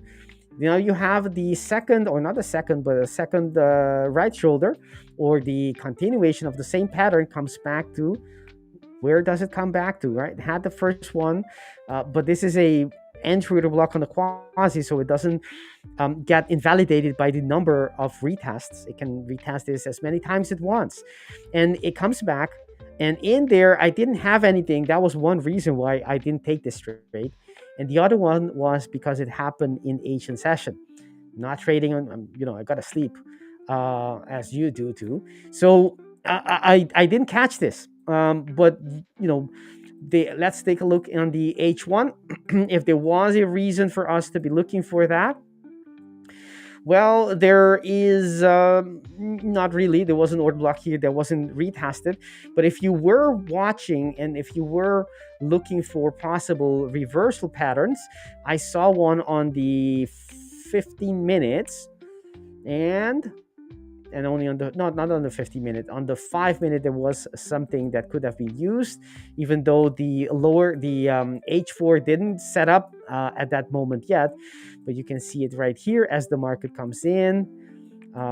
Here you got it, right? So you have the right there price coming back to retest a structure from before. It's not part of a quasi, I have to say, but it is, the extreme. So let me highlight it. Right, the market comes back to that area, and then you're looking for that reversal pattern as it is going to bounce it. At least that's what you assume, right? So you have the higher time frame. This would be the head. That's the lowest point from this move on. That means that we're going from this side all the way to the lowest point to the neckline, creates the head, breaks it, and that's when you have the quasi, right? The Quasimodo comes in, kind of asymmetrical. And you ask yourself, if this is a reversal, where is price going to reverse from? Look at the time. Happened in Asian session. I didn't catch this, but where would you be? Right, there's a beautiful overlap of two order blocks. There's nothing else. Well, there is one here, but it's above the 50% retracement. Comes back and moves out. Easy. Well, you gotta have all this pattern put out on your screen and be ready to get into the trade. To get in, perhaps you see the reaction first, and it starts breaking these highs, and you could then start in looking for the retest and the continuation, putting your stop below the structure that made you take the trade and target this high. Most likely that would make sense in terms of quasis. Looking to the left, looking for what levels have been reached before. That would be a beautiful target, and it would have hit beautiful as long as you trade that time frame. I mean, day of the time, I should say. And on pound yen, I was looking for, there was something I wanted to show you guys, and it was on the higher time frame. Remember 2 weeks ago we had a weekend gap because of some politician, some prime minister that refused, I suppose. Pedro knows more about this than me, but this is the gap that was created because of that news. There you got the gap. And yesterday you had a almost closure of that gap. That's market. There's a little tiny gap still, almost closed it, but that's beautiful to see, right? There we had a lot of people asking. Not all pairs have closed this gap. I believe there's one or two pairs, which dollar yen being one of them, that haven't. Maybe we should go to it. Hasn't come back to close the gap. Has not. So it's not all of them have done that. But many others have, including this move on pound yen. So after that happened, I wouldn't be, it's not part of my my plan to be trading anything related to that gap. If anything, I would be trading this entry or block on the quasi, because there is a quasi, right? That's the neckline. It breaks, it comes back to that area. It never reached it, or at least not yet. But that would be the area that I would be entering. You can see I only get to these extremes most of the times to get in. Pedro knows what I'm talking about, because you trade the same way. That's it. That's it on pound yen. And we saw it on gold. Maybe I should look forward, because what I showed was how the market reacted. I see this as gold as a nice attempt for the market to have a footing or a support to start looking back into higher prices. And maybe that's what the member in the chat meant about, a good place to get in for swings. I agree. I do agree, because for swing traders, you want to be seeing things on the daily, switching back and doing this kind of patterns, right? Creating, retesting, moving out, especially, and that would be the confirmation. If it takes out this high, you have a little beginning, a higher high, a higher low confirmed. You have a beginning of a trend, even though it's tiny, that could grow as time passes into something much bigger. So it's a good time to be considering perhaps something of a turn, price coming back to gold. Coming back, the bulls coming back to gold. So I like that. The idea that perhaps we're switching back. That was the pullback, and now we're trying to switch back, and we'll see if that is actually what is going to happen in the future. Let's take the chat to see what you guys are asking, requesting. Dollar, Australian dollar, US dollar. Let's take a look. You want to do that, perhaps, Pedro? Yeah, I can take a look at it. Just to concluding here on the dollar yen, because we had HB23 sharing his trade. I think it was around this level. Then he entered at 154, 132. So basically, really close to the top. Unfortunately for me, I put my order at the supply, and price never went there. Stop loss above the high, so that's basically what he did. And I think he's looking for a target next to these lows. To be honest, I think if price does go close to these lows, I think there's a high probability that we may have a little bit more of a move to downside, and price may not just stop at this level. I think this low was good enough just for a bounce, but price now respecting this double top, these highs in here, and start moving to downside. I think this is going to be more of an engulf to the downside, and eventually expecting price to move a little bit further down, even if it is just to test a little bit closer to this next structure. So personally, yes, I would have closed part of the position still within this structure, but then I would have some running more towards to the next level, which would be somewhere in there, or price can even go further down after that. But that was just on dollar yen. So good trade. If price does go back to the highs, I may still be tempted to look for another short. Let's see if that happens or not. Not sure if that's going to happen. But in terms of the Aussie dollar, who asked for Aussie dollar, we have Rito Basak. If you could also, so guys, when you do share or ask for questions about a specific asset, it would be great if you could share at least the time frame that you are looking for, if you are looking for shorts or for longs as well, or even if you want to be a bit more specific in sharing maybe the exact levels that you are looking either to get long or a target. That would be great, because that helps me and Vitor to be more specific on the analysis that you are asking, because maybe you're asking for the 1 minute on the Aussie dollar, and I'm going to be doing analysis on the 4 hour, and that's maybe not that much valuable for you, right? So so what do we have on the Aussie dollar? Aussie dollar was an interesting one. What do we have? Aussie dollar is becoming more. It's trending in a range. Let's just say it like that. I think it's a little bit quite obvious that you can see that. We have all this structure from the past where price respected quite nicely. We had a really good run to the upside. Price respected really nicely this new range as well, kind of in alignment with this left shoulder, in another vision, this almost would be, or would look like almost as a Quasimodo, but it's not. But it is still around this previous structure that was created on the left side, and price has been bouncing several times on the right side from that level. So after that, we did manage to go all the way down, and without really much retracement whatsoever. Price is literally in a straight line to the downside, respecting once again this level. Okay, so maybe this was still a fresh demand zone that we still had in here. I like the fact that we had all these lows at least to manipulate or to create liquidity, to go a little bit manipulate those lows into this fresh demand zone, which was nice. It was actually a nice move.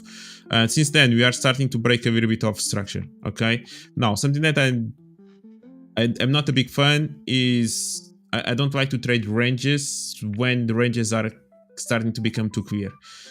What I mean by that is if you do have a rectangle in here and price starts bouncing in between these levels many times, I like to trade this level, I like to trade this level, maybe I still like to trade this level. After this, I start not really enjoying to trade triple bottoms or maybe a little bit of those double top or something like that, because then I'm expecting eventually that price will manipulate at least some of these either tops or bottoms, and then it can even go back into it. And if it does that, then I may still look for a short again. But at least I'm starting to wait for some kind of manipulation to be expected in here. And now we already have price at this point now bouncing between from this level several times. You have this good level that price already reacted once again, and now it's reacting from the third time. Something that tends to happen in here as well is that sometimes price starts to become more become shorter. If you look at how wide or large the moves are from one side to the other, they start now becoming a little bit smaller eventually. So at this point, I'll be more waiting to see if eventually now price will break either below this structure or eventually above this structure. If you still want to trade ranges, this will be kind of the most simple thing. It will be trying to go long again from around this level and try to trade it all the way back into here. I wouldn't be trading anything in between. Okay, I don't like to trade on the 50% levels, especially when there is no clear direction. And at this point, there is no clear direction, at least on this 1 hour time frame. If you start looking a little bit backwards or into the higher time frame, maybe do have some direction at around here. But as you can see, price has been actually ranging for quite a long time at around these levels during this year. So it's a bit of a mix at this point on the dollar, on the Aussie yen, and that's kind of the reality. I would prefer maybe to look at the New Zealand dollar, which is an asset that it can be quite correlated, but as you can see, it's not in a range. Like basically Aussie dollar, imagine that it was just trading in between this level. New Zealand actually is approaching maybe an interesting low or demand zone that then you can maybe try to look for a potential long from around this level. So maybe I'll be actually more tracking New Zealand and trying to find a long from around this zone in here, and I would leave Aussie dollar on the sidelines at this point. That's basically what I'll be doing. Now, if you're looking into 1 minute time frame or something like that, that's a different story. In that case, maybe you can find some supply level that's maybe fresh around this level. Maybe you can expect a little bit of a bounce and maybe trade from here to there, and that's it. But at this point, I'm not really interested in anything on the Aussie where price is right now. Yeah.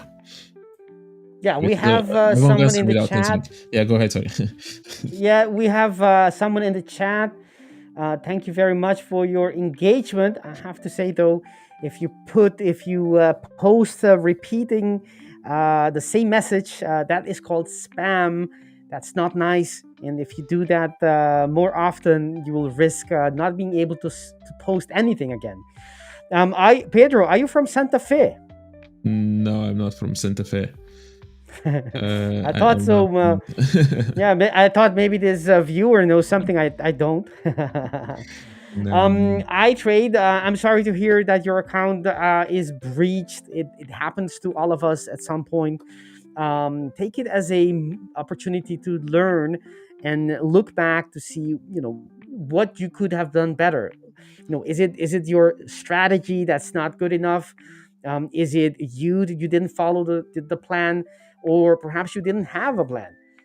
check back to see how you could be better, improve yourself, and don't see it as something negative. It's just an opportunity to learn better.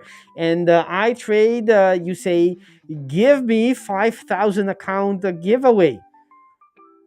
That's bold.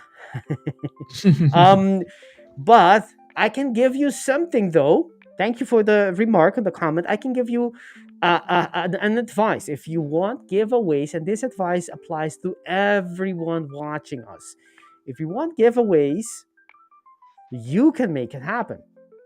Because when we hit 90,000 subscribers, we're going to have a massive giveaway, and that is in your hands. So, if you subscribe to our channel, if you haven't done so yet, and if you did, tell your neighbors, your family members to subscribe as well, and we will hit the 90,000 as quicker. So that's my advice to you, and keep watching, keep thinking about reflecting about how you can improve your trading, because trading is all about becoming better, becoming better than your yesterday self. That is what it is all about. There is, I think you looked at, if I'm not mistaken, on the Aussie dollar. I'm gonna switch to mine, Santa Fe Pedro. We're gonna be going to Aussie dollar, US dollar. That's a beautiful quasi. Look at that baby. Woohoo! Look at that reaction. I don't trade the Aussie dollar, but I mean, look at that. That's an amazing reaction. That's the head, left shoulder. That's the neckline. It breaks it, goes its way. You just leave it. You just let it run. And sometimes, not always, it comes back and reacts to these structures. Lovely, lovely. And then you can look to the same thing. Look at this. That's the fractal nature of the market, right? Let's take a look. Quasi within the quasi. Happens all the time. That's the left shoulder, or maybe this is the left shoulder. If that would be the left shoulder, then the neckline would be here. But I would consider this to be the left shoulder, right? That's the established downtrend. The head, it breaks it. And guess what it does before this tells you this is the break of structure. It tells you it wants to go up, but it doesn't go up first. It goes down. And actually, where does it go down to? Yeah, that was the one. Oh, that is beautiful. You see, I spent my time with euro-dollar on the pound dollar and dollar franc Swiss, when actually the Aussie actually provided the price action I was looking for. Oh, that's like the bread that is fresh from the oven. Exactly. Oh. With garlic butter on it. That was the price action I was looking for on the pound, on the Aussie dollar franc Swiss, and so on. Oh well. Beautiful.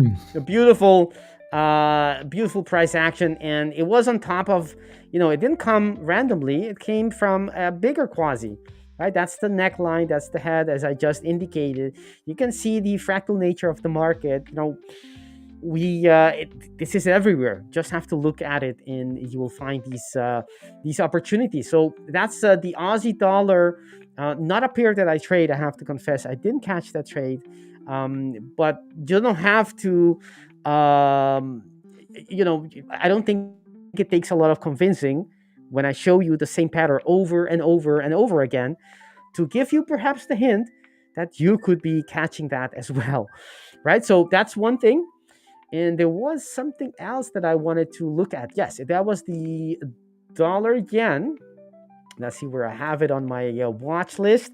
Remember, guys, to hit the like, subscribe button as we are going through our stream. There's about 52 minutes still in this stream, but fear not, we have a Portuguese stream later on, right? Yes, we do.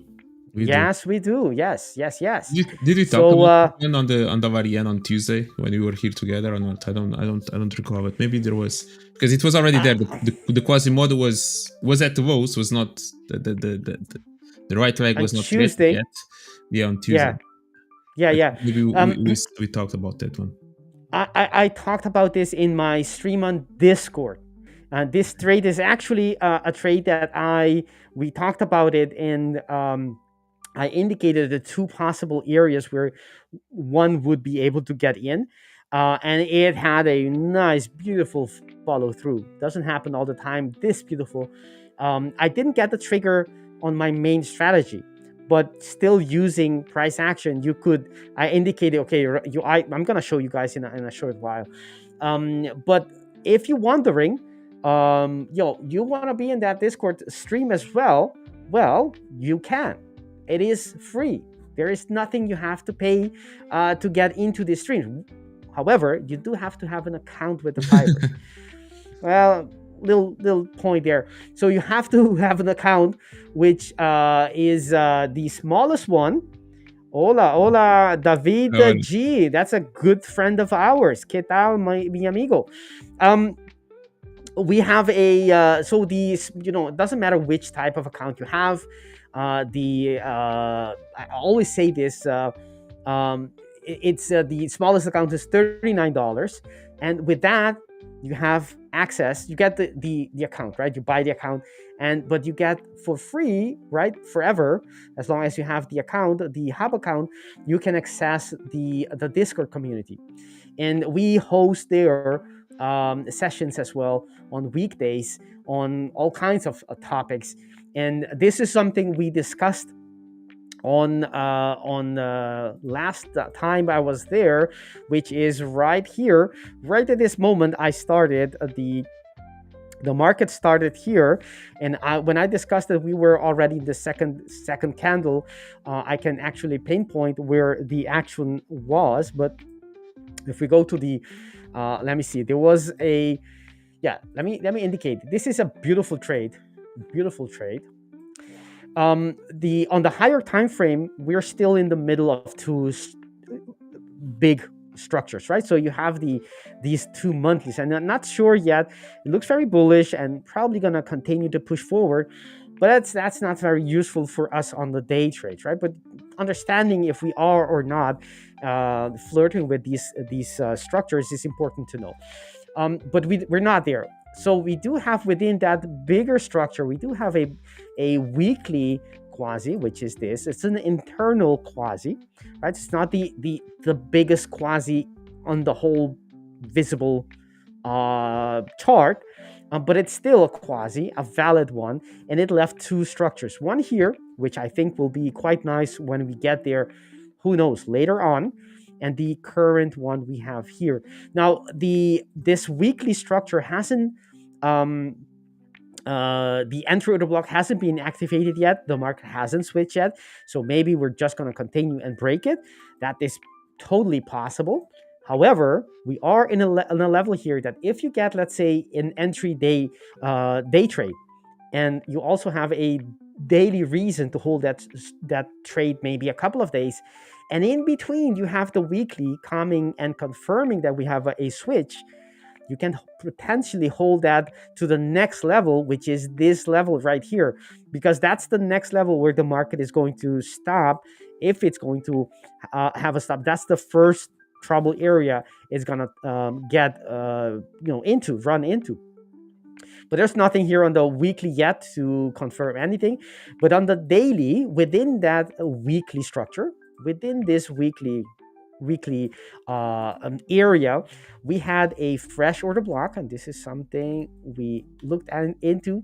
We had a fresh order block that was created and then retested on Wednesday. It was basically retesting that order block, and this is the exact price action you want to be seeing after you get into these retests, where the market reverses and then follows through to the to the downside in this case, because it's a bearish structure. So that's the one reason. So you have the daily reason, and because of that, you can target basically the next structure in the same time frame in the opposite direction, which would be this daily order block.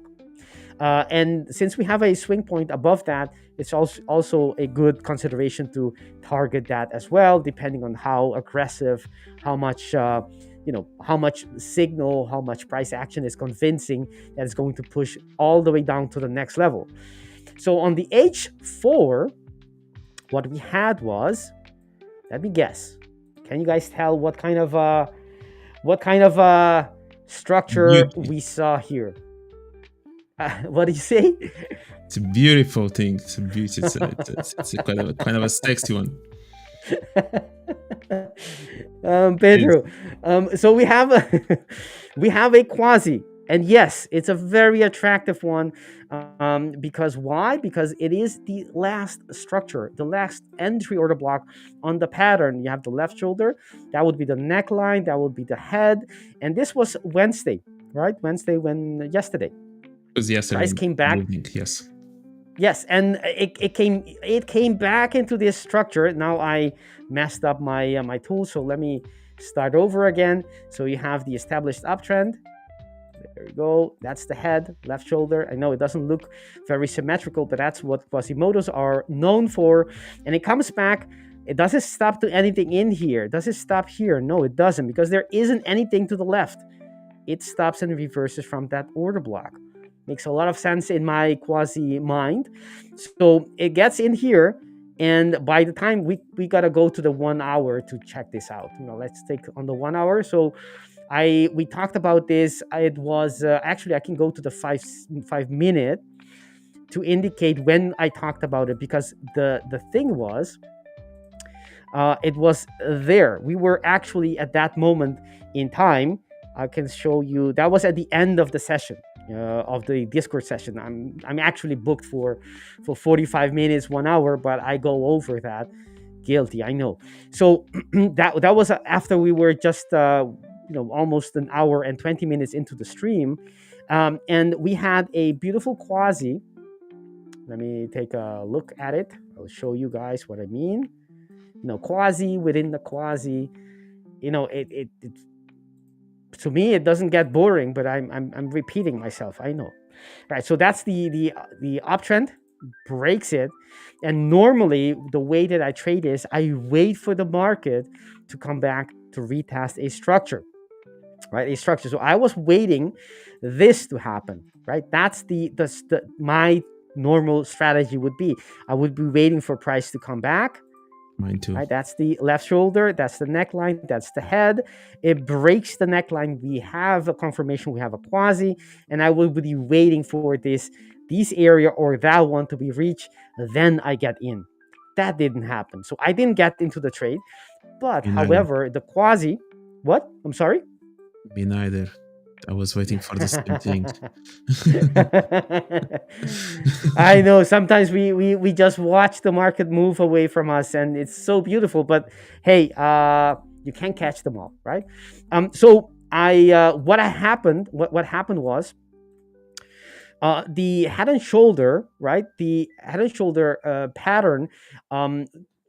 We already it doesn't always retrace above the 50% retracement. That's a filter that I chose to use. Sometimes it's much less than that. And actually, let me zoom it in. It had a retracement, right?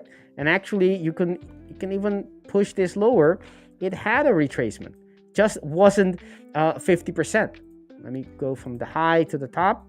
It didn't reach 50%, but it did have a retracement, and that's it. Once you get in, you have the quasi. Even though it's not beyond the 50% retracement, even though it's not that kind of a quasi, it's still a quasi, and it indicates that the market, wants to reverse. It is reversing, and on that, when we broke that level, that quasi level right there, I told those who were in this trade, I told them, you could just as easy, or I don't know if I said just as easy, you could just enter here if you don't want to be all selective, and you put your stop above the head or above the impulsive candle that broke the structure. And this is where I was when we were in the Discord, and look at that, the reaction we had, and the trade is still on,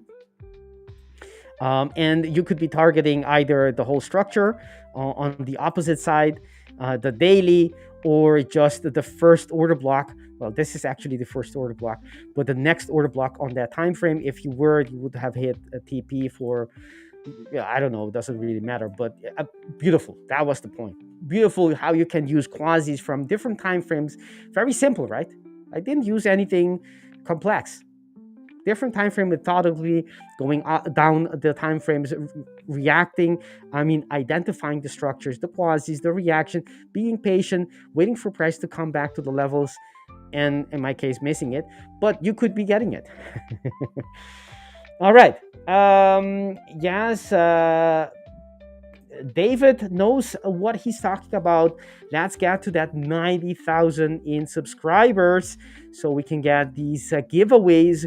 We'll be giving out a lot of accounts. I don't know the exact number, but it's going to be a lot. So if you want to have a chance at winning an account, an actual account at the 5ers that you can be trading and be passing, showing your skills as a trader, then hit the like button, subscribe to the channel, and that will make it happen.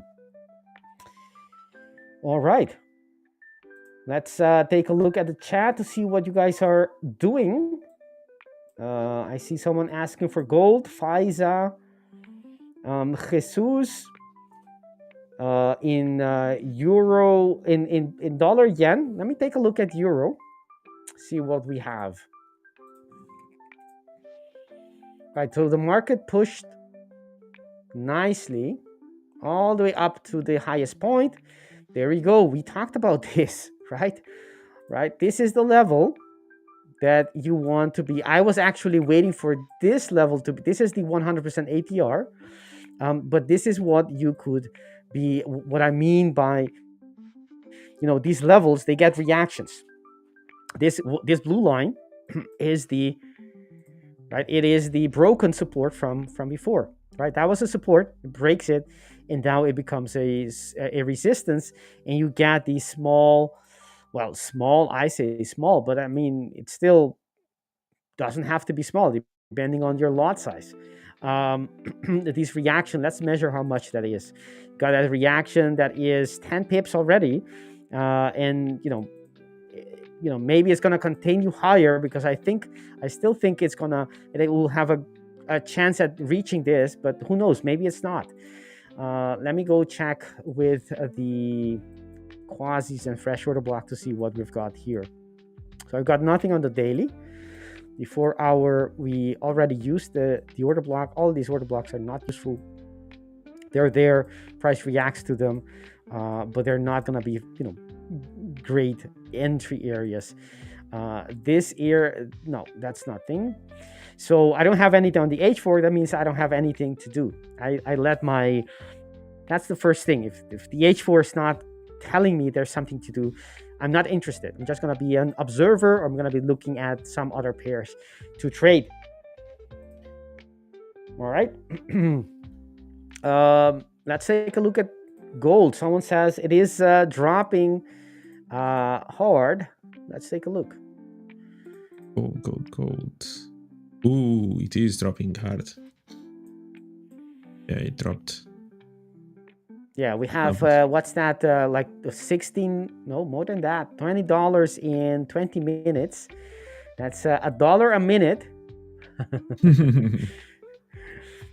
Yeah, breakout, and it's probably coming back to that breakout level, right? Let me take a look. Yeah, looks like that. Actually, from the left, that's also, it's coming back into the same range. I'll come back to gold in a short while. Let's finish with EU, if that's okay with our viewers.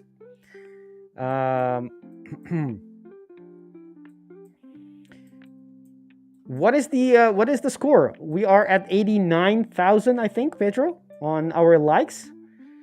Tell me, how many? Are we at the 89, right? 89 subscribers already, right?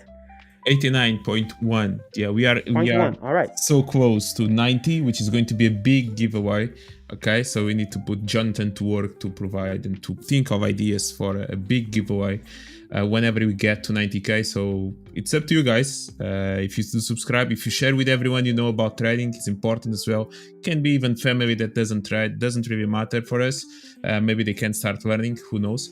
But share the live stream, share our channel with everyone, because yes, that's a way to get giveaways, is exactly by achieving these marks. So the next one is 90k, and they're really close to it. 900 subscribers. You guys can do that. That's easy. 900. Yeah, that's quite easy. Only 900s.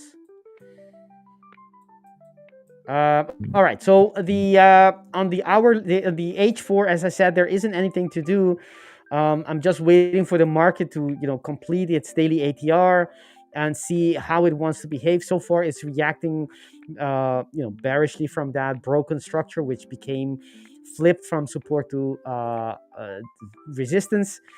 Next structure here of importance is all the way down here. That's not going to help us a lot currently. I don't think that's going to be relevant for today. On the 1 hour, do we have another structure there? But it's not really. We're still, market structure still making higher highs. Nothing happened here. On the 15-minute, the neckline or the break of structure is all the way down here, even on the 15-minute. And so to me, there isn't really a lot to do. We had a break of structure here. Not even. That's all the way down there. So to me, it's still bullish. I know it looks scarily bearish, that reaction, but to me, it's not done yet. It's probably going to be pushing down to then push back up for a second time. Whether it's going to be a maker higher high or not, which I think probably it would at the end of the day.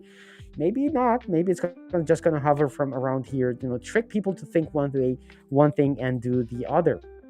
We'll see. If it starts breaking that line, then I'll readjust my ideas on it. But so far, I don't really see a reason to do anything. If I didn't trade this, but if I would go to the 1 minute and trade the reaction that we happened right here. And one way to do that is, as you can see, the market pushes through the line right here, pushes through it, and it leaves what look at this. Look at this, beautiful. Look at this. Okay, all right. So you have the price closing on the 1 minute above this line. It creates the order block, and what does it do? Look at that. Look at that. Look at that. Bingo. Take a short from, once you see that, take a short from, no, that's the other side. A short, I said, right? So take a short from there, put it above that. You go 1 to 1, 1 to 2, it's up to you. Easy.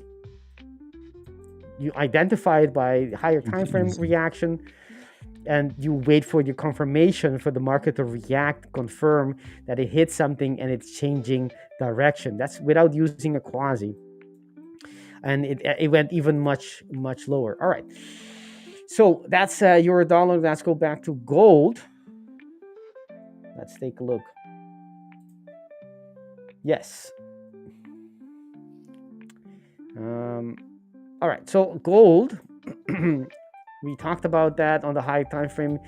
There isn't a lot to see on the daily. We have a first reaction of this fresh order block. Other than that, there isn't. For the whole reversal, this is the target, and it hasn't completed yet. So basically, I would wait for this. I would assume, you never know this, but I would assume that this is where the market wants to go. Before it gets there, it might go there in one leg, or go back to retest and use these structures it may have left behind on its way going up, right? That would be my working assumption. So if that is true, then we can go and indicate and see what structures it left behind. That's on the H4, and this one as well. Well, so we have this one has been mitigated. What did I do? There. So this one has been mitigated already. So this falls off. even it's still there and might be used in the future, but to me that's not the better one. So you want to be using something that's still fresh and hasn't been mitigated yet. So you go to the H2 and you get some refinement right there. Good for you, David. Good for you. Now your wife and kids are all subscribers. That's the spirit. That's the spirit. It's probably my recommendation. I just said that you can share with your family members, friends, and pets. So it's going. Thank you, David. You're following the recommendation. That's really good. That's really good. Yeah, that's the what we want to be seeing. Let's everyone join the bandwagon. Exactly. All right, so we have there's the level, and I would be interested. That's not the tool. Let's take so I would be interested in price coming back to this level, that area, that small area right there. And that's where I want to be seeing price, observing price to see how it wants to react, what it wants to do, how it behaves in there. And that's it. Actually, this level is, that is the level. So I'm going to be waiting for that. And let's see if we have something to the left. Do we? No, that was the last structure. Went through it. There isn't anything here, is there?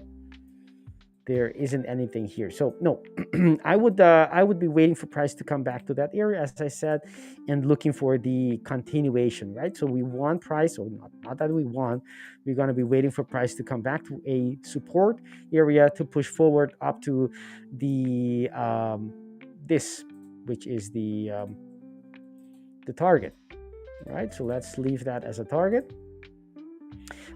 So that means that we're going to be targeting that or something in between. And since that's happening, there isn't anything to do currently. Let me see if we have something else we can, let's see. All right, so this area is also part of a quasi, possibly. Actually, it is part of a quasi. Let me take a look. This is an internal quasi. I don't. The best things are to trade the external ones, but I mean, if it helps you, it can pinpoint the levels a little bit better, right? So you're only considering this part of price action, not the bigger. That's why I mean by internal, because you're not using the whole range. This is the range, the whole range, but you're using a internal pattern, a smaller pattern. Let me take a look. So is it visible on the 2? Yes, it is. This is looking good. All right, so this is the neckline.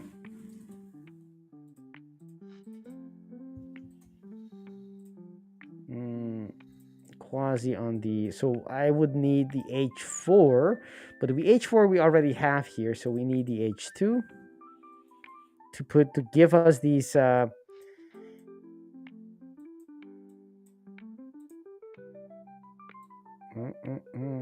actually, no, I don't have an H4, just an H2. Okay, so the H4 is the fresh order block, the H2 is this quasi right here, right? That's the break of the neckline, and then we're going to be looking for, that's one on the H2, and the second is right here, but it's an overlap.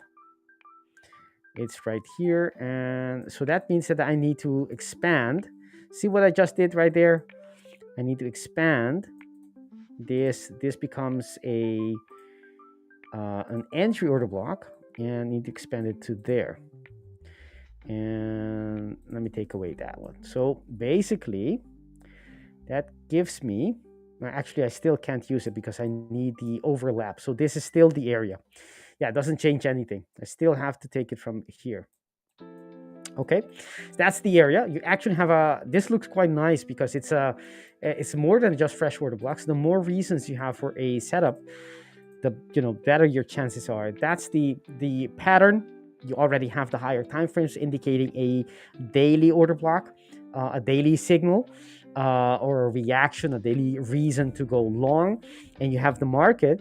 This is the 50% retracement. As you can see, the entry order block on the H2 is, for the most of it, is below that 50% retracement. So in my book, it's a there is actually more to it. I didn't see that before. Yeah, but still doesn't change anything. Yep. Okay. So there's plenty of reasons for price to come back to this area and bounce if it does. This is going to be then the trade. This is the top of the reversal pattern. But on the higher time frame, since we have the daily on our side, we can target the next level, which would be that. Beautiful. So I would be taking something if. Don't forget that if it signals, if it reverses on the lower time frame, I'll be taking that trade. Okay, so let's take a look on the lower time frame if we see anything from now on. Do we have a quasi in here? So I'm gonna be taking off this fib so you guys don't get confused. Right. Right. So let's take a look. Do we have enough reasons already?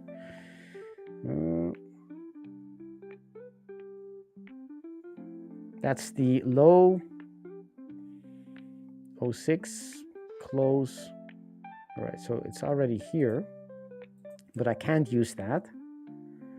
So this is not useful. There's one area here, but it's not useful. And we have another one here. That one is useful. And another one right here. There. All right. Now, the next thing, 3, makes me think of Bob. 3 little birds here where I would be waiting, actually just 2, because this one is not useful. Okay, so I would be waiting for price to come back, and I want to see a reaction either from, if it reverses before getting there, then obviously I'm not going to partake into this feast. It's going to go without me. You can have all the pie. I will be sitting and watching. But if it comes back and it reacts, it can squeeze, but still, as long as it doesn't invalidate them, if I see this kind of price action, then that's where I want to be getting in, right? Because I understand that it's reversing and it makes all sense because it's all aligned. Or if it does it some other time frame, but related to these structures, these entry order blocks, and I would be able to get in there, put my stop either below the head, wherever that may be. So if it's a little bit lower, you want to be putting it below the order block, and then targeting to begin with this high, and you want to be checking if you can hold it all the way through the daily target as well. That would be a nice setup for our viewers. Do not copy me. Apply your own skills, your own analysis. This is just an idea to look for. Yeah, gold is just in the range. We'll see what gold will do. We will see. Thank you, guys, for being so nice to me. You're making me blush. It's true, though. It's true. All right. Can confirm that. Yeah, Peter asking about Bitcoin. No. Bitcoin asked about Bitcoin before. It was Svastan. Okay. Yeah. Double check Bitcoin. Would you like to do that, or would you like me to take just Bitcoin? a quick look. I can take a quick look because Bitcoin definitely went into a big move to the downside. And on my book, it kind of filled the initial range that I've been looking for. To be honest, which was interesting. It was kind of around this level, around again 100k mark. I think that 100k it can be one of those levels that Psychological? everyone is psychological levels that everyone is looking for. Either it's going to work now as a support, or if we actually break and confirm the break below it, it may work a little bit as a resistance. So price is still holding it, or kind of went slightly at the 99 something, but then it jumped quite quickly above it, still respecting this low at around this level. After that, price basically at this point, the way I look at it, is respecting just the most recent supply that actually was the origin of that big move to the downside. So for any longs, or to confirm a little bit more of a move away from this level, in my opinion, I think we do need to break above this structure. So maybe above these highs, I think that would be necessary to start showing a little bit more of intention to go higher. Otherwise, price could just slowly go here and eventually actually take these lows at around this level. So for anyone that is bullish and wants to go long on Bitcoin at around this level, this may be an interesting level to try to go for. Maybe it's some kind of price action. Again, I'm not the biggest fan of this. Of this double bottom. I'm not the biggest fan, but maybe price could maybe go a little bit below this level and find something like that, and maybe you can try to go long. But I would prefer to see at least this one being taken, and then try to look for a long at around here. And this is going to be quite quickly, to be honest. If price does break below this level, basically we are wrong on your analysis, and I think a new shift in Bitcoin can start happening, and then maybe we can start shifting into where to look for sales. We may have a little bit of a reaction straight away below this liquidity, because we do have these double lows, and usually price finds some structure immediately after that to have a little bit of a bounce, but usually then that continues. Basically, pound dollar was kind of a similar example that we just had at around this level. And if we do break below this level, I think I'm going to be looking for at around this 88 mark. So basically, price coming back into this level. After that. But there you go. If price does end up respecting still this level, again, Bitcoin at this point is more mature. There's many big investors investing on it. So maybe they want to indeed protect some certain level, or maybe they actually just wanted to push a bit cheaper so they can even buy more, which could also be interesting. In addition to Bitcoin, then we can look at crypto total market just to see what's going on in there as well. You see this again, they are quite correlated. Something that you can use in this case is trying to see the levels where either Bitcoin or crypto total market are reacting from, and maybe in this case, the way I look at it, actually could go, maybe it's reacting from this small demand zone in here at around this level, but maybe could go a little bit lower into this bigger one at around 3 trillion. 3 trillion is basically almost the same thing as 100k on Bitcoin at this point. So that could be maybe a continuation to downside until price may get a little bit closer to this level. If you actually just look at price action at the chart, it looks like, especially in this one, it looks like it starts to become a kind of a bearish pattern, or a bearish trend. We are breaking lows and basically respecting the previous highs. So this starts to become a little bit of a bearish trend in here, and maybe price wants to go all the way and fill all this. Who knows, at least get close to this level. In here, with this level, it will be equal basically to those 87 mark on Bitcoin. So that would be something to pay attention in regards to these two. Then if you want to, could go into Ethereum and so on to try to find out our opportunities and look at the Ethereum Bitcoin as well and so on. But Bitcoin, again, it's such a strong level, this 100k, price can still end up respecting it. However, it starts to look a bit weak as well. So we may want to go a little bit lower before pushing higher. And if it goes over, perfect for many people that may be interested in looking even to invest long term on Bitcoin. So that could be interesting as well. That would be my take. That would be my take on Bitcoin. All right, I'm gonna switch to mine because I don't have a lot to say, but we can still look at Bitcoin from a little bit of a different perspective. But probably coming to the same conclusions. We have, microstructure is bullish, higher highs. This is on the monthly time frame, and on this time frame, there isn't anything currently here stopping price going lower. Right, the last bullish structure we have that was function as a line of support is all the way down there to starting at 84,000 up to 74. That's on the higher time frame though, so don't get scared yet. So on the weekly time frame, we do have an order block here, but as you can see, it's not fresh and it has already been mitigated. And the reaction we had was too little, actually, meaning that the buyers, it's not triggering buyers to come in. Now you have a little bit of a liquidity sweep right there, as you can see with that wick. But it all depends if we're, that's a good sign as long as you can see on the lower time frame, follow through. So that's the question. Are we getting that follow through? We'll take a look at the lower time frame to see what we're talking about. But on the weekly time frame, once this order block has been cleared, if we don't get that follow through and we keep on being weak and it gets broken, the most likely thing that would happen is we'll break through it and then continue. And as you can see, there isn't a lot to the left to stop price all the way, to that $80,000 mark, 84 to 74. That's not good news if you're holding Bitcoin.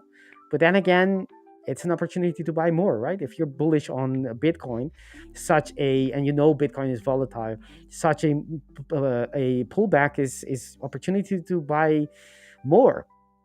If you go to the daily time frame, there was an internal quasi. By internal, I mean this quasi, right? Which is the reversal, which is inside of a bigger quasi. Okay, so the bigger one, which would be the external one, and here we had, let's take a look at the internal first, right? So that wasn't what I wanted to take away. Yeah, there we go. The first possibility for a reversal was this quasi, which it's not actually. Let me move this away. Mark it like so. Right, so that's the quasi, right? The left shoulder, the head, the neckline, it breaks it, it comes back. Beautiful, by the way. Look at that reaction. Beautiful quasi reaction. Goes and makes it another high, and now it had the second time around to use the same structure. Did have a reaction. You could have used it, but as you can see, it was stopped in its track at the next structure. Look at that order block right there. There's nothing in between. At least up here we had some, but there's nothing else in between, and that's where the market reverses, right? That's very technical, in very technical terms, telling us that the market is continuing its path to the downside, and it takes out that low. And if you look to the side, to the left, there isn't anything in the head. There isn't a structure here, at least not on the daily time frame, the one that is relevant for this time frame. Meaning there isn't actually, the quasi to the left is headless. It's a headless. Well, it's not headless. There is a head here, but there's no structure in that head.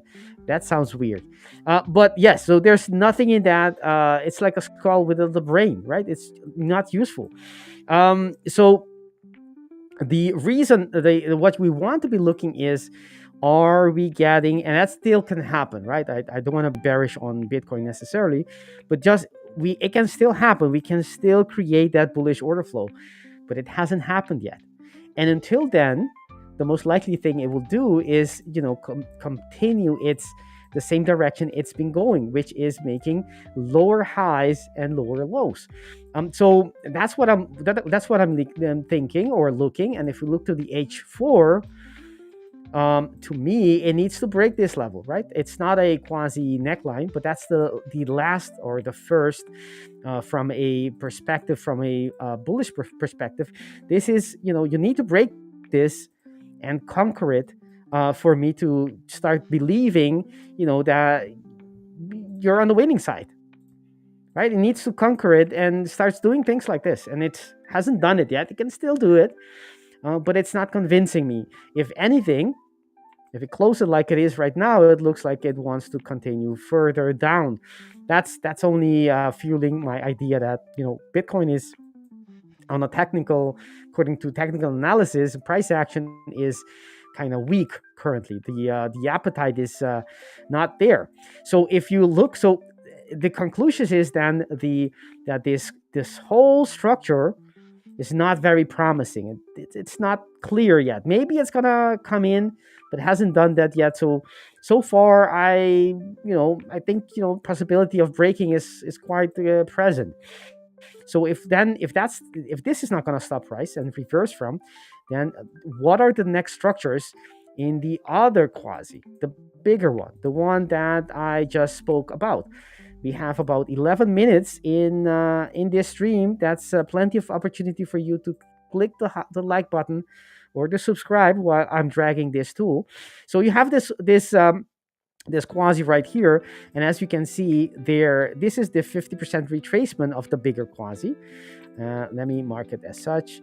Mark it here, there, and I'm gonna take this out so you don't get too confused by it. So you can see that above, in this case below the 50% retracement, there are only 3 areas where price, it can do whatever it wants, but these are according to the lag it left, the evidence it left behind, these are the 3 areas that make sense. Now, the lowest one is the best one because it's also where the weekly structure is. Look at that. And it's also where the monthly is. So that's the area for sure. If it gets there to around 84 to 74, that's where you want to be. If you're an investor, that's a really good place where you want to be looking for price action to reverse back. And as soon as it is confirming that, you want to be getting in.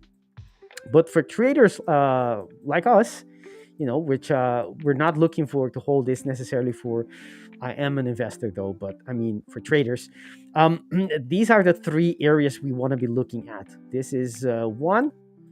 Now this one doesn't have anything related to any other time frame, so that's the least of them all. And I can see price coming in, squeezing that structure without invalidating it, touching perhaps the higher time frame, and then have the reaction you want. So that's interesting as well. And obviously, I already said it, the structure below, which is quite wide and not great as an area to be looking at. So I'm looking at these two more than anything else.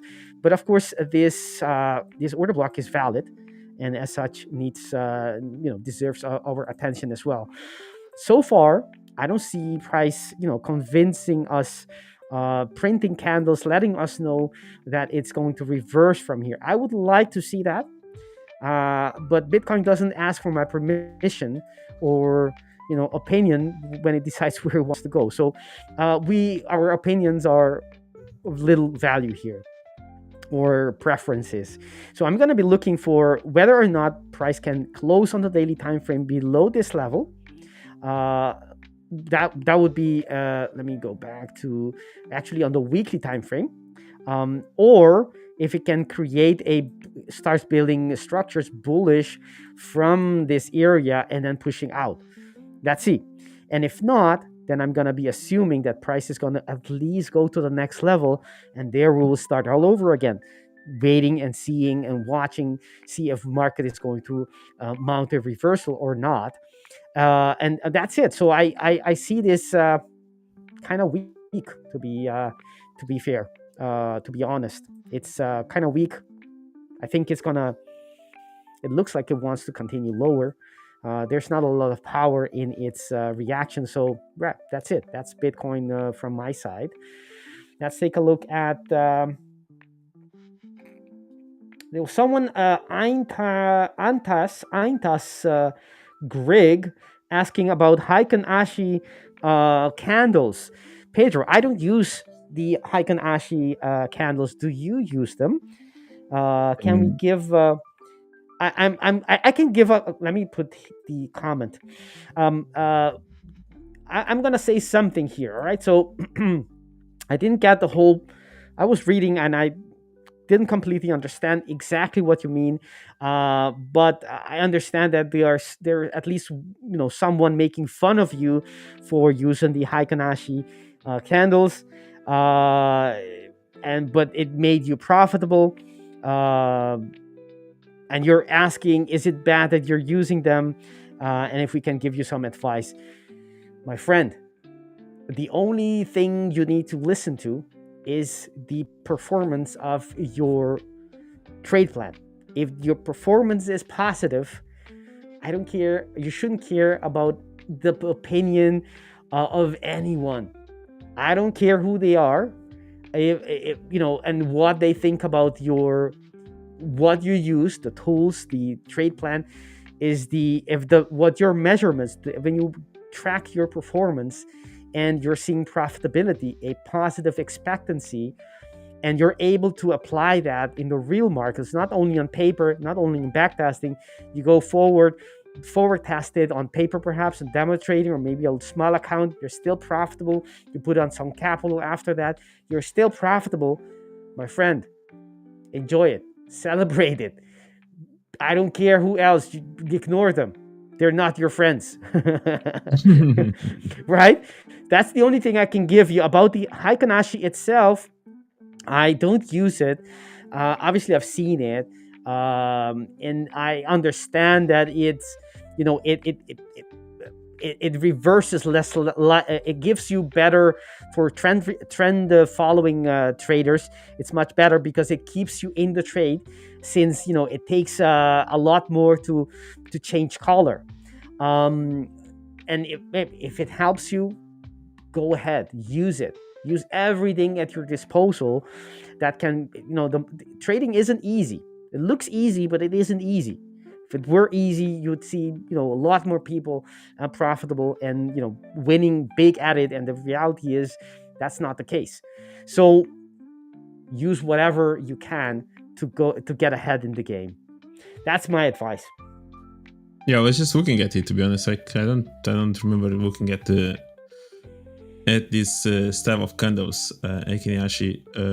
So basically what it does is it makes it difficult. It waits for an engulf candle to turn green or the other color. Is that what it does in here? I don't. I'm not sure, to be honest. I don't know what the formula is, but what I do know is that I think it works sort of like a range. It needs to, really reverse before it changes color. It doesn't reverse as easily.